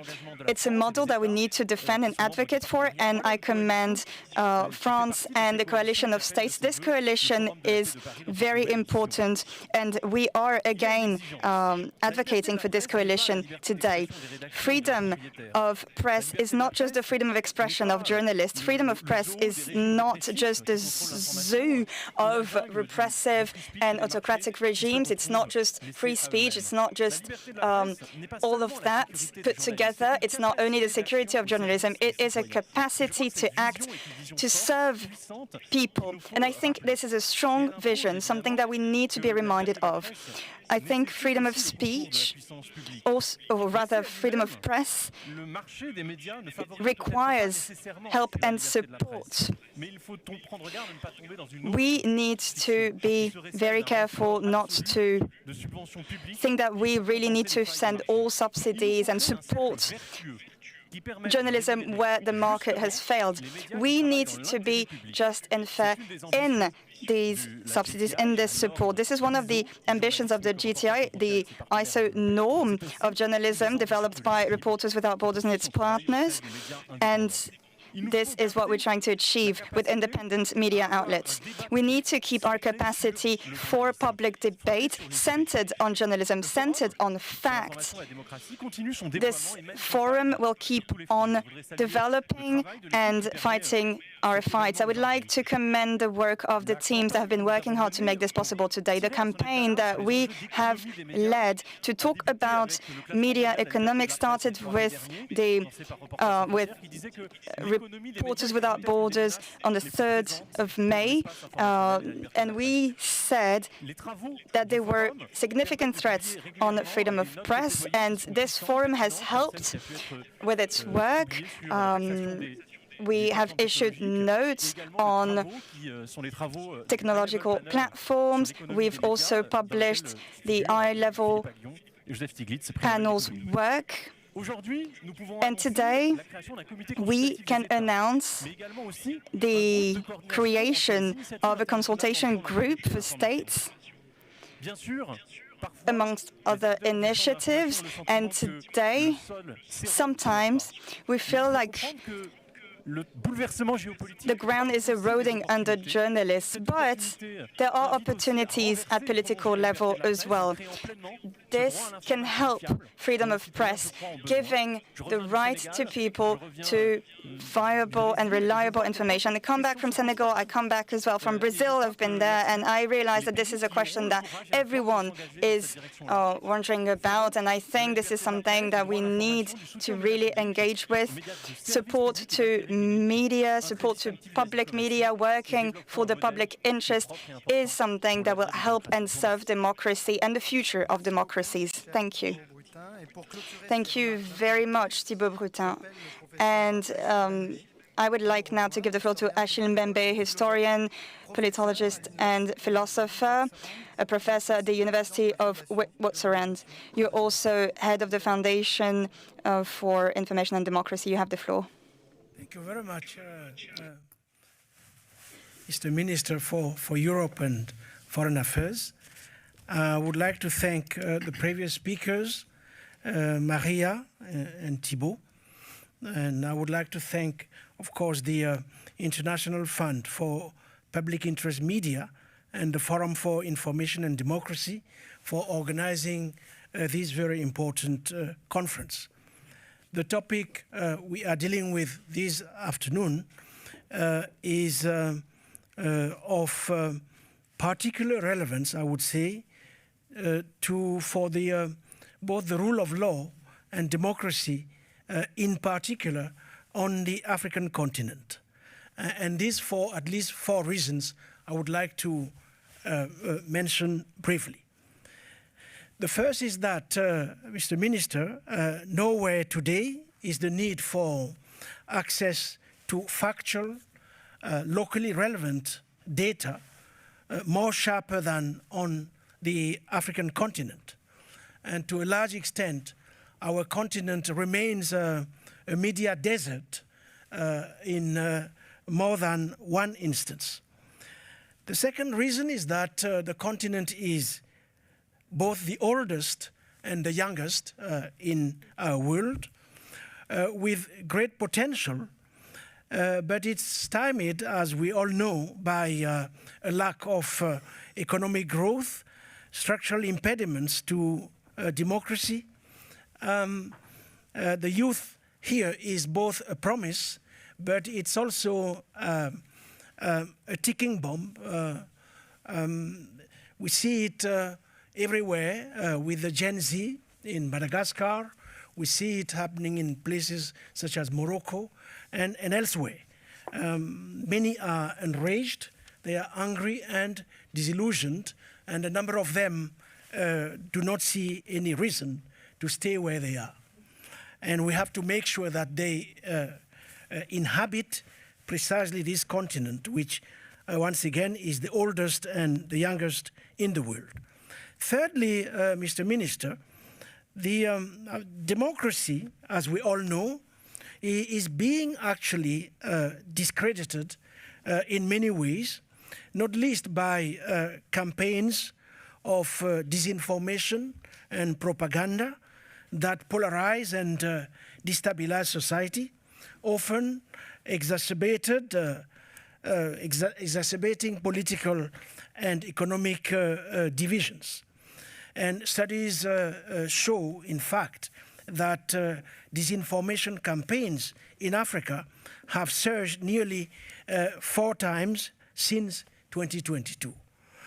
And as, let's say, these other academics and researchers have pointed out, there also remains a huge informational divide, which excludes many young people, especially women and the poor. This makes societies even more vulnerable both to disinformation and to what we could call information pollution. Yet Africans' young people embody an incredible promise, as we can see when we visit the continent, a vital force for good. And we are seeing signs of this today across the continent as they mobilize for change and continuing to support this aspiration for change is a task we have to embrace wholeheartedly. In that sense, and I will end here, it seems to me that the benefits of journalism, election participation, good governance, sustainable development, all of these in sectors ranging from health to food security, all of this is absolutely fundamental, and it has been well documented. Evidence is now also growing that access to journalism builds resilience to disinformation and helps address social distrust and polarization. So what is clear is the challenge to our global information systems. It requires action that is urgent and collective, at least in 4 areas, in addition to what Thibault has mentioned. The area of transparency and research, we need to invest intellectually in a renewed cycle of research in order to achieve the goal of transparency. We need to pay serious attention to anything that has to do with artificial intelligence. Artificial intelligence in an age characterized by engagement-driven algorithms, by bots, and emerging disinformation for hire sector, which is financialized. All of this makes it such that it's an area we have to think about very clearly. We also need to pay attention to everything that has to do with societal trust and resilience, and the place of civil society precisely in upholding the critical faculties without which our societies will be very vulnerable to disinformation. Such are the remarks I wanted to share. I would like to thank you for your attention. Merci beaucoup, professeur. Merci à tous les 3. Thank you very much, Professor. Thank you to all 3 of you. Now, I would like to say a few words about the reasons why this forum today gives so much space to this conference and its very topic, and why the President decided to make it that way. Today democracy is endangered, and I would say it is under a death threat because there are enemies from the outside and enemies from the inside, and consent to democracy is decreasing in the north and the south. And for several of us, and for most participants here, this is quite relevant. So we could say that there are threats from the outside, threats from the inside, targeting democracy.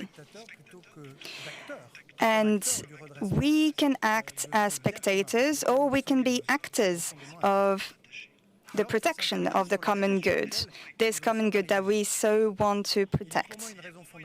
But there are reasons why we are here today. First, for a very long time, I believe, we have thought that democracy relies on only one pillar. One man or one woman has one vote, one voice. But there are two pillars to democracy: voting, and everyone is allowed to vote. But people need to be informed and be able to make choices. If these choices are not informed, then why give them the right to vote? Because it makes it hard for them to use this right as citizens. We have forgotten about the importance of this pillar. And public debate with us as witnesses has changed and has started to be moved to big platforms, platforms that are handled by Chinese or American billionaires. And that has had major consequences on the quality of public debate itself. The first consequence is the fact that we are now working in algorithmic bubbles, which hinders the capacities of people to talk about their issues and discuss them and debate. Second, these spaces have become the very space where people spend a lot of time and intellectual activity, and journalists have been deprived little by little of the resources they need to work. And that has been said. It's harder for them now to carry out their mission, which is to inform the choices of citizens. And now we are witnessing more fragmentation. Fragmentation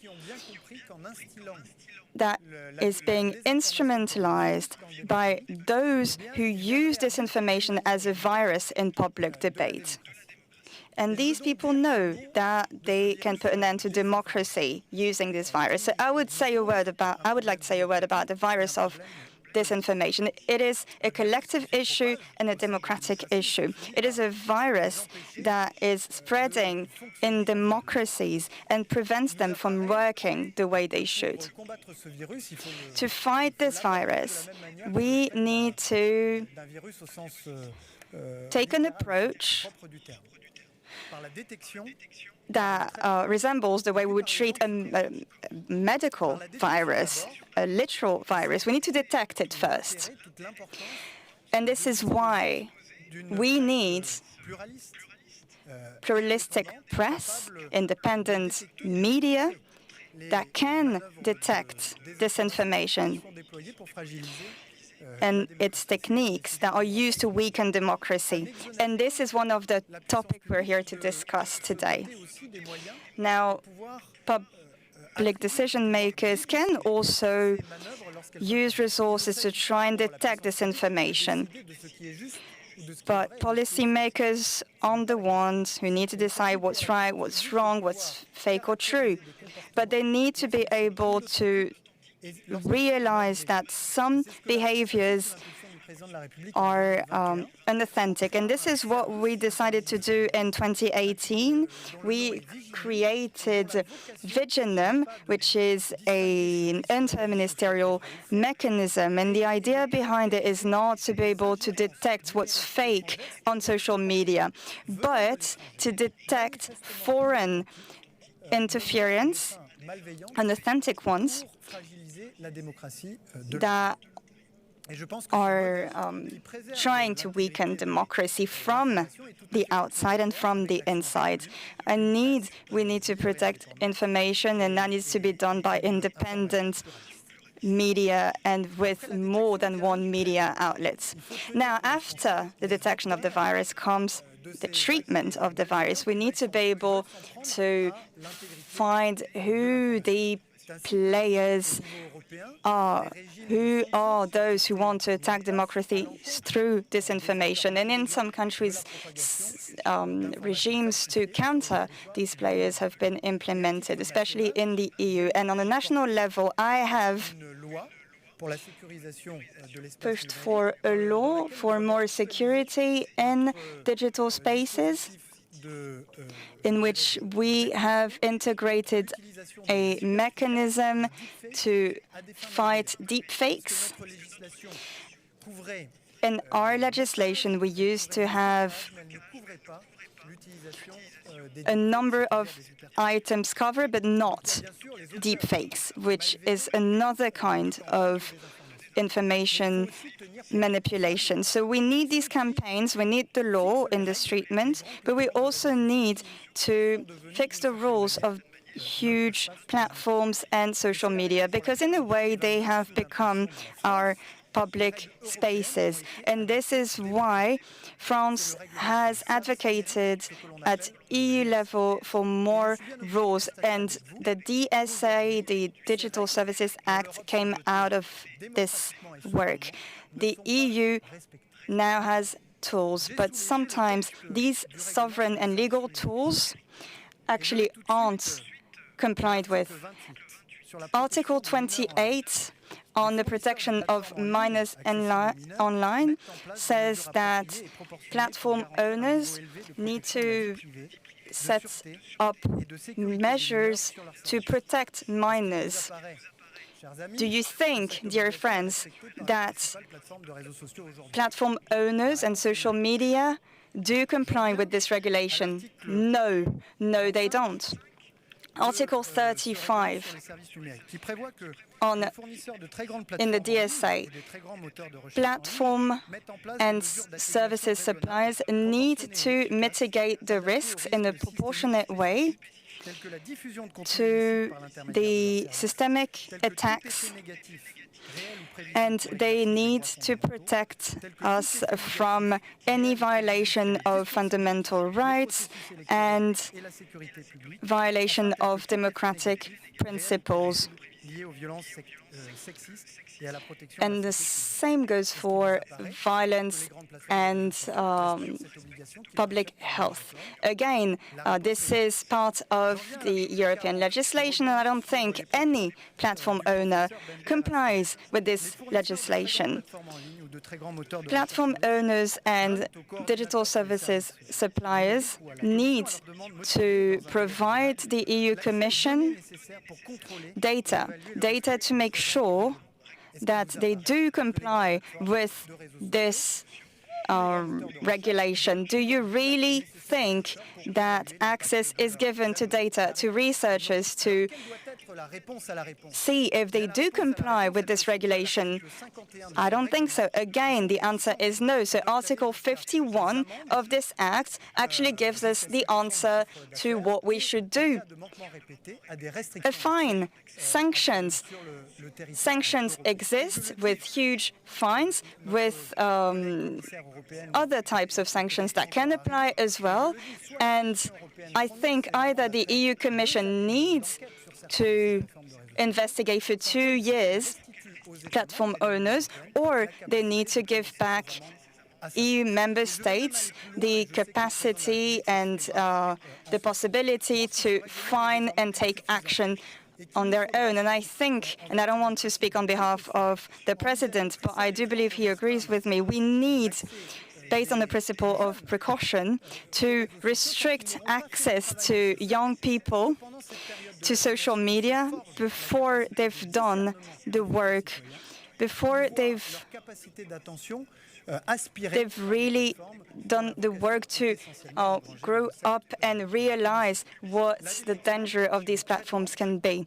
This is an important age, an age at which they're growing, so this is very important. Now we've talked about detection, treatment, and we've also talked about, and we need to talk about antibodies as well. And I think the antibodies go through all the programs that we've implemented for school children when they need to work and when they need to start using social platform, we need to prepare them.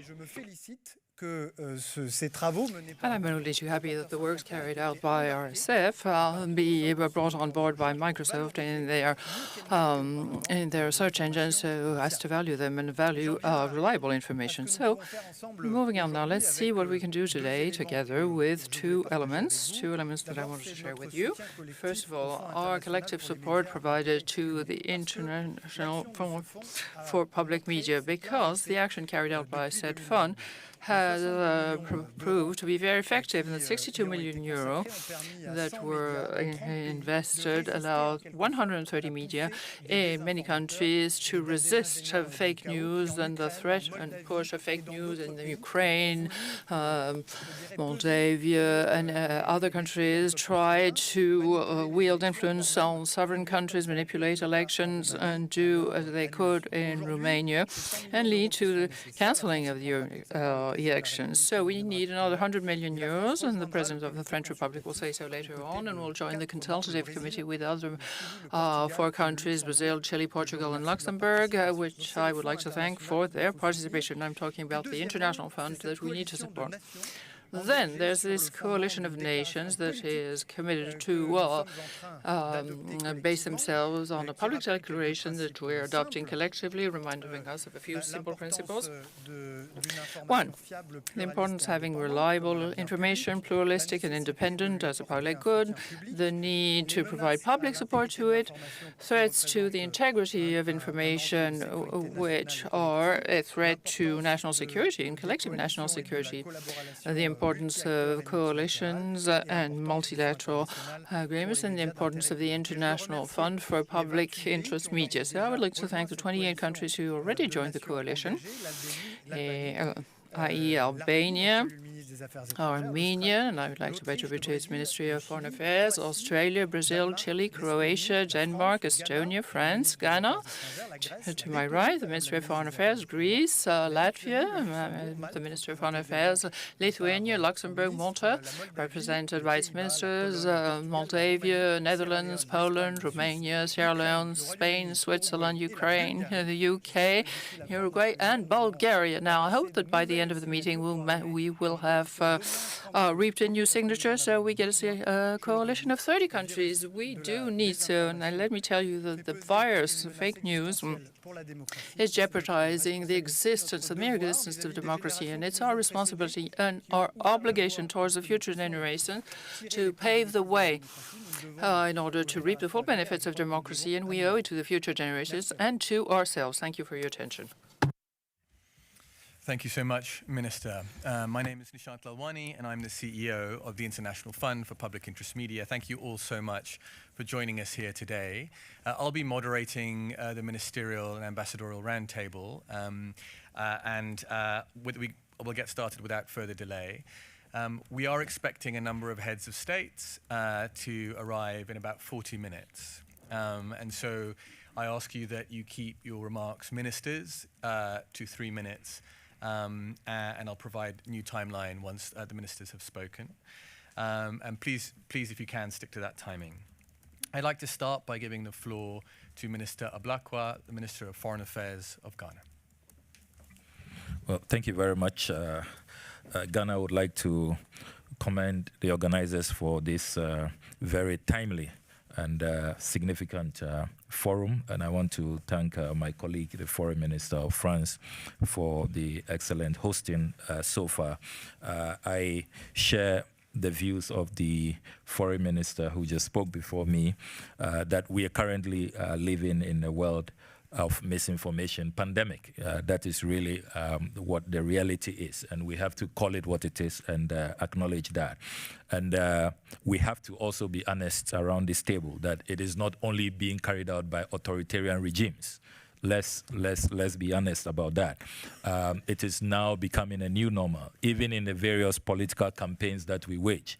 How many political parties in fully fledged democracies do not have troll farms, do not have surrogates who are specializing in misinformation and disinformation to manipulate the voting public towards a certain outcome? So we have to be very honest in this discussion that the threat we face, this pandemic, is not only being perpetrated by authoritarian regimes, which we have to condemn, but even in democracies, well-advanced democracies, it is going on.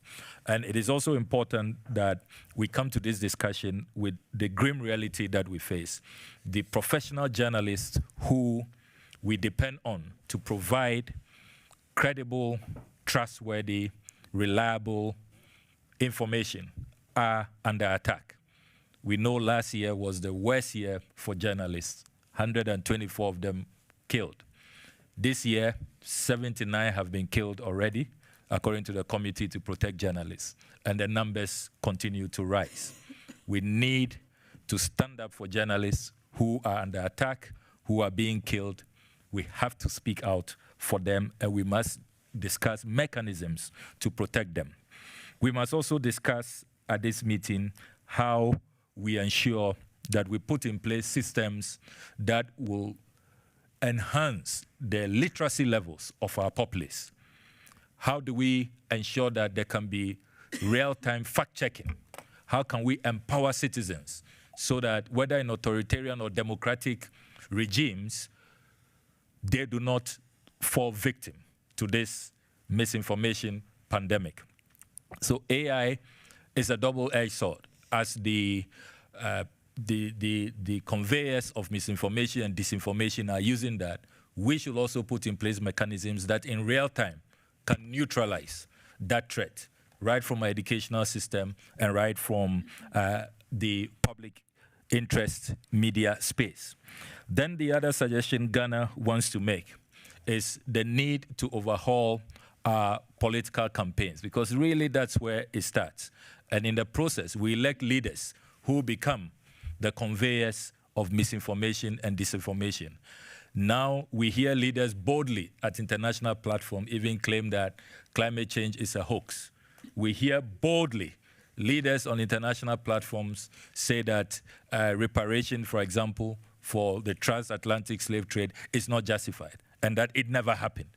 And those of us in the global south, in Africa, feel so offended when we hear stuff like that. But it's being accepted and it's being allowed. I mean, look at the genocide that happened recently in the Middle East. A lot of traditional, conventional media called it war in Gaza. Really, war? The helpless, hapless, unarmed women and children were at war with who? Where were their weapons? We fail to call it what it should be called. So we need to really put in place systems that deal with the entire spectrum, right from the subtle, the propaganda, all the way to the outright misinformation and disinformation that takes place. Ghana also would want to bring to bear the economic consequences of this misinformation and disinformation. It raises the cost of capital. Africa currently has an annual infrastructure deficit of about 130 to 170 billion dollars. When misinformation and disinformation continues about how risky it is to invest in Africa, investors shy away, and what it means is that poverty increases, and what it means is that thousands of young people from the world's youngest continent will want to migrate, no matter how risky it is, to Europe. And then we have the immigration crisis here, which started from the misinformation and disinformation, which affects the capital markets because sovereign credit rating agencies are saying that it is too risky, largely based on data which is unverified, which is not reliable.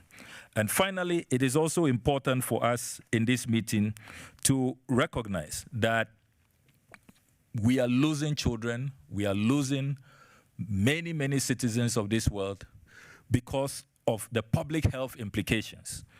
There was a recent report in our country about how misinformation and disinformation, which is driven by profit, because in this discussion, we must also call out the capitalists who don't care once money will be made. So fake drugs, fake, efficacies are claimed, and it's leading to conspiracy theories. Children are not being vaccinated, and pregnant women are staying from the right medications, and people are dying en masse. So this has also led to a public health crisis. So I think that if we put all the issues in this proper context, we will appreciate the urgency and how all of us have a role to play in formulating the right policies, carrying out the right interventions, calling out what has to be called out in very clear terms. And I'm glad that later today my president will be here to make some significant announcements about Ghana's contribution to this pandemic, which all of us must be committed to addressing. And I want to salute everybody here for giving this topic time and resources and convening so we can find a solution. Thank you very much. Thank you so much, Minister. I'd now like to pass the floor to Minister Mirzoyan, Minister of Foreign Affairs of Armenia. Thank you. Dear ministers, dear colleagues, first of all, I want to thank Minister Barrot for the invitation to this timely discussion. We are meeting at a critical time when access to reliable information and independent media plays a crucial role in advancing democratic ideals, yet at the same time, digital technologies and artificial intelligence are being instrumentalized for large-scale fake news and disinformation campaigns, for targeting individuals and societies, inciting hate and violence, for facilitating human rights violations. Of course, like any other democracy these days, Armenia is also facing a huge wave of hybrid threats, including disinformation, manipulation, and foreign interferences. These are not random acts of disruption. These are targeted, systematic, hostile campaigns designed to achieve specific goals, including undermining our sovereignty and trust in democratic institutions, and sabotaging the aspirations for cooperation and like-minded partnerships. Confronting these challenges has become a daily activity. There comes the dilemma and the delicate line between upholding the freedom of expression, pluralistic media from one side, and from the other side, the decisiveness to confront the malign actors aiming to misuse the freedom and undermine the trust in the society, our democracy itself. We do recognize that those efforts will only increase as Armenia is heading towards parliamentary elections next year. So what is the key in this situation?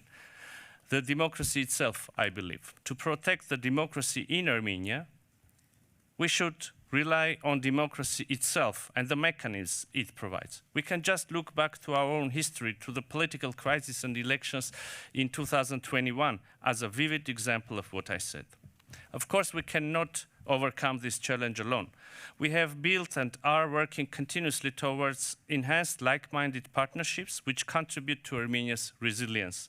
This includes the deepening of our multi-layered partnerships with the European Union, strategic engagement with France, among other EU countries, and partners who have established strong democratic institutions. Ladies and gentlemen, according to the latest 2025 Index of Reporters Without Borders, Armenia improved its position again, moving up 9 points in the country ranking from 43rd to 34th among 180. Recognizing the importance of healthy information ecosystems in every part of the world, Armenia is also taking a leadership role in the Partnership for Information and Democracy by joining the newly established Consultative Committee of States of the Partnership, which builds upon our past collaboration. In the same logic, we are also joining the International Fund for Public Interest Media. So concluding, I want to once again state that Armenia endorses the Paris Declaration on Multilateral Action for Information Integrity and Independent Media. Thank you. Thank you, Minister, and thank you for your commitment to both the initiatives here. I'd like to next introduce Minister Braje, Minister of Foreign Affairs of Latvia. And just a reminder that there's clocks in front of us for your 3-minute slot. Thank you. Thank you so much. And General, thanks for the invite and thank you for organizing. Marie-Reza, good to see you again. And we are honored to endorse the declaration, the Paris Declaration on multilateral action for information integrity and independent media. And indeed, in current geopolitical environment, independent, pluralistic media is part and parcel of the critical infrastructure of our countries. And it is essential to govern, it is essential to prepare and overcome crises, it is essential to conduct reforms. And so it's the horizontal issue, both in terms of governance, but it is also indeed part and parcel of our foreign policy. As for the security issues that were mentioned and geopolitical issues, we see that Russia's non-conventional attacks and provocations targeting countries globally are on the rise. And these attacks are part of Russia's combined war doctrine. And that first seeks to disrupt and corrupt countries, especially elites, whether politically or economically or in journalism or elsewhere. It also seeks to establish economic dependencies, conduct influence operations via cyber or hostile information operations. And only then, if it doesn't succeed, they turn to conventional aggression as a much costlier alternative, such as in case of Ukraine. So in the UN Security Council, where we take the seat from the 1st of January, these disruptive threats to societies will be one of the issues that we will pick up as a theme important to us. Globally, Latvia contributes financially already for more than 10 years to various programs, both in the UNESCO, to the International Programme for Development of Communications, for Information for All. We are members of Media Freedom Coalition, Freedom Online Coalition, but we also work with journalists, fact-checkers, investigative journalists globally. And we are proud to have saved a number of them, and we are proud to support issuing visas and providing shelter to journalists in difficulties from different countries. But we also really commend them for the work being done. The open source analysts, the investigative journalists risking their lives, but also making a critical difference, whether uncovering Russia's war crimes in Ukraine, stolen children brought to Russia, but also various other situations in the world. I would like to say that there are also successful examples of resistance to these type of Russian interference, such as elections in Moldova, which in spite of enormous foreign interference taught us an important lesson. First, information manipulation is and will be part of hybrid warfare against all of European countries. And second, information environment is a critical line of defense. There, independent media is a key player in pushing back on FIMI. And we are much stronger if we help each other and learn from each other. So we'll be indeed working with Moldova to actually learn the lessons from their experience. And I'm happy that the president will be here later. Latvia was one of the countries which contributed to the cyber rapid response team during Moldova's September elections, because again, having that critical infrastructure in place is crucially important. We also provided training to help strengthen Moldova's cybersecurity and Stratcom capabilities, and we supported projects on strengthening social resilience both in Moldova but also in Ukraine, Georgia, and we have trained quite a number of media professionals from those countries in Latvia and are ready to continue providing that training. We have also provided emergency support to Ukrainian media and journalists, and again, I'm not going to mention details because we protect people, but we'll continue doing that. The issues that worries us greatly is the information integrity and protection of it in this age of AI. So from one hand, we are studying various methods that are used. We have established an AI lab within the Center of Stratcom Excellence that we have in Latvia. But we are also trying with countries of similar assessments, whether in the EU or NATO, to find the best answers to it. So one is indeed building on the technological capabilities that we have in our countries, because of course the use of AI to discover the hostile algorithms, campaigns, and so on and so forth is actually possible, and there are successful examples. Second is investing in our own AI capability. So the first European language open source large language model is Latvian. It's a company Tilde, and it trains the needs of smaller languages in various areas. So actually having that capability is important, because there is, for a fact, proven that Russia is training the big large language models in English with this information. And the last few points.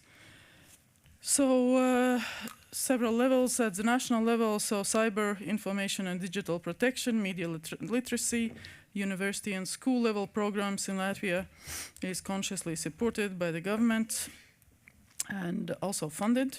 We are also significantly strengthening public and public interest media.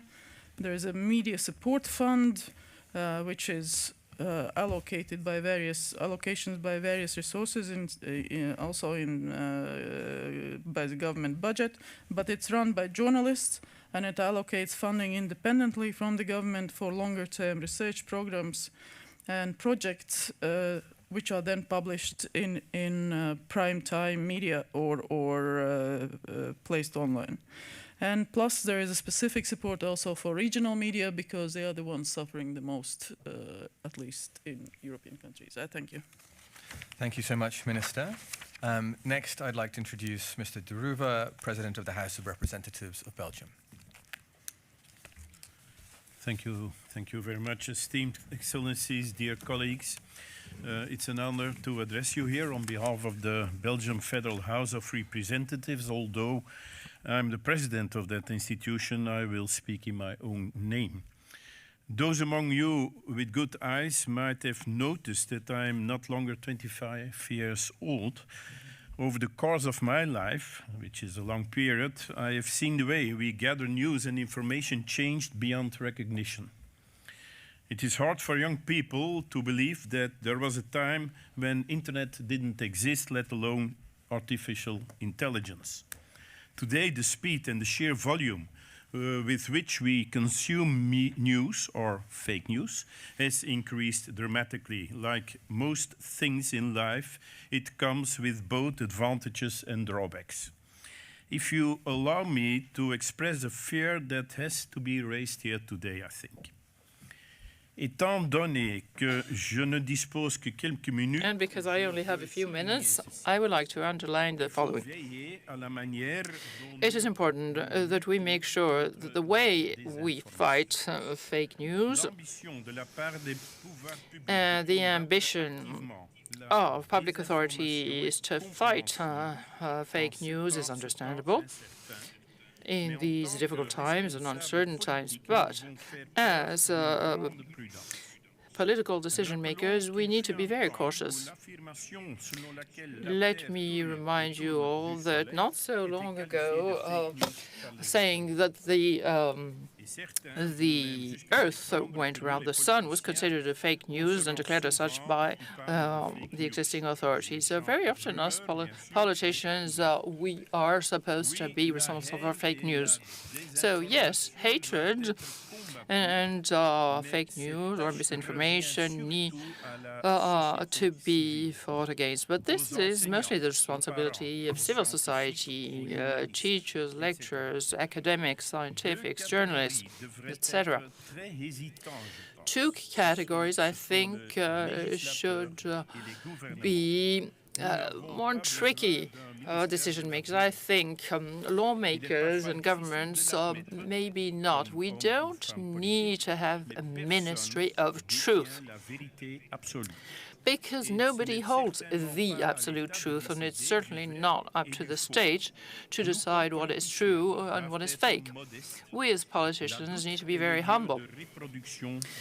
So doubt is the epitome of the freedom of expression. Thank you for your attention. Thank you so much. I'd like to hand the floor now to Minister Barr.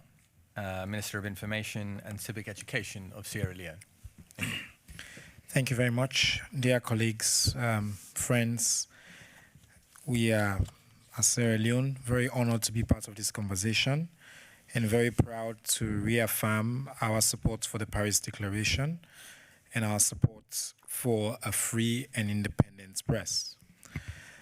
Those of you who are familiar with my country will know that if any country truly understands the impact of this conversation, the intersection of chaos, being in a troublesome neighborhood, health crisis, but that country seeking democracy and a commitment to democracy will know that Sierra Leone is that. This is why in 2020, our president finally repealed criminal libel. And since 2018, we have continued to rise on the World Press Freedom Index by about 23 points. In 2022, we also convened a media viability conference, and we came together and agreed that as a country, we will set up a national fund for public interest media. And I'm very proud that last year, we finally launched that fund with the support of the International Fund for Public Interest Media. And it is, we believe, an example of what is possible when we come together as governments that's committed to values and principles with the media and private sector partners. I also must add that in Sierra Leone, we proudly provide a national subvention to the Sierra Leone Association of Journalists, which is the independent arm of the coalition of all journalists in the country, and allow them to operate fairly. We're in the process of also passing additional progressive reforms. We'll have a data protection law this year. We're strengthening our freedom of information law, which is already rated one of the best on our continent. And our president is the current chair of the ECOWAS Authority of Heads of States.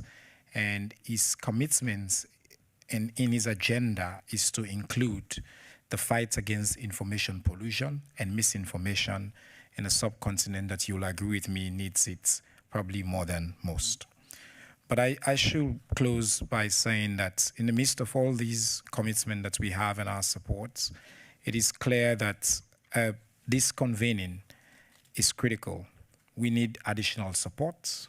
We need the right kinds of partnerships. We need the right coalitions to be able to build on the progress and the commitment that we have. Because as has already been pointed out, the threat that we face sometimes are beyond our capabilities, especially for a country like Sierra Leone. And it is these kinds of partnership that will help us to be able to tackle the threats together. I thank you, and we remain committed to this process. Thank you, Minister, and we couldn't agree more.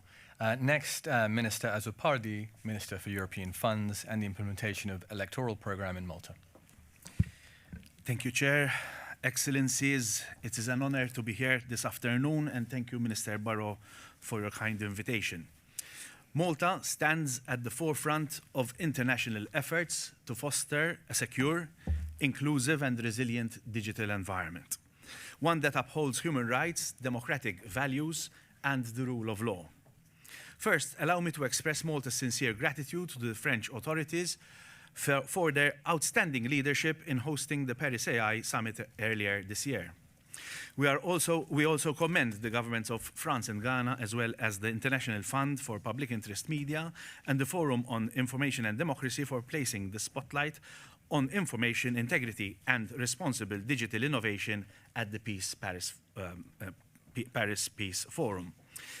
Your commitment to advancing global dialogue and cooperation on these critical issues is deeply appreciated. Over the past year, Malta has actively contributed to shaping global digital governance. We reaffirm our support for the United Nations Global Digital Compact, which aims to create an open, secure, and inclusive digital future for all. Malta emphasizes the need for shared global principles, including bridging digital divides and defending human rights online to foster trust in the information space through multilateral cooperation. As chair in office of the OSCE, Malta convened the 2024 Media Freedom Conference in Vienna, focusing on strengthening media freedom for resilient democracies in the digital age. We address challenges such as journalist safety, access to information, and the fight against disinformation. At the OSCE Ministerial Council, Malta led discussions on protecting journalists from physical, financial, and psychological threats and advocated for the implementation of the EU anti-SLAPP legislation and the curtailment of negative political rhetoric. Under our current presidency of the Council of Europe, Malta hosted the high-level conference on building democratic resilience to disinformation. This event brought together government, civil society, and technology leaders to develop rights-based strategies for countering disinformation, promoting media literacy, and fostering transparent, pluralistic media environments. We also launched the Resist project, strengthening societal resilience to disinformation in Europe, grounded in the Reykjavik Principles for Democracy. Malta recognizes that artificial intelligence presents both opportunities and risks. We participated in the Paris AI Summit, co-signing the statement on inclusive and sustainable artificial intelligence for people and the planet. Malta's commitment to AI policy is built on transparency, accountability, and inclusivity. We support the creation of global norms and frameworks to prevent weaponization of digital technologies while leveraging their potential for the common good. Finally, Malta advocates for a coordinated approach, global approach to AI governance. We welcome the UN Secretary General's proposal for an international AI advisory panel and the UN-led global dialogue on AI governance, ensuring that innovation remains human-centric, ethical, and beneficial to all.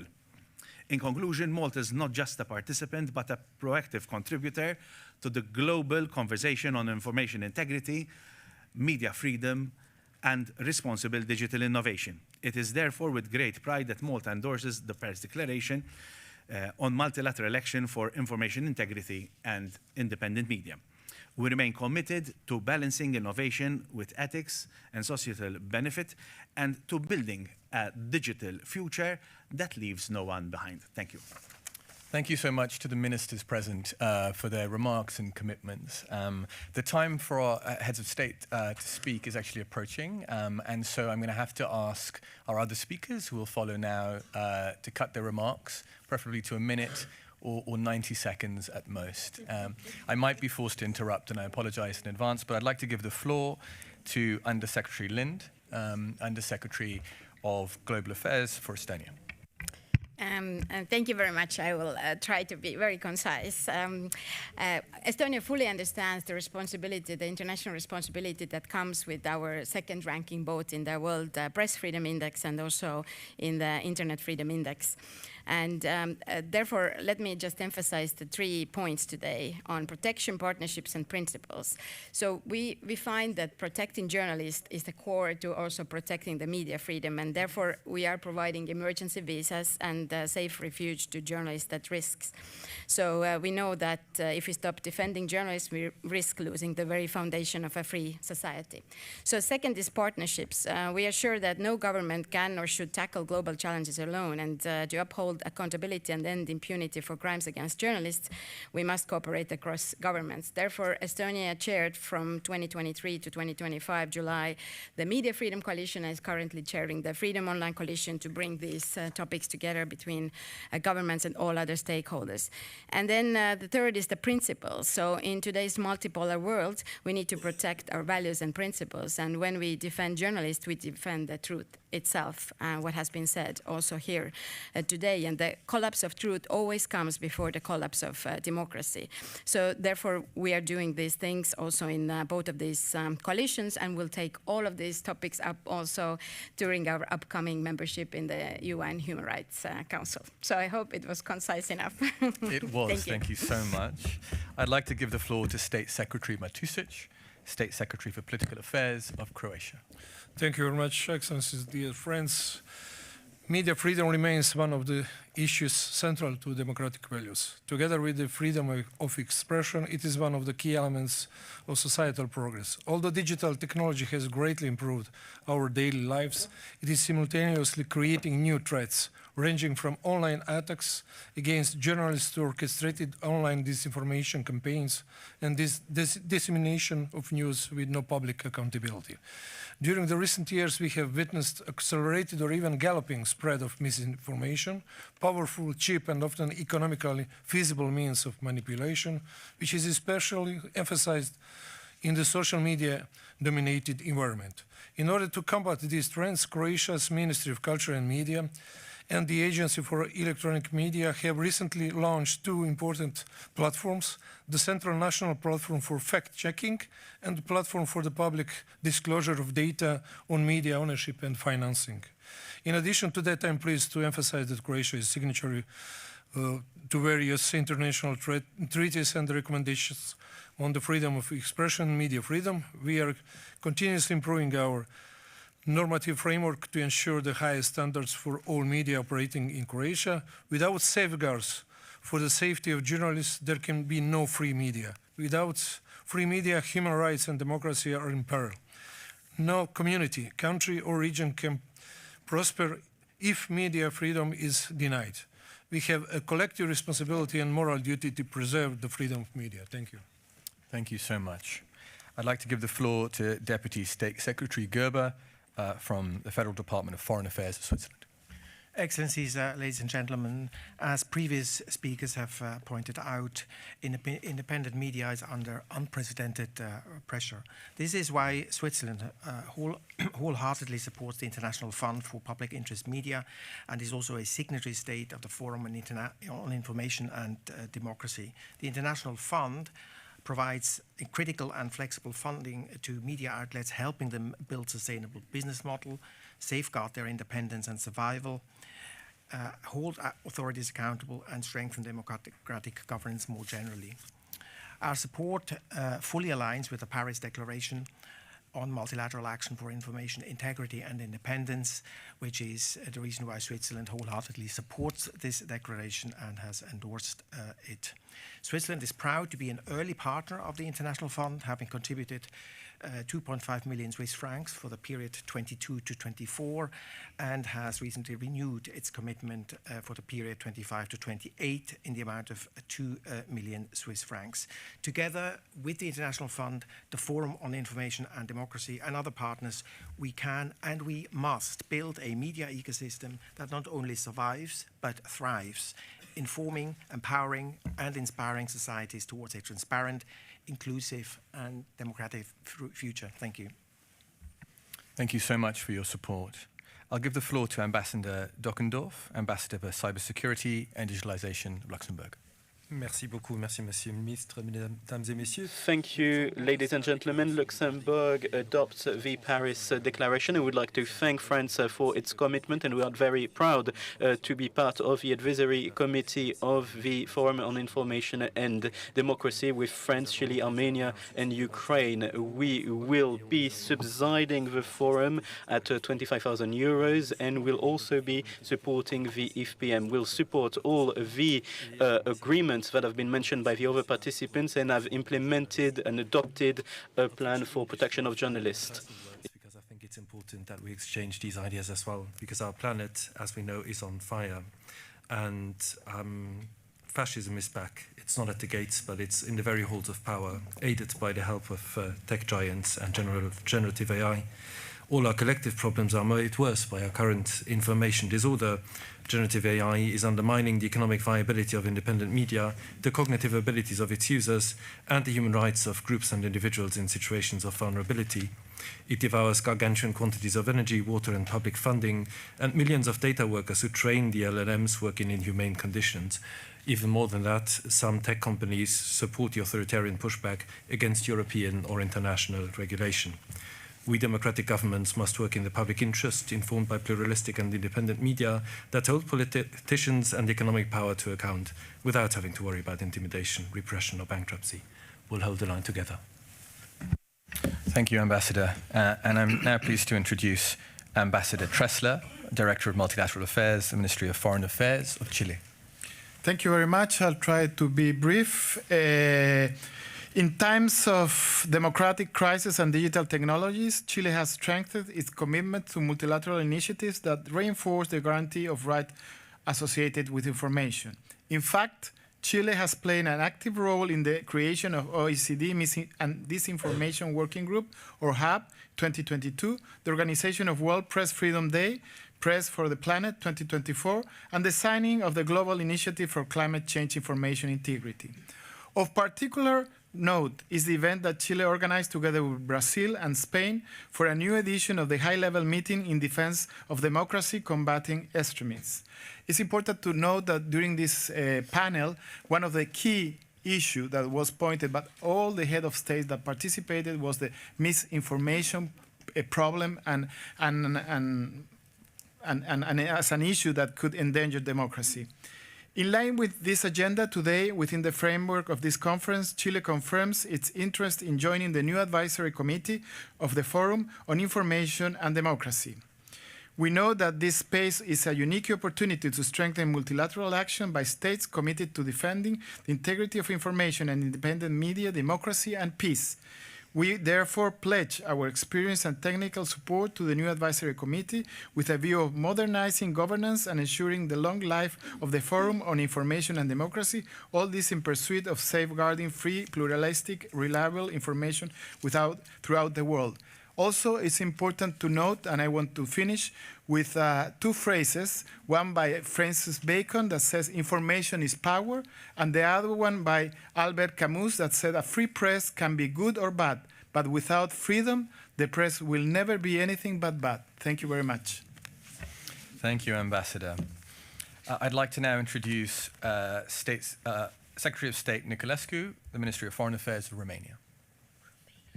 Mesdames et Messieurs le Ministre. Ladies and gentlemen, dear Minister, I would like to first thank you for your invitation and for this very interesting discussion. As you know, in Romania, we have had a lot of experience, direct experience in this matter, because during our last presidential elections, we have been the victims of the impact of disinformation and fake news, as the minister from France said. Democracy is in danger, and the very nature of our democracy was attacked through a campaign in social media that promoted ideas and people that were not very well known through the Russian interference. The democratic institutions have reacted. There was maybe a brutal reaction, that's what it looked like, but we were able to preserve our democratic values. And the decision that we have taken have shown us many things. First, how easy it was to implement such a campaign in our societies, but also that it is important to share what we have learned with others. And we have worked with Moldova for the elections that happened afterwards. And also we have become more and more aware of the necessity to have pluralistic media. And so if you have elections, you can contact us beforehand, because we have some experience in this matter. Thank you. And thank you for France for the report. Thank you so much. Next, Deputy Director General Jäger from the European Commission. Thank you very much, Excellencies. First, I would like to thank all organizers for your leadership and for invitation to this event. On behalf of the EU, I can tell that the EU is fully committed to support media freedom and pluralism inside and outside the EU. And the European Commission is investing really actively to support independent voices in the EU and around the world, because safeguarding citizens' access to independent and reliable information is more relevant than ever, as many of you said. That is why our President von der Leyen has just announced a new media resilience program, and it will step up Europe's support to independent journalism and media literacy. And I would also like to reassure you that the European Commission is acting on Digital Service Act, because as you have seen, the Commission preliminary found TikTok and Meta in breach of their transparency obligation under the Digital Service Law. And as our President said, our democracies depend on trust. That means platforms must empower users, respect their rights, and open their system to scrutiny. The DSA makes this a duty and not a choice. Let me just finish that globally we deliver holistic support to local media, from core funding to legal support and advocacy, in more than 60 million per year. Moreover, we support journalists as a human rights defenders, and this is extremely important through our program Protect Defenders. And just just last year, we saved with our support more than 940 individual journalists at risk to got all our assistance. I would really like to thank organizers for their valuable support and contribution to Team Europe Democracy Initiative and for organizing this event. Thank you very much. Thank you so much. I'd now like to introduce Mr. De Castro, the Deputy Chief of Mission of the Brazilian Embassy in Paris. Thank you, Mr. Chair. Brazil is honored to participate in this high-level conference and congratulates France and Ghana and all partners for their leadership in advancing the global agenda on information integrity and independent media.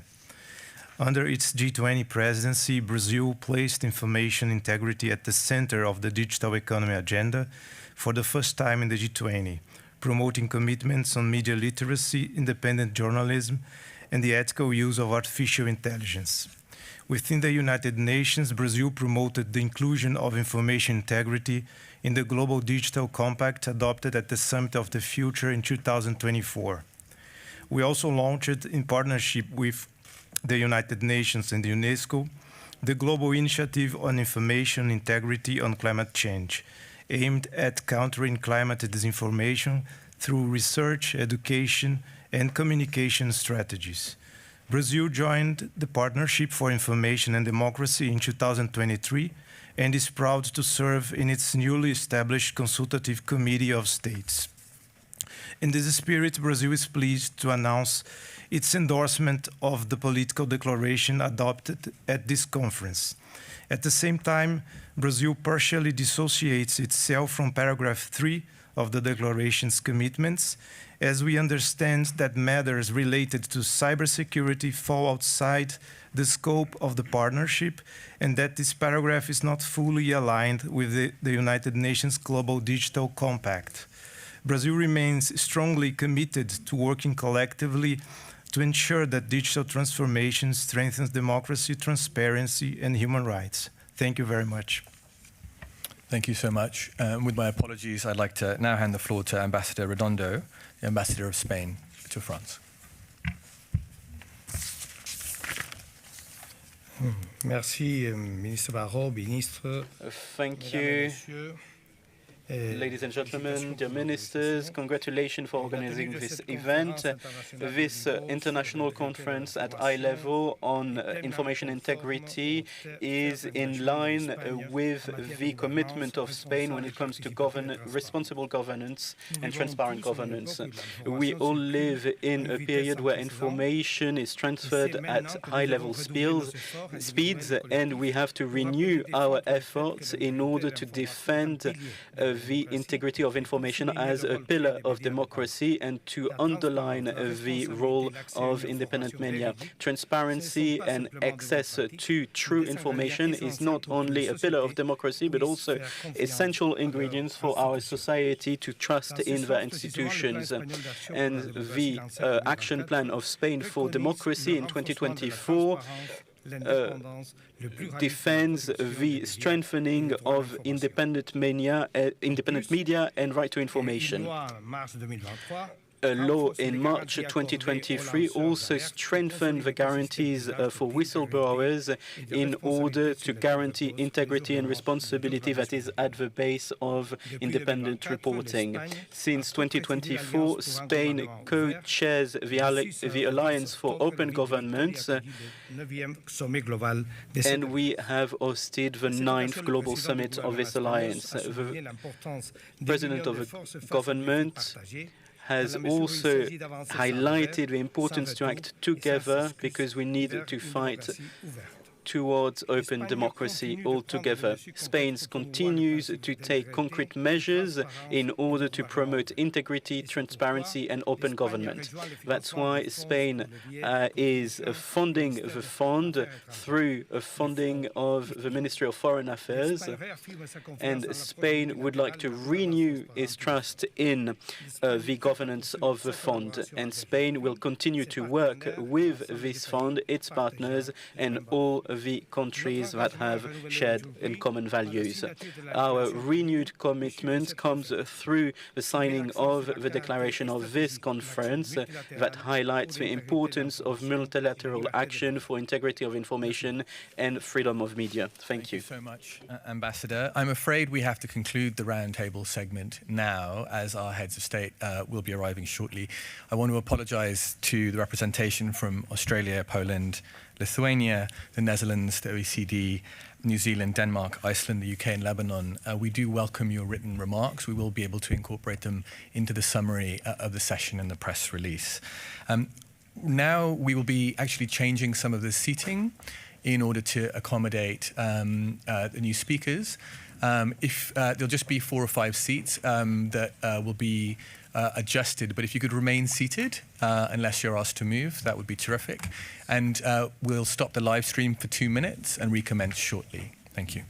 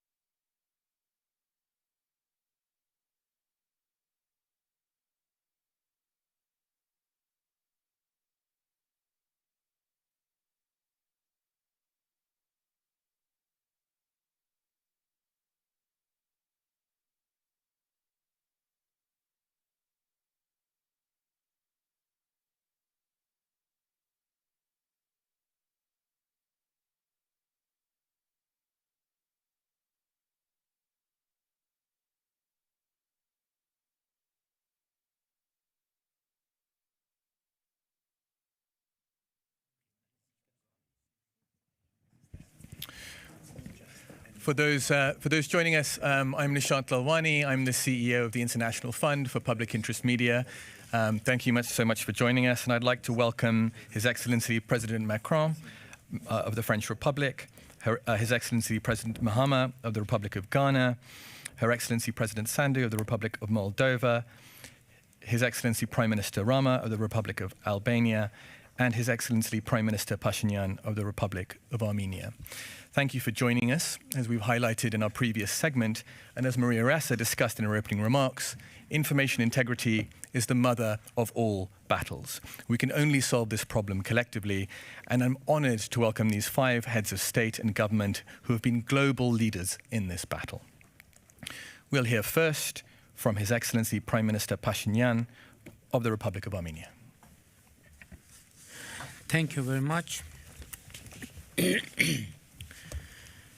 Dear President Emmanuel Macron, dear President John Dramani Mahama, dear President Maya Sandu, dear Prime Minister Edi Rama, Madam Commissioner, dear friends, allow me first to express my sincere gratitude to the International Fund for Public Interest Media and the Forum on Information and Democracy for jointly organizing this important conference, and to France and other partners for their invaluable support. It is an honor to address this conference at a time when the integrity of information space and the independence of the media are being tested as never before. These are not merely technical or sectoral challenges. These are foundational issues that strike at the very heart of democracy, peace, and sustainable development. For me, as a former journalist, this topic is of particular interest. For Armenia, as for every democracy, the promotion of pluralistic, transparent, and independent media is essential. The governments should create unnecessary conditions to ensure the real independence of media. But in the evolving times when we are living in, we need to ensure the independence of media not only from governments. With the growing tendencies of foreign information manipulation and interference, it is becoming a matter of national security to protect independence of media also from others. And this brings to the very roots of media and its nature. What is media about and what should be the cause of media? I do believe that the role of media is to serve the public cause in its different dimensions, starting from keeping governments accountable to fight against corruption and push for reforms. It is worth emphasizing that after the Velvet Revolution of 2018, Armenia has demonstrated tangible progress across all reputable international indexes related to press freedom. According to the World Press Freedom Index, from 2019 to 2024, Armenia advanced from 88th to 34th place among 180 countries in terms of freedom of media. We continue to strengthen our media environment and uphold journalistic integrity as an essential public good, recognizing that democracy is not a final destination, but a continuous struggle to protect and strengthen the principles upon which it stands. At the same time, we must recognize the gravity of today's challenges.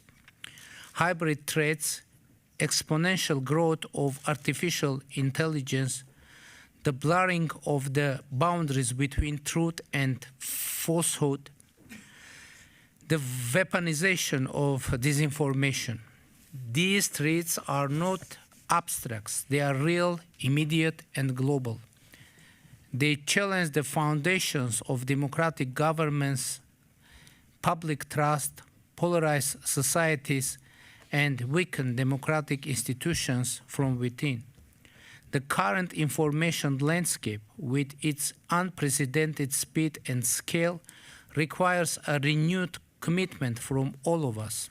Artificial intelligence evolves and the manipulation of content becomes more and more sophisticated.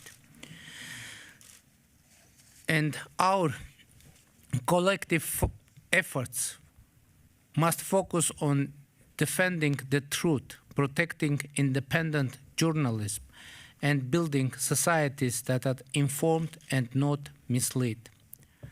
Foreign information manipulation and interference is a growing security concern across the world. We believe that addressing these threats requires genuine cooperation among like-minded states that share core values of human rights, democracy, and rule of law, as mutual commitment to a rules-based international order. In this context, we believe that fostering resilience to information manipulation must begin with education, because today the development of technologies totally changes the concept of traditional media. Each of us having a smartphone in our hands has a chance to create media. And this comes to highlight the importance of media literacy of every individual. We need education that on the cognitive, social, emotional, and behavioral levels promotes such values as non-discrimination, respect for diversity, and the rights of other peoples regardless of their ethnic or religious belonging. At the same time, it is education that, being a strong tool for bringing up the young generation, can be used for the wrong purposes. We must also promote genuine dialogue between nations, between communities, between generations. A dialogue that is inclusive, fact-based, and grounded in mutual respect. In a world where so many conversations risk becoming parallel monologues, we need a dialogue for the improvement of which no limits can so far be seen. And here, Armenia is ready and willing to contribute to this collective effort. We reaffirm our unwavering commitment to defending free and independent media, to protecting the digital space, and together with all our international partners to promote a global information space rooted in truth, transparency, and respect. Recognizing the importance of the healthy information ecosystems in every part of the world, Armenia plans also to join the International Fund for Public Interest Media as a focus region state member. Ladies and gentlemen, I wish to extend my sincere appreciation to the organizers and participants of this important conference for their dedication to advancing the cause of truth, transparency, and freedom of expression. The discussions to be held here will undoubtedly contribute to our shared understanding and collective capacity to address the complex challenges facing the global information space. I am confident that through continued dialogue, cooperation, and mutual respect, we can build resilient societies anchored in truth and democratic values. I wish the conference and all its participants productive deliberations and every success in the important work that lies ahead. Thank you very much. Thank you, Your Excellency, for your comments and for your announcements of support today. Next, I'd like to introduce His Excellency Prime Minister Rama of the Republic of Albania.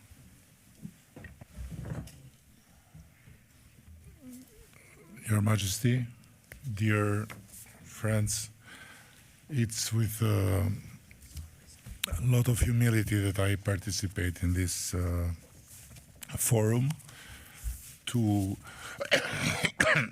support on behalf of my country the Paris Declaration on Multilateral Action for Information Integrity and Independent Media. But unlike my dear friend, the president of Armenia, I'm not going to repeat all the things that he rightly said, but I want just to underline my own preoccupation that maybe sometimes enters in collision with the general frame of platitudes, that we are witnessing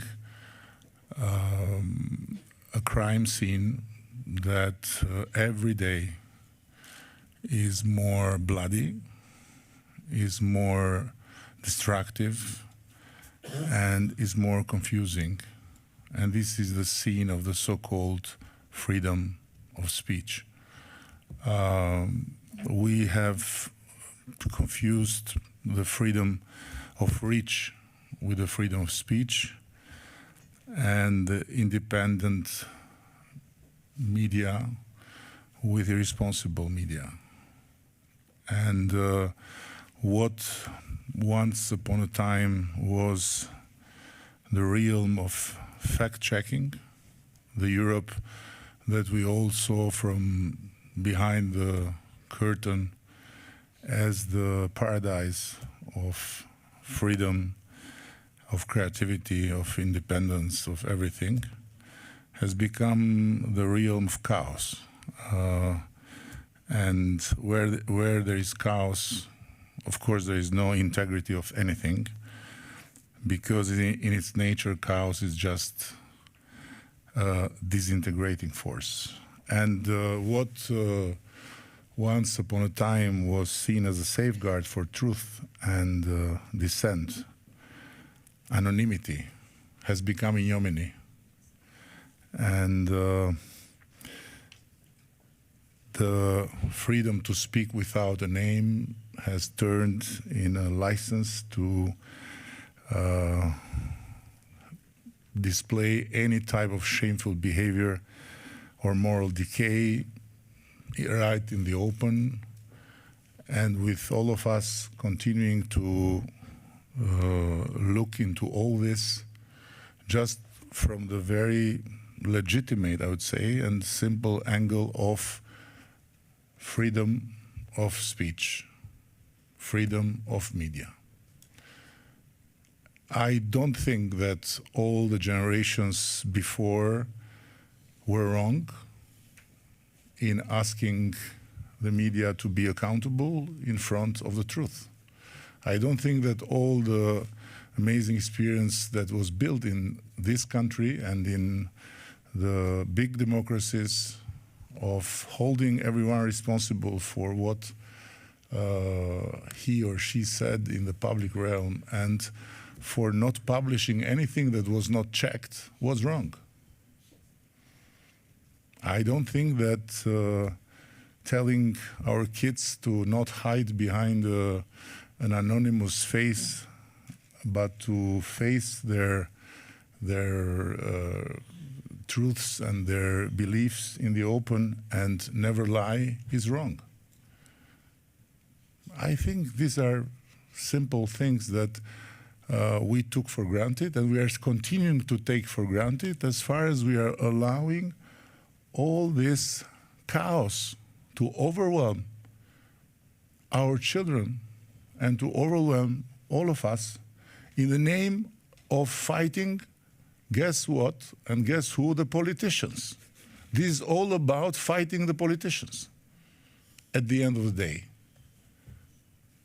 and extorting from all angles whomever has something to give back. In my country or in our part of Europe, extortion of enterprises, extortion of business people through the so-called free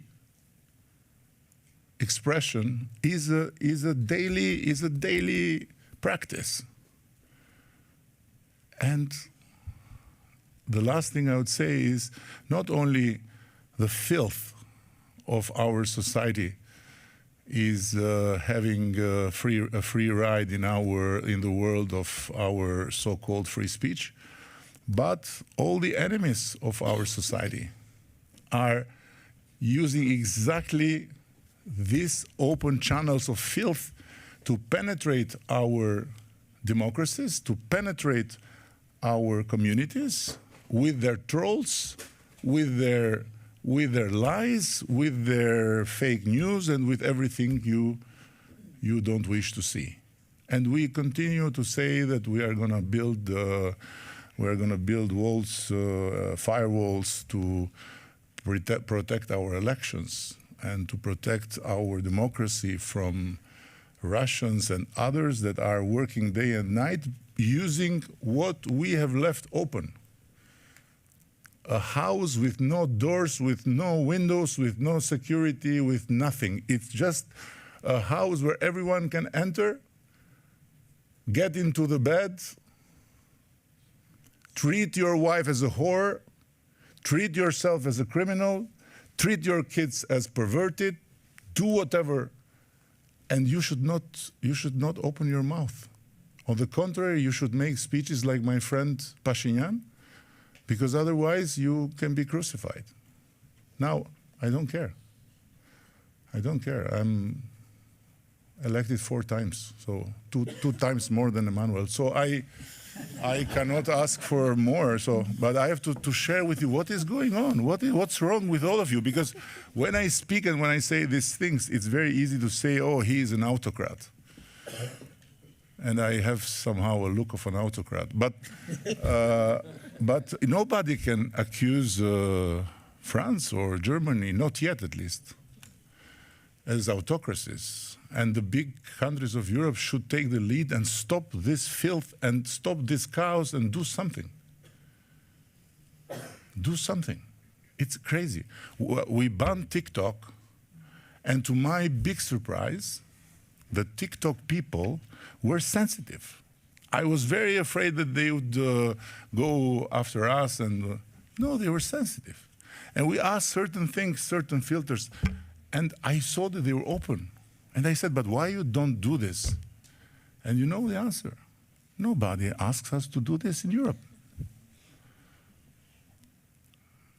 You know, so there are many things that we can do, you can do. I can only respond to the invitation and have the pride and the privilege to be on the right side of His Majesty. So thank you very much, and please, we have gathered in a completely unusual space to have the King of France here in a suffocating room, but at least don't suffocate each other and ourselves with speeches that are good to be given in Paris-Bercy, but not here. So say some things that are coming from the guts and not just from the need to be right and to be polite. And leave it to us, because the European Union has 27 members. 24 of them have, rightly so in my belief, the law of defamation as a penal crime. We have to fulfill the condition that defamation in Albania should be considered freedom. And we have to get it out of our penal code. And I understand, because we are dangerous. So before we may enter EU, we have to make sure that we accept defamation as freedom. Thank you so much. You see? Yeah, I understand. It took long, but the rest will look longer. No, thank you. Thank you for your very candid reflections, Your Excellency. And I'm very delighted to introduce Her Excellency President Sandu of the Republic of Moldova. Thank you. Excellencies, President Macron, President Mahama, Prime Minister Pashinyan, Prime Minister Rama, distinguished guests, it is an honor to speak here today at a forum that reminds us that peace begins with truth and that truth itself must be defended. Before the first missile struck our neighbor Ukraine, the first weapon was the lie. By the time the tanks crossed the border, the groundwork had been laid. Ukraine's very right to exist had been mocked, and every effort had been made to blur the line between the aggressor and the victim. Moldova is no stranger to Russia's information war. But since the full-scale invasion of Ukraine, the manipulation of truth has reached terrifying new levels. Because Moldova refused to take the side of the aggressor, the Kremlin launched a furious campaign to undermine trust in the Moldovan state, to discredit the leadership, to divide our citizens, and to frighten them with the idea that if Moldova stood with Ukraine and with Europe, it would share Ukraine's fate. That fear, the fear of war, became a powerful tool of manipulation used again and again throughout the past 3 elections. Other countries, including France, have come under attack precisely because they stand firmly in support of Ukraine and in defense of democratic values. Russia's information manipulation goes even further. It seeks to erode public support for Europe's own security and defense. It aims to convince citizens that investing in protection is provocation, that strength is escalation. While Russia runs a war economy and wages hybrid warfare against many nations, it wants European democracies disarmed politically, economically, and mentally. At our parliamentary elections last month, Russia used disinformation to undermine trust in free and fair voting and eventually capture power in Moldova. It is very clear. Russian propaganda is not a collection of random posts or noisy talk show hosts. It is a strategic operation, an orchestrated campaign by an authoritarian regime to distort democracy abroad, corrode public trust, and manipulate elections in democratic countries. It exploits every difference: language, ethnicity, geography, history, turning diversity into division, neighbors into enemies.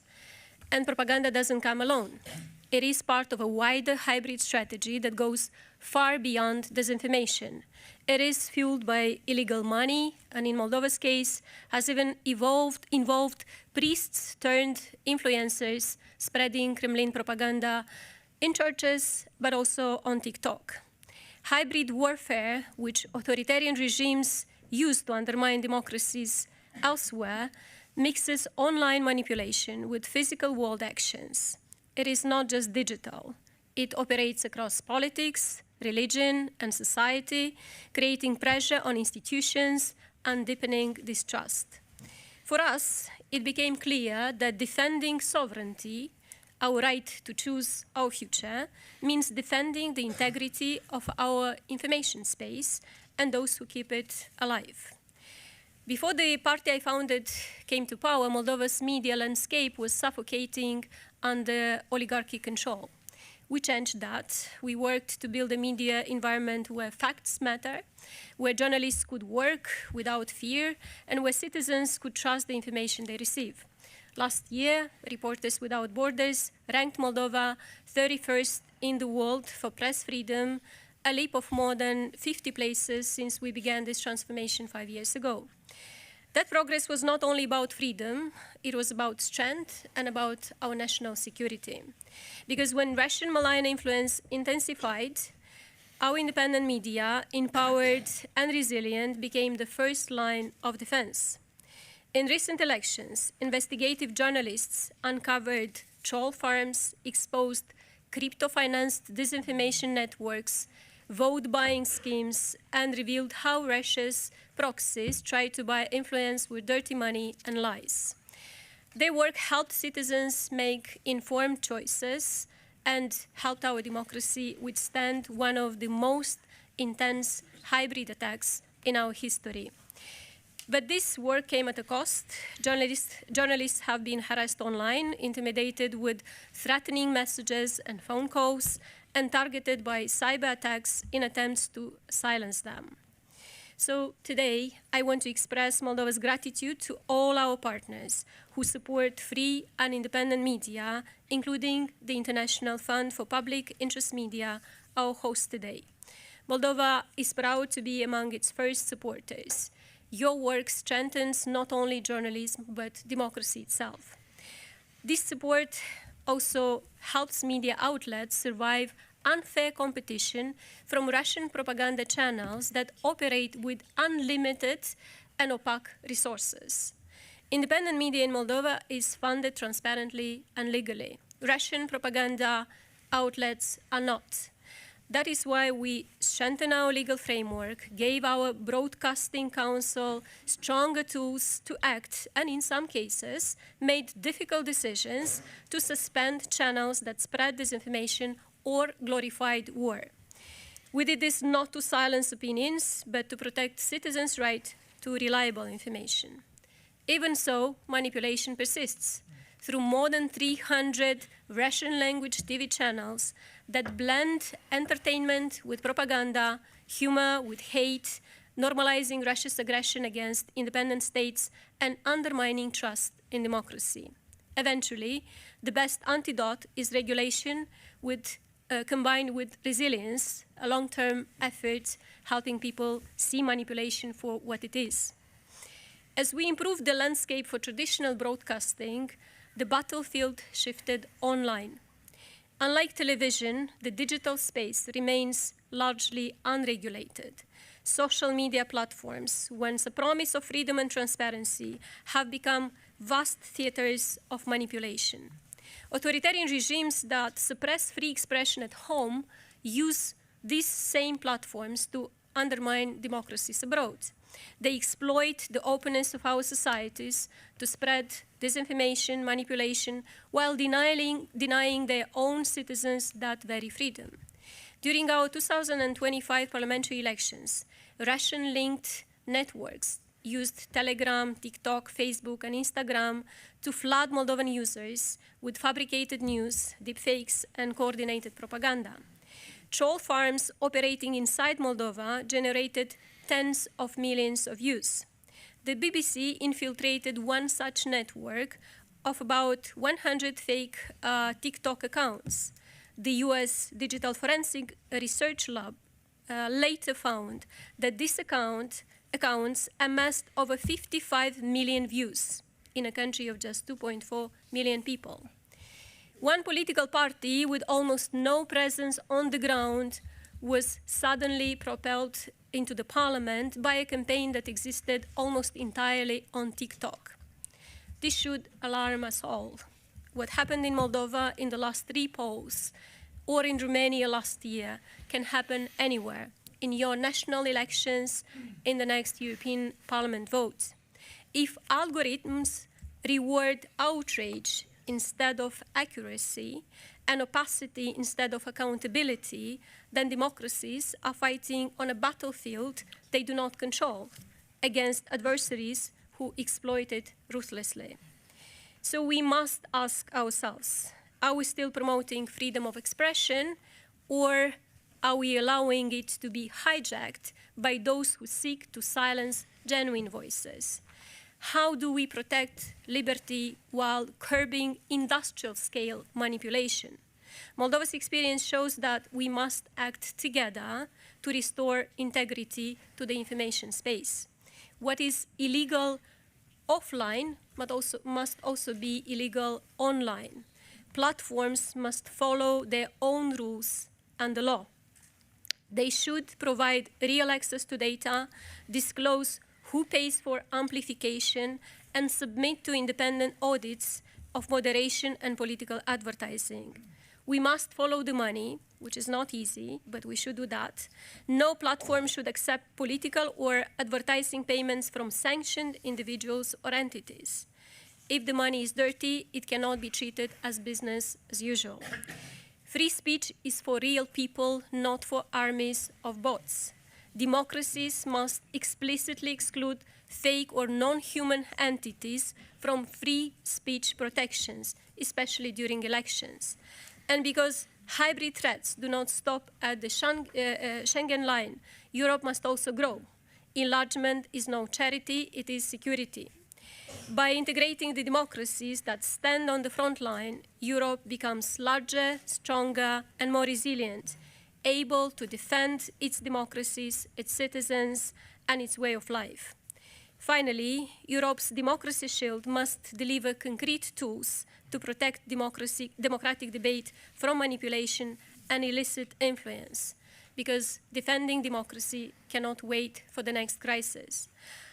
To defend democracy, Europe must act as one, big, strong, and united to resist hostile powers seeking to divide us. Dear friends, peace cannot survive without information integrity, and democracies cannot survive without those who protect it, journalists, citizens, and leaders alike.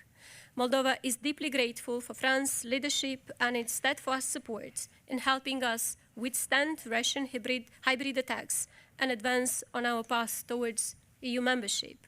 Together, we defend not only our nations, but the very idea of a free and united Europe. Thank you. Thank you so much, Your Excellency, for those powerful comments. We'll next hear from His Excellency President Mahama of the Republic of Ghana.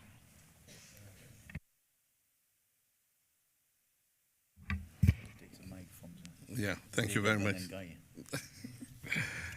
Your Excellency, President of the French Republic, Your Excellencies, President of Moldova, Albania, and Armenia, distinguished participants.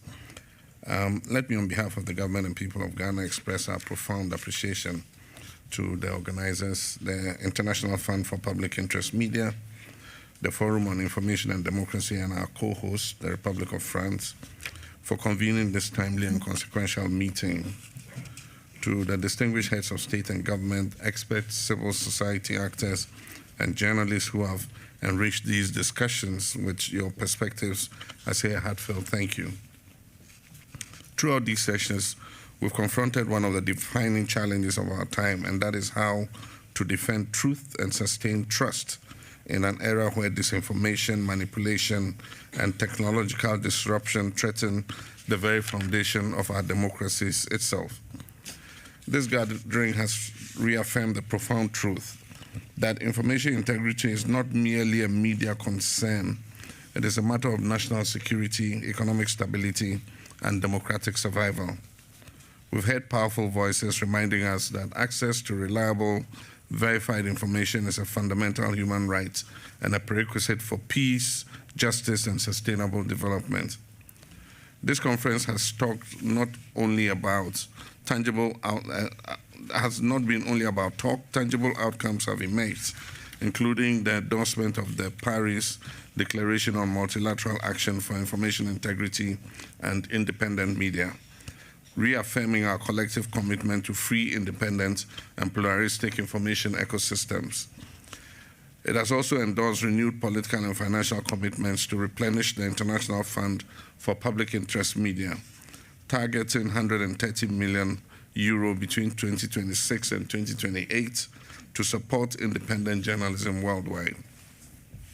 The establishment of a consultative committee to enhance coordination among states, civil society, and the Forum for Information and Democracy. And also, above all, a shared understanding that the defense of truth must now be a sustained and collective endeavor, transcending national and institutional boundaries. I'm pleased to announce that Ghana has formally decided to assume full membership of the Partnership for Information and Democracy. This decision has been officially communicated through the appropriate diplomatic channels, affirming Ghana's unwavering commitment to the principles of transparency, accountability, and open governance. Our landmark decision sends a clear message to the international community that Ghana remains steadfast in advancing the frontiers of freedom, upholding the rule of law, and serving as a nation that promotes democracy and good governance. In addition, I'm proud to declare that Ghana will become the first African country to make a financial contribution to the International Fund for Public Interest Media. This gesture reflects our conviction that independent journalism and reliable information are indispensable public goods. The time has come for all of us to translate our shared ideals into tangible action, to demonstrate genuine commitment to supporting public interest media and safeguarding the integrity of information. Together, we must work to win the global war against misinformation and disinformation. We leave this conference reminded that disinformation is not an abstract issue. It is shaping elections, it distorts public health response, it fuels conflicts, and undermines the fight against climate change. A decade after the Paris Accord, falsehood continues to erode public confidence in science and policy. If we're to build a sustainable planet, we must also make an informed public. Likewise, the dawn of artificial intelligence has transformed the information landscape. While AI offers immense opportunities for innovation, it also amplifies the risk of misinformation and economic disruption. Deep fakes, synthetic media, and algorithmic manipulation are reshaping what our societies perceive to be the truth. Our collective task must therefore be to harness AI responsibly, to promote transparency, and to ensure that technological progress strengthens rather than undermines public trust. As we close, let us be clear. Independent journalism is not a luxury, it is a public good. When journalists can hold their governments accountable, societies flourish. When truth is defended, peace is preserved. And when citizens can access reliable information, democracy endures. So the message from this conference is unmistakable, that the world must invest in truth as deliberately as it invests in infrastructure, in energy or defense. The cost of inaction will be far greater than the cost of those commitments. And so finally, let us leave Paris with a renewed determination to support journalists and institutions that stand for integrity and accountability, to demand transparency and ethical responsibility from digital and AI platforms, and strengthen international cooperation to protect information as a shared global asset. In the words of the late Nelson Mandela, a critical, independent, and investigative press is the lifeblood of any democracy. That conviction must guide us as we translate the outcomes of this conference into lasting global action. I thank you. Thank you so much, Your Excellency, for those powerful commitments and for your continental and global leadership. Finally, I'm deeply honored to introduce His Excellency President Macron of the French Republic. Merci beaucoup, et je veux remercier les. Thank you very much, and I would like to thank the President and Prime Ministers for what they say, for les ministres, ambassadrices, ambassadeurs, Madame la Commissaire, les coprésidents de l'IFPIM, their speech. I would like to thank the co-host of IFPIM, the Forum on Information and Democracy. Ladies and gentlemen, d'abord, je veux vraiment remercier. First, I would like to say that I'm thankful to the Forum on Information and Democracy and the International Fund for Public Interest and Media for their work that recreates this approach. And I would like to come back to the very beginning, because everything started in 2018 through an initiative and a political process that started at the Paris Peace Forum, and it was Reporters Without Borders that launched a call to the international community to reassert the core principles of a global space for information and communication. And 12 states had signed a commitment in 2018, and when I'm saying this, I really think of Christophe Deloire, who was at the heart of this process, and he was someone who worked on this initiative on all these years. And 3 years later, in 2021, he was also at the Paris Peace Forum that the International Fund for Public Interest Media was born. It's the real actor on the ground. I would like to thank the co-president, Maria, Marc, and all the team that is doing a lot of work in order for all of this to go forward and for us to build extremely robust things. It's NGOs, state, journalists, institutional and universities that work together for this pact on information and democracy to be real on the ground. They defend independent media through a new label. In 2018, it was something very big. When you talk about truth, when leaders talk about the truth, you should be worried, because right at the beginning, you talk about truth, whose truth? And so we had to work together to have independent professionals that find the truth and that question it in a framework that guarantees independence, that truth can come out, but it can't come from the leaders, from the rulers. So it was this initiative. We want to support something, but we can't do it ourselves. And that's the strength of this coalition, and that's the DNA of the Paris Peace Forum, with the multiple actors that are represented here.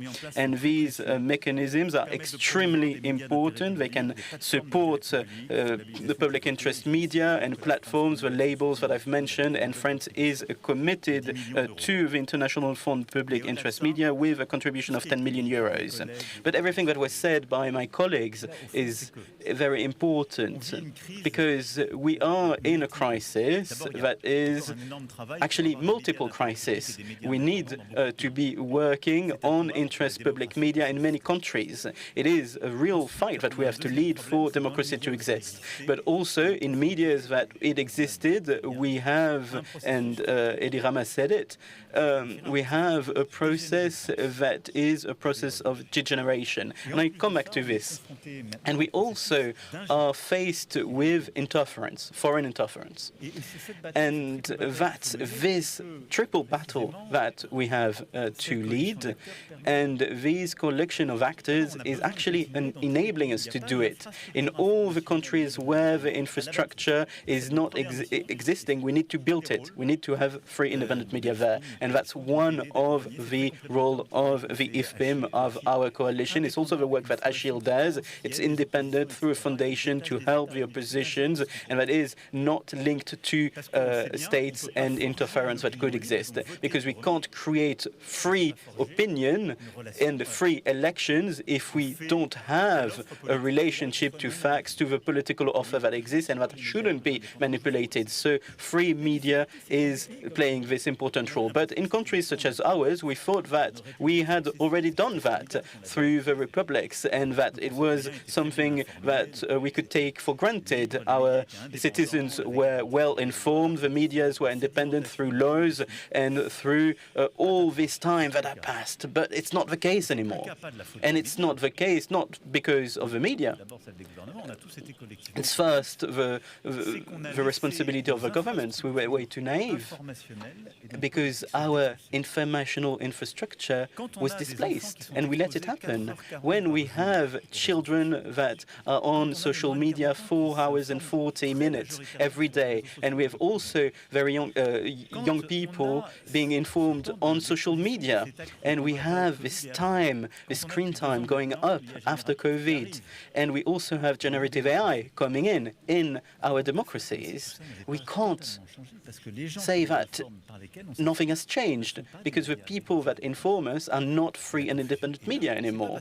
And that's the problem. And it's not because we are trying to find information through these media, TikTok, X, Instagram, or others, that there is not a huge problem, because these people have not selected information as media, they didn't check it as journalists would do, and also they don't have any responsibility towards the information that they send, and they're not made to send information. And that's what was idiotic about what we did, because all these platforms that are done, that exist to create advertisement, personalized advertisement, not by selling a newspaper, they sell advertisement, but that's not information, and it's not a crime, but it's not information. And so to do this, they need to collect data on people and then to sell it through consent that is not really existing to third parties that will buy it, the advertisement companies, but also they are led by a process to create excitation so that a lot of people want to see their media and then see the advertisement. management. And so everything that existed before has been appended because the argumentation is not as strong as emotion, and negative emotion is stronger as positive emotion. So it creates a lot more noise and facilitates the effectiveness, the financial effectiveness of the model. That's what's happening, and this is degeneration of the democracy. We've been stupid, and because we shouldn't be informed on this platform, and we see that scientists have shown that a young French person that creates TikTok account and types in Islam, after 3 contents, the third content that he'll see will be Islamist content, Salafist content. And if you go on the media, if you go to social media, you'll see right-wing media, extreme right, far-right media, very content, very fast. And so these places are not places where we should be informed, and so we have to create democratic antibodies, as we did against with the press at the time, because we could buy the press at the time. There was no rules, no ethics for the press in the 19th century in France, so we did it for the press at the time. And so we need to control our democratic and information life through regulation, and it was said we can't have anonymity for everybody and no responsibility. We need to have responsibility. It was in the DSA, in the Digital Service Act. We have had litigation against Google, but it takes a lot of time. And we're not credible. We need freedom, but not freedom for people who don't exist. That's what you said. Both fake accounts should be illegal, and if a platform doesn't guarantee that it will delete these fake accounts, it should be forbidden as well. And we need transparency on algorithm to see if there is a bias, and this should be shown. And with the Foundation Corantera, whose work is very interesting to you as well, we need to have this information to challenge everything. In our democracy, we don't need to go looking for foreign interference through inside degeneration, our system doesn't exist anymore. And so we have also a relationship to truth and information that is completely different today, and the relationship to science and scientific truth, whether it is health or climate, we have problems, and the trust levels are falling down. And so public action is not efficient anymore. Our vaccination policies for young people that are inspired by the Australian model is not going well because you have conspiracy theories being sent on the platforms. And it's a good thing that we didn't have this level of disinformation during the COVID pandemic. Also, the relationship to climate is becoming worse and worse because of fake news. And so it's difficult to act. So in our democracies, there is a vital need to put back regulation, to regulate, to have transparency, to make these fake account illegals, and maybe to make illegal the platforms that don't create transparency, and to be much more efficient. But we also need innovation, and to be able to have public interest actors such as IFPIM or Coalition that can offer infrastructure, free infrastructure that are guaranteed as being free, and to guarantee that we have an economic model that is viable, that we have infrastructure that guarantees that, and also independent labeling that is not the responsibility of government, but that is done between peers to guarantee the integrity of information, but also the integrity of infrastructure that provides the information. Then interference, the last point, foreign interference. Maya Sandu said it, and the Romanian president said it as well, where there were elections very recently, and when you have this system that doesn't have the antibodies, it can be used by all the authoritarian regime in the world very easily, and that's what's happening today. And we have two things that we thought were impossible happening at the same time: the best of unfettered capitalism and the illegitimate heir of communism. The biggest bias creators of fake account on X are the Russian people, the Russian government, to disrupt European democracies. We're in between all of this. We have created regulation, but it doesn't work because there's too many processes happening at the same time. It's interference at crazy level. And what was done in Romania is terrifying, with a strategy to find verticals, to create fake accounts, to create fake contents, fake media on parallel medicine through religion as well, and to create candidates that use all of this through AI, social media, and information systems that are completely fake. It creates virality and adhesion in the population. We created Viginum. In France, we also created other systems, but we have to implement systems that in our democracies, but especially during the votes, can guarantee the integrity of the electoral processes.